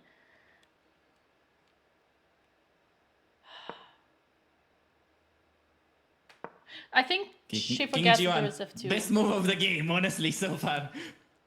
Lol. Roasted. d2, bishop d2. Let's say he takes... Oh, here bishop e7 is actually hard to spot. It's... Yeah, he's gonna take. And rook b6. Actually, possible. Possible. Alright, it's good that she played fast, so now her opponent has only like 2 minutes to find a potentially winning sequence, but it's not easy to find. Chat, And let's by give... the way he played it so far, he was not very computerish. Agree. Chat, let's give Andrea credit. The only winning move of this whole thing is here intermezzo bishop a7. And I can bet all my money that he doesn't have this in mind. And if he doesn't, then Andrea is in the game. Yeah, Then... even queen b2 is not obvious what happens. Yeah, bishop e7, queen b2. Okay, you have queen f2 and bishop c5 after, but... Queen e1! It's not- He played queen e1! That's good move, no? Bishop f1. Oh, now bishop e7. Oh, God. Okay, there's big chance he goes d2, but that's actually lost for him. Oh, then the knight... Oh, sharks. He played. Yeah, bishop e7, he saw. And then now Okay, knight but then, e5. so queen b2 only move?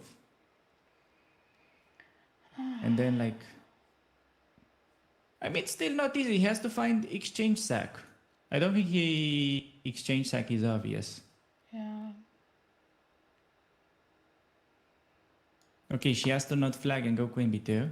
Oh, it's not knight e5. Oh, it's exchange sack. Oh, yeah. Okay, it's actually...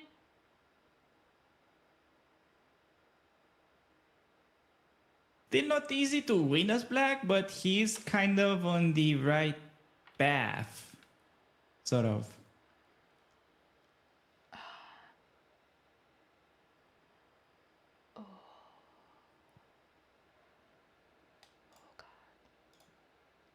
Just a second, I don't think I can hear anymore. That's okay. All right, yeah, sorry, I had a problem with my headphones. Now I can hear you back. Honestly, we weren't saying anything because this game is just...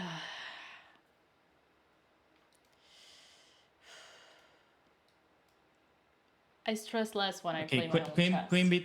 Queen b2 on the board. No, that's right. This, at least it would have been worse if it was not on stream. But this is still pretty stressful. Chad is asking, can't you go back rook a1, force the queen away?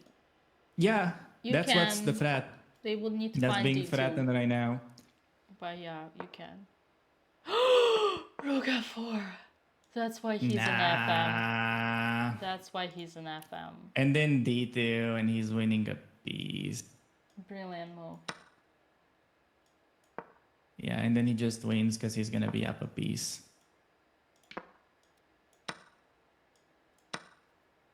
Brother thinks he's Hikaru. That's kind of nasty. He missed like 10 winnings move before. He was not allowed to see this one. Yeah, he was not. I think he just woke up. He realized... From a hangover or what? Oh, he woke up from... Yeah. He realized he was a Susie.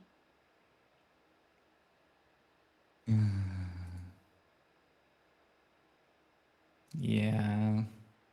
Why not rook b6? It's a legit question. Because of d2. Because queen f2 and rook a1 she played. Okay, rook a1.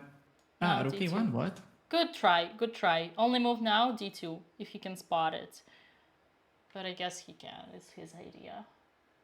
Yeah, and there is like no more pieces that we have on the board. That's kind of a bad sign. When we have no more pieces to move. She is pissed. That's true. Well, hey, probably, yeah, they do, and that's d2. kind of it.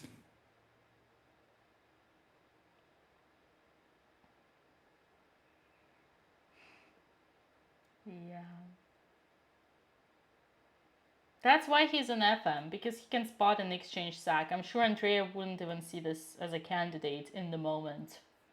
Oh, come on, don't be mean. No, in the moment. Obviously, if you ask her, she will find it. No, there's no chance you would have seen But that. in the moment, that's why he's an FM. Exchange sack. I mean, I say that. I missed myself a winning exchange sack against Salimova. Oh, he promoted to another queen. Rip. Well. Yeah, well, I mean, it was a fighting game, so if you ask me as a coach, she'll have a fighting game. I mean, not by the way this guy really played, but if he had a fighting game against a FIDE master, I'd be pretty happy. I think this game is insanely rich for learning opportunities. Insanely rich. Almost every single move you can learn from if you analyze imagine it. how good her position was if she literally didn't spot it that one of her knights could have been taken, and then she still got a winning position after. That's a great point, Alex. That's the deepest That's thing how I've ever rich heard. this game in learning is. Yeah. That's you don't see very often. You just blunder a knight and you were still good. Yeah, I agree with that. Yeah. And it's like your king is weak and all that, your queen is trapped, but you're somehow winning it. Okay. Wow. Wow. Queenie won. Okay. Yeah, no, it's This is wait, how? Okay, guys. Basics. Whenever you're piece down, your material down, do not trade your queens because you only help your opponent get closer to the win. Yeah, but it's like I don't know, she probably kind of accepted it at this point. I agree. But it's just like, if you want to keep fighting, don't do that. Yeah, no, that's a good point. Because you need your queen, like in general, more pieces, more complicated. And you also maybe want to try to go for checks and annoy for perpetuals. So yeah, playing queen e1 here is equal stopping the clock. Like psychologically, you resign, you don't fight anymore. We talked about it with Alex a lot. Chess is like poker. You gotta keep the poker face and you gotta keep fighting and do not let emotions affect your game. And this is a perfect example. And you see, bishop f6, who's gonna defend the c3 pawn now? No one. Because, hello? Where's your queen? Wait. I'm looking for the queen. I'm looking for a queen to, excuse me? Where's the queen? Oh, she just traded it. There is no queen to defend the c3. Got it. Yeah, that's pretty rough.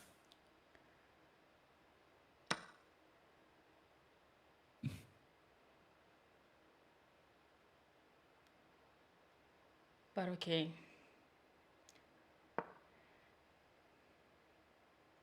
I do feel bad because Andrea's gonna watch this broadcast and gonna say, damn, Dina makes me tilt even more than Hammer. No, she won't be wrong. No, I think by the way, how much chess she's playing, she doesn't like physically have time to watch these broadcasts. She has a next game to play. Correct. So, yeah. Okay. The positive news is that it's opposite colored bishops on the board, which is usually a draw. The bad news is that we are down a knight. That's slightly bad. So if black didn't have a knight, she was in a drawing position with a FIDE master. I think if black didn't have a knight, she would be winning. To be frankly honest with you. Because she has two passed pawns. She has... that's an interesting thought. 1 and 2. She's gonna... maybe. Debatable. Oh, God. I like the chatter who said, she can tilt now, she has 30 extra minutes. Yeah, that's a very fair and square. No, she should keep playing this. Keep playing it for the stream. Oh, absolutely. That's what I usually do. I always let my opponents checkmate me on the board because I know it's great for content. Yeah, that's nice. Okay. I got some spectators. I got a gift for Andrea, said Alex. It will cheer her up.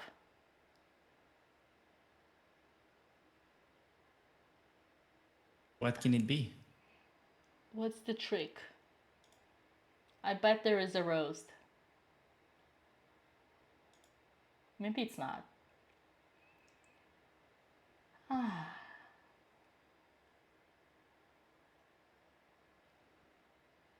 Good sister. Indeed.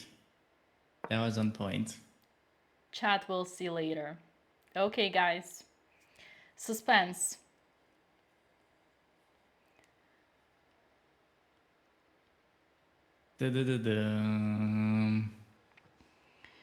Yeah, Alex was unlucky today, unfortunately. She got herself into the opening that she didn't know, and her opponent surprised her. It happens like this. Okay, honestly, like, I don't know how Alex really feels, but these kind of games where your opponent just knows prep, he plays fast, he plays very accurate. You can't, I personally won't be that upset. Like, give him that and it is what it is. You know, it's specifically happening with the black pieces. It's kind of rare that you get toasted with white, but yeah. Well, people say she was so winning. Actually, no, she wasn't. She was like +5 if she had taken the other horse. Yeah, That but was a big mistake. it's complicated. It's on paper. She was winning on paper. In practical, it's complicated. It's like okay, you it's take the other knight, complicated, and right? what's the difference? Explain me come what's on, the Dina. difference. You know that chatters like to to think in terms of like +5, not in terms of practical play. They love the engine. Well, that's exactly why I bring this up, Alex. That's exactly why I bring this up, because I want to make everybody understand there is winning and there is winning. There is winning according to Stockfish and there is winning on the board. This position is +6. Can you tell me, chatter, why this position is +6? No. That's my point. So What do you mean? Wait for a minute and no. There's gonna be plenty of people that will tell you. I think what Andrea did makes way more sense because here at least she protected the pawn. So it's understandable. Here she should have played king g1 and kept the bishop protecting the passed pawn. But you can at this point you cannot judge. When the person plays for the last 20 move with 1 minute on the clock, there's no judgment to that. It's gonna be bad, one way or another. So it all comes down to the same thing: move. Yeah, that's right. But okay. Probably this was like the closest game you could potentially ever get with that time management. I don't think you can ask for better, honestly. In terms of mistakes, I agree as well. Yeah. I mean, well, it's a good first round. Like, she's getting used to playing. She had that blunder, which was normal. Because the problem is when you spend so much time, it's not only that you overthink and then you're like, oh, I'm in a time trouble, I need to move. The problem is when you spend so much effort, you're not really fresh anymore and you can't calculate properly. So the fact with playing fast is also like preserving your energy. So I just want to ask you, did you see Andrea walking during this game like at all? Preserving her energy. Wait. Hold on. That's probably because she didn't have time to stand up. Because she was 10 minutes on the clock after move 10. Right. Yeah, but like, you get it. So when you just spend 1 hour, the problem is not only that you have 5 minutes on the clock, the problem is also that, you're hallucinating.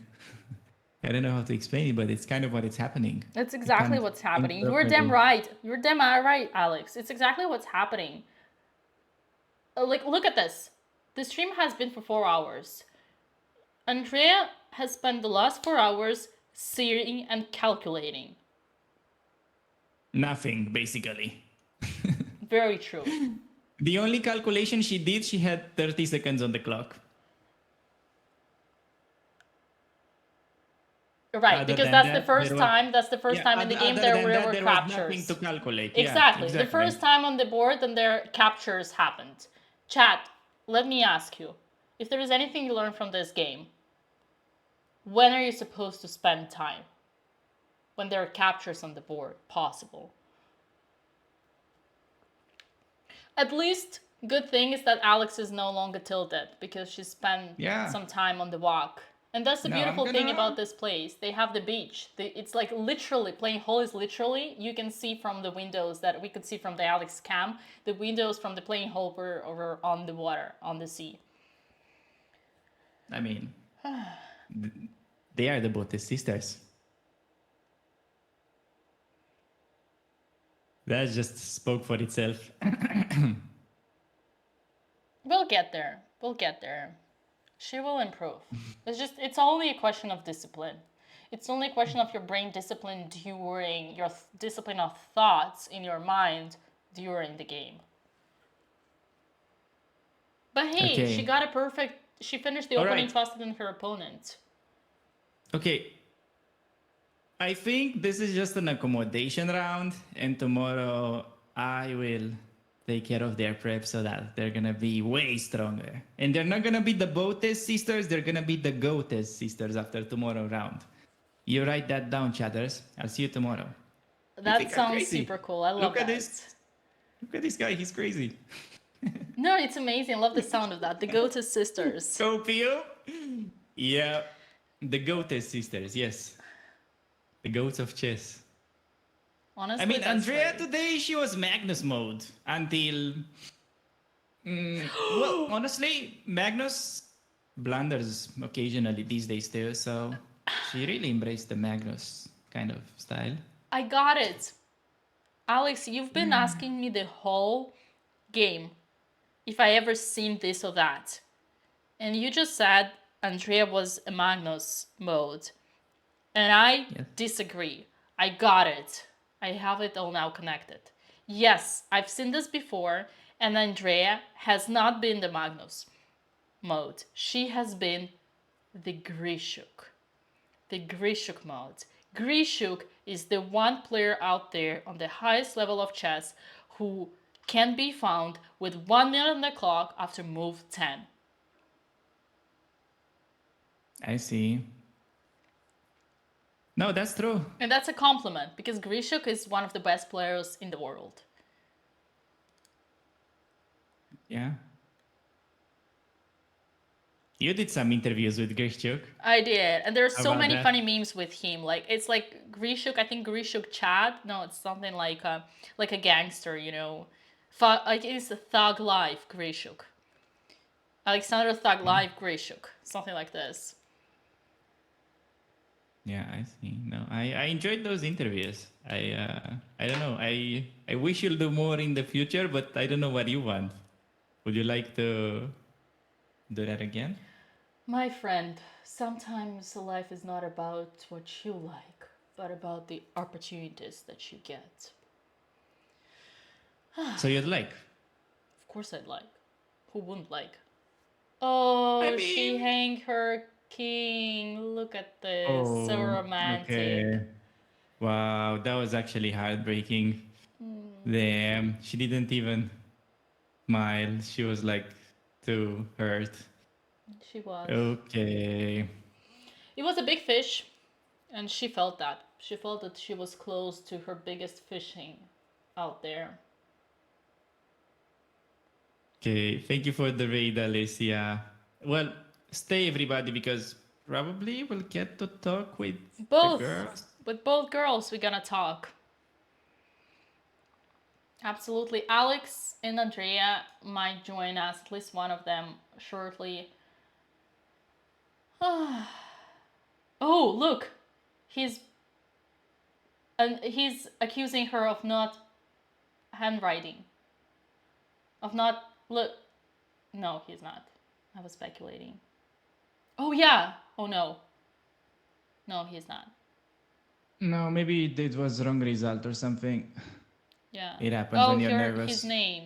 She didn't write the name. Oh, yeah, that's classic. That's classic. I also don't do that. Andrea doesn't write the names of the opponents. Wait, what do you mean? How can you not write the name of your opponent? Because you don't know that. Because you're a coach, Google. Your coach prepared you. You never Googled who you were playing. You never put his name in the chess base, and you don't know the spelling of your opponent's name. And because you don't know the spelling of your opponent's name, you just don't write your opponent's name. I do it all the time. So classic. So ADHD. Classic ADHD. Makes sense, right? I see. I think chatters can agree. It's very unprofessional, but it's very funny because I have this exact same problem all the time. I'm laughing so hard. I called her out on this. She laughed a lot. That's normal. That's normal, right? Okay. Yep. Okay. I'm going to walk home. Okay. Okay, we can play a blitz game, Dina, until they join the commentary. I'm kidding. Right. I'm afraid of you. Okay, let me see. I have this. Do you want this? Or do you want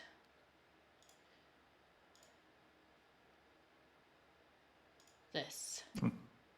Honestly, you can do whatever. I don't even have to be in the frame if it's me. So Chat, what do you want? This.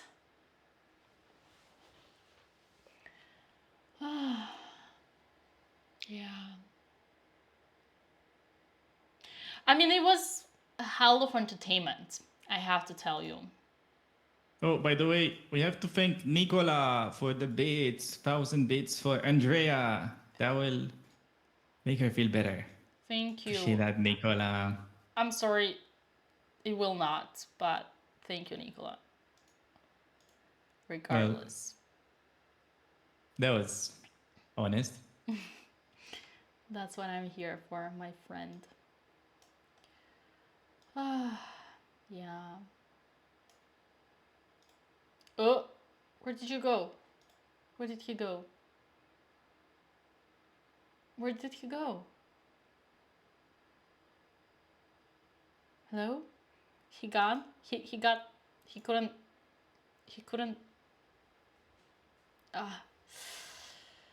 oh. Yeah, he couldn't. Oh, there's a new call. I got it.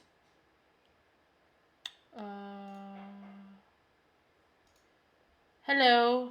Dina. She looks stressed. Hello. Yeah. Hi, Dina. Okay, let me bring you guys back. Okay. Alex, bring your cam back. My cam is back. Sorry, the other Alex. Okay, No, this is gonna It's gonna okay. get I'll just confusing. be a voice in the background. No, bring Alex as well. Okay, okay. I'm bringing you both guys. Just connect your cam. As long as connect your comms. Up. One is here. My cam is connected. Perfect. So, yeah, Alexandra, you look so Okay, I'm much hearing happier. an echo somewhere. Well, you know, it was pretty bad, but then I went on a walk and it's so beautiful. And I may have gone shopping a little bit and I got a nice little gift for Andrea. And I also bought some healthy snacks. And I also bought some candles because every time we travel so much, I like to put candles in the hotel room because I feel at home. And I really want to be upset about my game, but it's really hard. Well, that's why it's just so hard to be upset. Nice. And I got some beautiful beach dresses. This is my new aesthetic. I am now no longer Alex Botez from LA. I am the mythical beach woman. And okay, I still want to talk about my game and like, I still don't like that I lost, but I did enjoy playing it and I want to learn from it and it was unexpected and I was black and he was higher rated. So we learn and we move on. Well, at least it was painless and quick. Okay, well, you know.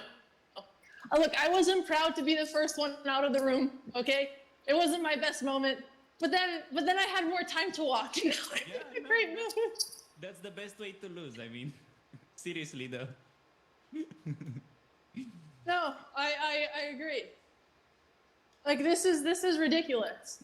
Look at this. You can just walk all the way into the ocean. That's all I'm. Yeah, no, that's. I would like to review the chess game a little bit. Nah, it's okay. Nah. We can look at the. Well, Alex, maybe you and I can review the chess game later. I can help you with whatever. I'm just like, I'm kidding. Yeah. No, I know. The only problem is I'm not going to see the board. Yeah. Uh-oh. Not only she's not gonna see the board, but also we are not gonna hear her or see. That was too soon. Find out. Oh, okay. We got you back. Yeah, no, it might be too soon. Oh, okay, okay. Well, I still need to walk back. So maybe we'll look at the chess after. I know Andrea will want to call. I heard she was in a good position, so she's probably going to be sad that she lost. Yeah, she was. It was a slow game, to put it mildly. It was a slow and complicated game. But she had a winning position many times. You know, maybe if she had checked out the Russian school of chess, Dina, Could you tell us a little bit more about that? To be honest, Alex, I appreciate you asking, but I've been ranting the entire 4 hours about this, so I feel too bad. You know, remember how, like, because last tournament, me and Andrea, we shared the room, and she would tell me, you know, honestly, I so much like Alex Bonzea more, because Hammer, he makes me so tilted every time he roasts my Chaz, and honestly, this is what I've been doing the whole commentary, so now I feel bad. I almost don't want to talk about it, because I've said too much about Andrea's time management. You need the carrot and the stick for effective management, okay? And with you, we have both, so I think it's not a bad thing. Banzea is the carrot, you're the stick, Dina. Of course you're the stick. What else would it be? Well, yeah. Okay. But I'm happy to see you smiling, honestly, and I think this is why you went there. This is why you went to this sunny and beautiful Spain and a tournament in Europe, to stay so energetic and open, positive after the games like that. Well, it's only round one. If I keep losing, I don't know what's gonna happen to my mood. But for today, I just want to review the game and learn. Yeah. But once again, when I have a chessboard, so again, Alex, maybe we could do like a little review of the game at some point today, tomorrow. Sure. Okay, well that sounds good. I'm guessing Andrea's gonna call you guys soon. I might lose connection because I'm going into the rocks.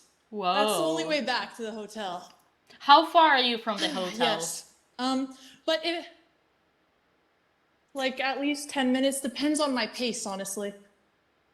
But I want to go get Andrea her gift, and maybe if you guys have to wait for Andrea, you can do that blitz game. Oh. Sure. How is the accommodation, Alex, before you leave? How is the hotel and everything?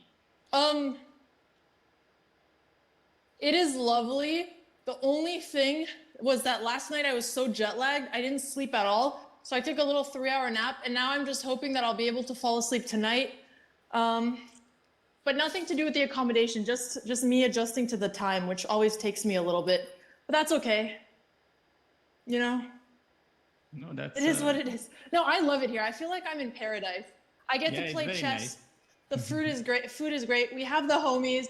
Me and my BFF Ivanchuk wave to each other every now and then. Ooh. And when I was doing my prep this morning, he came over my shoulder, and I thought he was gonna give me some lines, but he was just like, "Can you tell me who I play?" And I was like, "I got you." So I feel like our friendship is, you know, really budding with the seeds that we put over there in Iceland. So I just can't complain too much, you know? Well, honestly, you guys have a lot in common. For example, time management. Even Chuk is also likes to think, and probably you did get some sleep today in your game, but that was me being mean. On the bright side, your mama tells you that she loves you in the chat. Well, I tried calling my mom and she didn't pick up, so... Well, she went to chat. This is what it feels like to be my mom. Usually she calls me and I don't pick up, so it's funny that she's chatting, but she's not picking up my calls. That's a little suspicious, but that's okay. Hey, she watches Twitch more than her missed calls. That you cannot blame her. Maybe she didn't pick up my call. Maybe she didn't pick up my call because she wanted to watch Andrea's game. And that is the only acceptable explanation, you know? Right, since you know that Andrea is her favorite. Yeah, but I'm my dad's favorite. So what I learned about my parents is because I've been asking them for a while, and I heard they have opposite favorites. So Andrea might be my mom's favorite, but I am my dad's favorite. So that's okay. And they love us both, or so they say. I don't know which one they would save in a fire. I try not to think about it, you know? Right, or who would they eat on the island when one of you passes away, right? Well, I personally hope they would eat both of us if they had to, but I've already asked both my parents this question, and none of them would.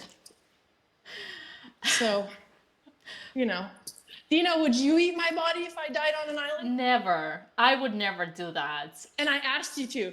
It was my dying wish. And if you didn't eat my body, you would die too. Not only would you die too, but my precious flesh would have been gone for nothing. You would have let it go to waste for nothing, Dina?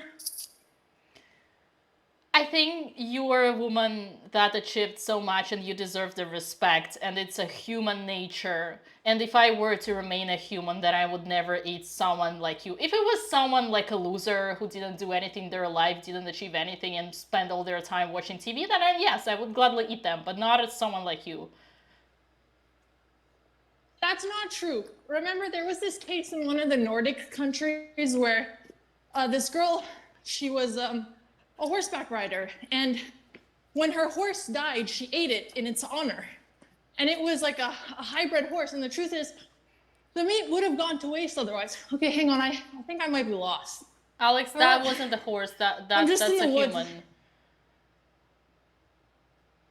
That's a human, wait, I forgot which way I'm supposed to go. Okay, I think this way. We're gonna make it back. You can eat a horse, but you cannot eat a human. You're not a cannibal. Well, once again, it depends. Like, if it was their dying wish, and a hypothetical where you 100% know it's their dying wish, I think it's kind of selfish on you not to do it. Alex, would you eat Squeak if he was dead and you were on the island? And he somehow gained the ability to say more than meat? Right. If Squeak gave me a well thought out speech on why I should eat him, I would certainly consider it. But he's not capable of even consenting me to eat him. So, like, you know, why you ask such silly questions, Dina? I would never. My bad. Yeah. Did you say you were lost? You need to pull out the GPS? Well, I don't know. I'm just a lot of trees. But I'm sure we'll make it back. I will make it back to Andrea, and I will give her her gift.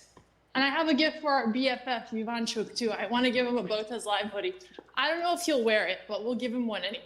Just don't resign in an equal position like he does, even when your friendship grows deeper. No, this is true. Also, was I completely lost in my game before I played Queen to D6? Okay, actually, where am I?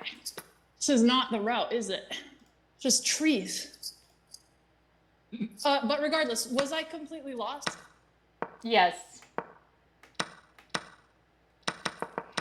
Damn, when was I not lost? When you decided How far back was I not lost? You were not lost until you decided to neglect the basic principles of Russian chess school and develop your pieces before entering the middle game. When you decided to be greedy and... No, When you decided to be but greedy... I'm asking for an actual move, because he was also not developing his pieces. So the moment you played Queen B6... Oh, all right, we're back.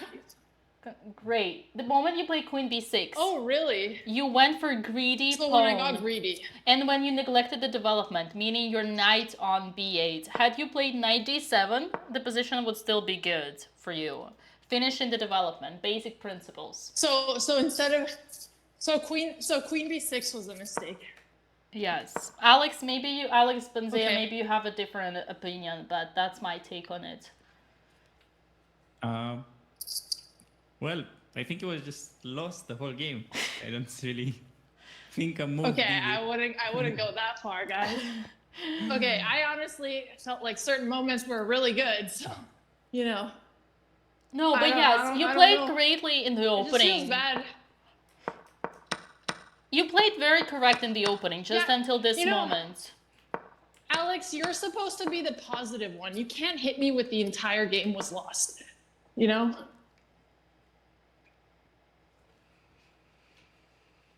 Hello? Yeah. Sorry, Andrea was texting me. She was saying that she's pissed. Yeah. Yeah, no, Alex, that's objective take and I'm sure Alex agrees with me, but objective take on the game. Oh, we lost her. Well, to answer the question, did she ask anything? She did. She told that you were too toxic, but that's okay. Oh, that I was toxic and she just left. Yeah, she left. But I'm sure she's in the chat. So basically, to answer the question, that's it. Just finish the development and life is going on. Knight d7. But yeah, queen b6, greedy woman out there on an island, willing to eat her bird. No, stop lying. It was lost anyways because she didn't know what she was doing and her opponent was booked off. There was no chance to beat this man that was on a mission. You cannot not know what to do in the position where you didn't finish the development. First you finish the development and then you tell me you don't know what to do. But you lose anyways. He has opening edge. Your position sucks. He has easy attack. Knight e5, g4, h4. What do you do? I mean, yeah, on practical level, you're right. I won't disagree. Yeah, just entering this position was a bad choice. I'll prep her in the Jubava though next time. We didn't know that he was gonna play it, so no worries, chatters. What was Andrea texting you? You were saying? Yeah. Okay, let me ask her if she wants to join stream. Yeah. Yeah, I asked. Now we waiting. Yeah. Well, I agree and I disagree with you. The position is lost and not lost. One thing is like objectively not lost. Yeah, but it would have been tough. I agree. Bro, have you seen that man who? What? I don't even have words. Like he literally played knight h8, which was a brilliant move. It was a tough opponent. I mean, it was a tactic in one, in all fairness. Wait, I told you knight h8 and you couldn't believe it. I remember that. You can watch the VOD. No, but I was a drama queen. I was being a drama queen. So that's what you do. Yeah, of course. You fake react. You pretend you were excited. You were fake excited for the What do you mean? He played like a god. He was genuinely being a Jubava London legend. He did not play like a god. What I'll show you a like god when we play it. What do you mean? No, I mean, honestly, he just got a neat... So his position was easy out of the opening and it was kind of easier to find good moves, but he found them. He did, but they were logical. Yeah. At this point, I don't know if we should do a blitz game or not, but no, of course she didn't rage quit, chat. She said she might lose a connection. She did lose a connection, but it was funny because it was a perfect moment to rage quit.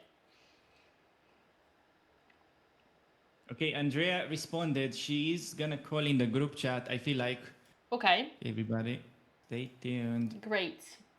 So you have to bring her in the group chat, Dina. Oh, she can bring herself, no? Oh, I didn't create a group. Maybe you can you do that? I can? Okay, I'll do that. No worries. Wait. Okay, I'll leave it on you. Yeah, I can do that. Okay. Okay. Add it. Okay, Andrea is about to join. Oh. Hello. Hey. Hi. Hello. Hey. Hello, Hi. Andrea. Hello. It is me. I'm very upset that I'm gonna sit on the ground here, cause just like this. I can't see chat, but just like this. This is good. Hi everybody. I can't read chat. I'm just gonna sit in solitude and just become one with the universe and just become a part that slowly fades away and to be forgotten and never play chess again. Do you want to hear some thoughts about Hello. that? Yeah. Let's hear them.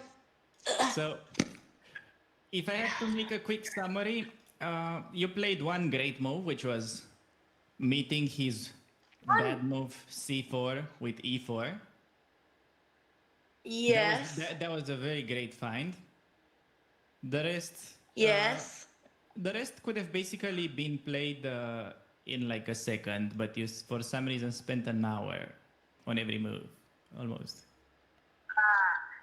Well, you see, the worst part of it all was at the end of my game, I get a text from my dad, and all it says is, "How could you spend 1 hour on knight h3?" And I said I didn't spend 1 hour, and then I told him not to tilt me. I'm already tilted, but I didn't spend an hour on that move. But I was taking my time because I was trying to be very prophylactic, and I thought maybe I'll be less upset because I thought I was playing perfect chess, and I thought I was playing really good chess. There were many times I wanted to told them that you played like Magnus for a while.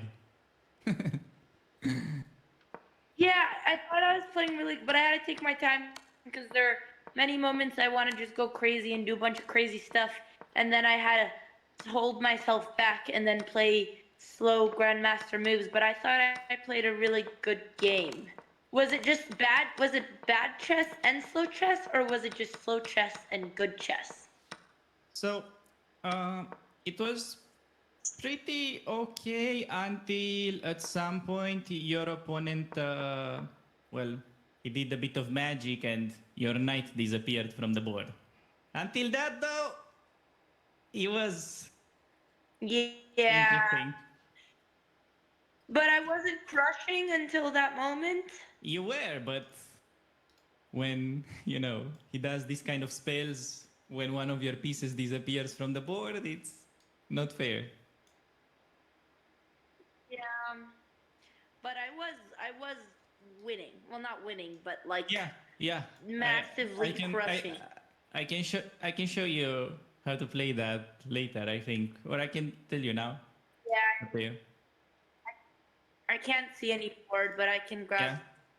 I can grab my laptop. You didn't have like an I'll obvious just look. win. I don't have any. No, you never had like an obvious win. Oh. It's just okay. I'll just say this conclusion about the way this game went. So you spent all your time calculating where there was nothing to calculate, and the only time when you had to calculate, you had 30 seconds on the clock. Yeah, true. Well, I personally thought I had to calculate. It's like knight h3. There was other options. There was like knight e2. There was f4 ideas. I don't know. I had a lot of stuff to calculate. But well, that thing. It's not important to calculate because whatever you play there, you'll still have a large advantage. So you can just make developing moves. And if you calculate, don't spend more than like 10 minutes on finding out your plan. So I lost because I was too slow. Yes, you're very slow. But I did play really good. Yeah, you played really good, but okay, what do you want when you calculate when there is no calculation, and when you need to calculate, you only have 30 seconds? You're not like... Yeah, well, I was calculating stuff. And so the thing is, let me explain, because this is another important point. And I was calculating. So when you calculate like this, basically when it's pointless, it's not only the problem that you'll have 30 seconds, but it's also you get super tired. And then, that magic happened and the knight disappeared from h3 because you were hallucinating. It's normal. Yeah, well, I didn't feel like I used that much brain power. I thought he was the one who was gonna run out of battery first, and I thought I was gonna outlive him. Well, maybe you don't feel it, but it's happening. Yeah, well, no, I mean, I did blunder an entire night, so I guess. Yeah, we'll look at the game, because in my opinion, like all those moves that I was really, really slow, I was thinking about important stuff. Oh, that's the drone that was following me. I was making I can say some positive things as well. Sorry, what was that, Alex? Yeah, no, I have some positive things about this game. So, for instance, can you hear me? Yeah. Okay, so like the positive things, if you asked me before, like let's say you played a long fighting game, you had many opportunities to win against the FIDE master, I would have been pretty happy. Seeing this game, you know, it's double-edged, but overall you got good chances, and also What do you mean? were. What does that mean? What is this supposed to mean? It means that okay, Oh, this shit. tournament is very difficult, and you will have difficult games every round. So the fact that you actually got a winning position against this guy is pretty huge. So that's pretty nice. Yeah. I feel like I really deserved the win way more than him. And I thought I played way better than him. And Yeah, I you thought I played should have better. won. You played The better, lucky but bastard. okay. As soon as he took the head, I was just faster. Okay, like you know, when you get into time scramble like that, it's just a lottery. It's like they do penalties in football. Anyone can win, so don't give yourself 30 seconds. slow and time. Yeah, no, that's true. That's true. Okay, well, we'll analyze on the board. But yeah. Yeah. Yeah, I just really thought I should have won that game. But I don't know how deep the calculations were when I blundered. Maybe the position was much more complex and maybe winning wasn't as simple as I thought. No, you'd never had like something obvious. So you still, so even though you spent so much time, you didn't get to the point where you had to break through because you just forgot about the night. Yeah. So, but hey, I mean, it was Analyze interesting. and look at that position later when I have two screens. Yeah, so it's just Yeah. it was a bit complicated because it was a close position, but yeah, I think you can fix it. It's not that difficult. The thing is, You like your gift? I got you a hat. What do you think? Do you like it? is that a McDonald's hat? It's nice. I love my hat. Is it the loser hat? Oh, What it's a losers? cool hat. I thought it's kind of like your personality. No, it is. I actually saw this in the supermarket and I wanted to buy it. Yeah. But then I thought it was too crazy, so I did It's it. cool. I thought it was funny. It's cute. Thank you, Alex. I like your dress. It's very pretty. No, it's a good hat. I'll wear it to my game. And then they won't mess with me next time. No, this is a good hat. Thank you, sister. Do you have chat on your phone? Well, yeah, but I'll just say, okay, just for when I say bye. Thank you for the hat. It's a nice hat. How'd you, thank you. Hi, chat. I wasn't able. Hi, everybody. Oh my God, Dina's been here this entire time. Hello, Andrea. Dina! She's just been a ghost. Well, I did, but she didn't say a single word, so I didn't know she was here. Because Dina always talks. She would never go so long without talking. I thought she maybe like had a coma from my 1 hour per move and died and maybe never came back. I don't know. It's hard for But me I to guess say she's- anything because I have a lot of frustration, but I don't want to tell you that because I know that you're tilted right now and you don't want to hear it. So like I figure out it's I want better. to hear it. I mean, Tell me. there is nothing I didn't tell you before. Time advantage is just as important as material advantage, and you really need, one day you need to wake up and realize that you cannot have 10 minutes on the clock after move 10, and you need to calculate in the position that has captures. Until he played f6, there was time for priority. Say again? Sorry, you broke out. I said, but I was up on time for a big majority. You only were up time Because because he had he was doing because I was up on time. I don't want to say bad words because I'm on your channel, but the only reason you were up on time was when he fell asleep too, and it's saying it very, it's like you cannot point finger.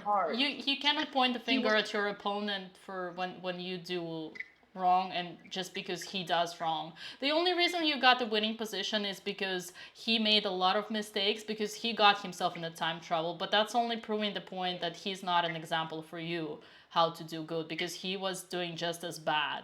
He was the only reason you were so good is because he played a very bad game, because he did the exact same mistakes that you did.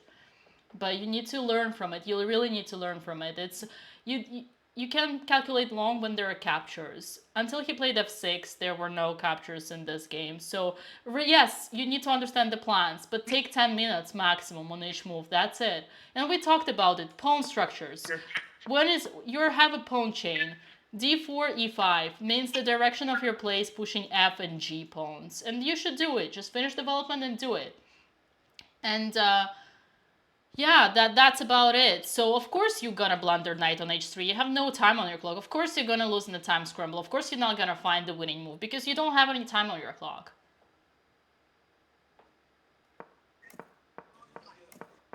Listen, I hear you, and everything you say, and everyone's entitled to their own opinion, but today, I think you are just wrong. Down, Andrea. Down, girl. Down. Okay, goodbye, Dad. Goodbye, everybody. See you tomorrow. I'm running. Bye-bye. Look how beautiful the view is. Look at this. Who could be upset here? Well, I'm still upset that you guys said I played everything wrong, which was not constructive, and I'm a little bit less, crazy than Andrea, but that's okay. I still appreciate you guys for putting up with our chess and finding ways to commentate when we both got 0-0. Andrea, you have any last words? Bye-bye. Bye-bye. Go. Thank you guys. We'll see you both tomorrow. Alex, Dina, thank you guys. We will play better tomorrow, and this little bull is just a little bit hungry, so I'm gonna get her some food and see if she calms down a bit. That's her right now. Yeah. Okay. Bye, chat. Right. That was it. Yeah, it's like, no, they were not doing everything bad. Not at all. Like, Andrea had a great position, and the bad thing was the time management. But there were good things. Her position was good. The moves were good. The problem was, the problem was the time management. But there were good things. And speaking of Alex also played good. She castled. Let's not forget that. We're not downgrading the fact that she castled. She doesn't usually do that. And she did castle, so absolutely not. Chat is the chat is the judge, right? Chat is the judge. You have my word. I said it. They were not doing everything Chatters bad. are always the experts. No, but you guys, you have unplug my the word. computer. I'm trying to fix the cam at the same time. You have my word, guys. No, it's okay. You still down for the Blitzkrieg? Lol. At this point, I think we should just go, but let me actually... Okay, we shouldn't just take over. Fine. Yeah. Okay, we should just probably end this and start Title Tuesday soon. What time is Title Tuesday? No, it's probably it's in almost like 3 done. hours from now. No, in like 3 hours from now, it's the late one. Yeah, let me... I wonder... Oh, it's because of this. Let me... I have you. I actually have... No, we can just guide the raid. Who do we raid? Wait. You don't need to fix it. I fixed it. Look, I fixed it. So yes, once again...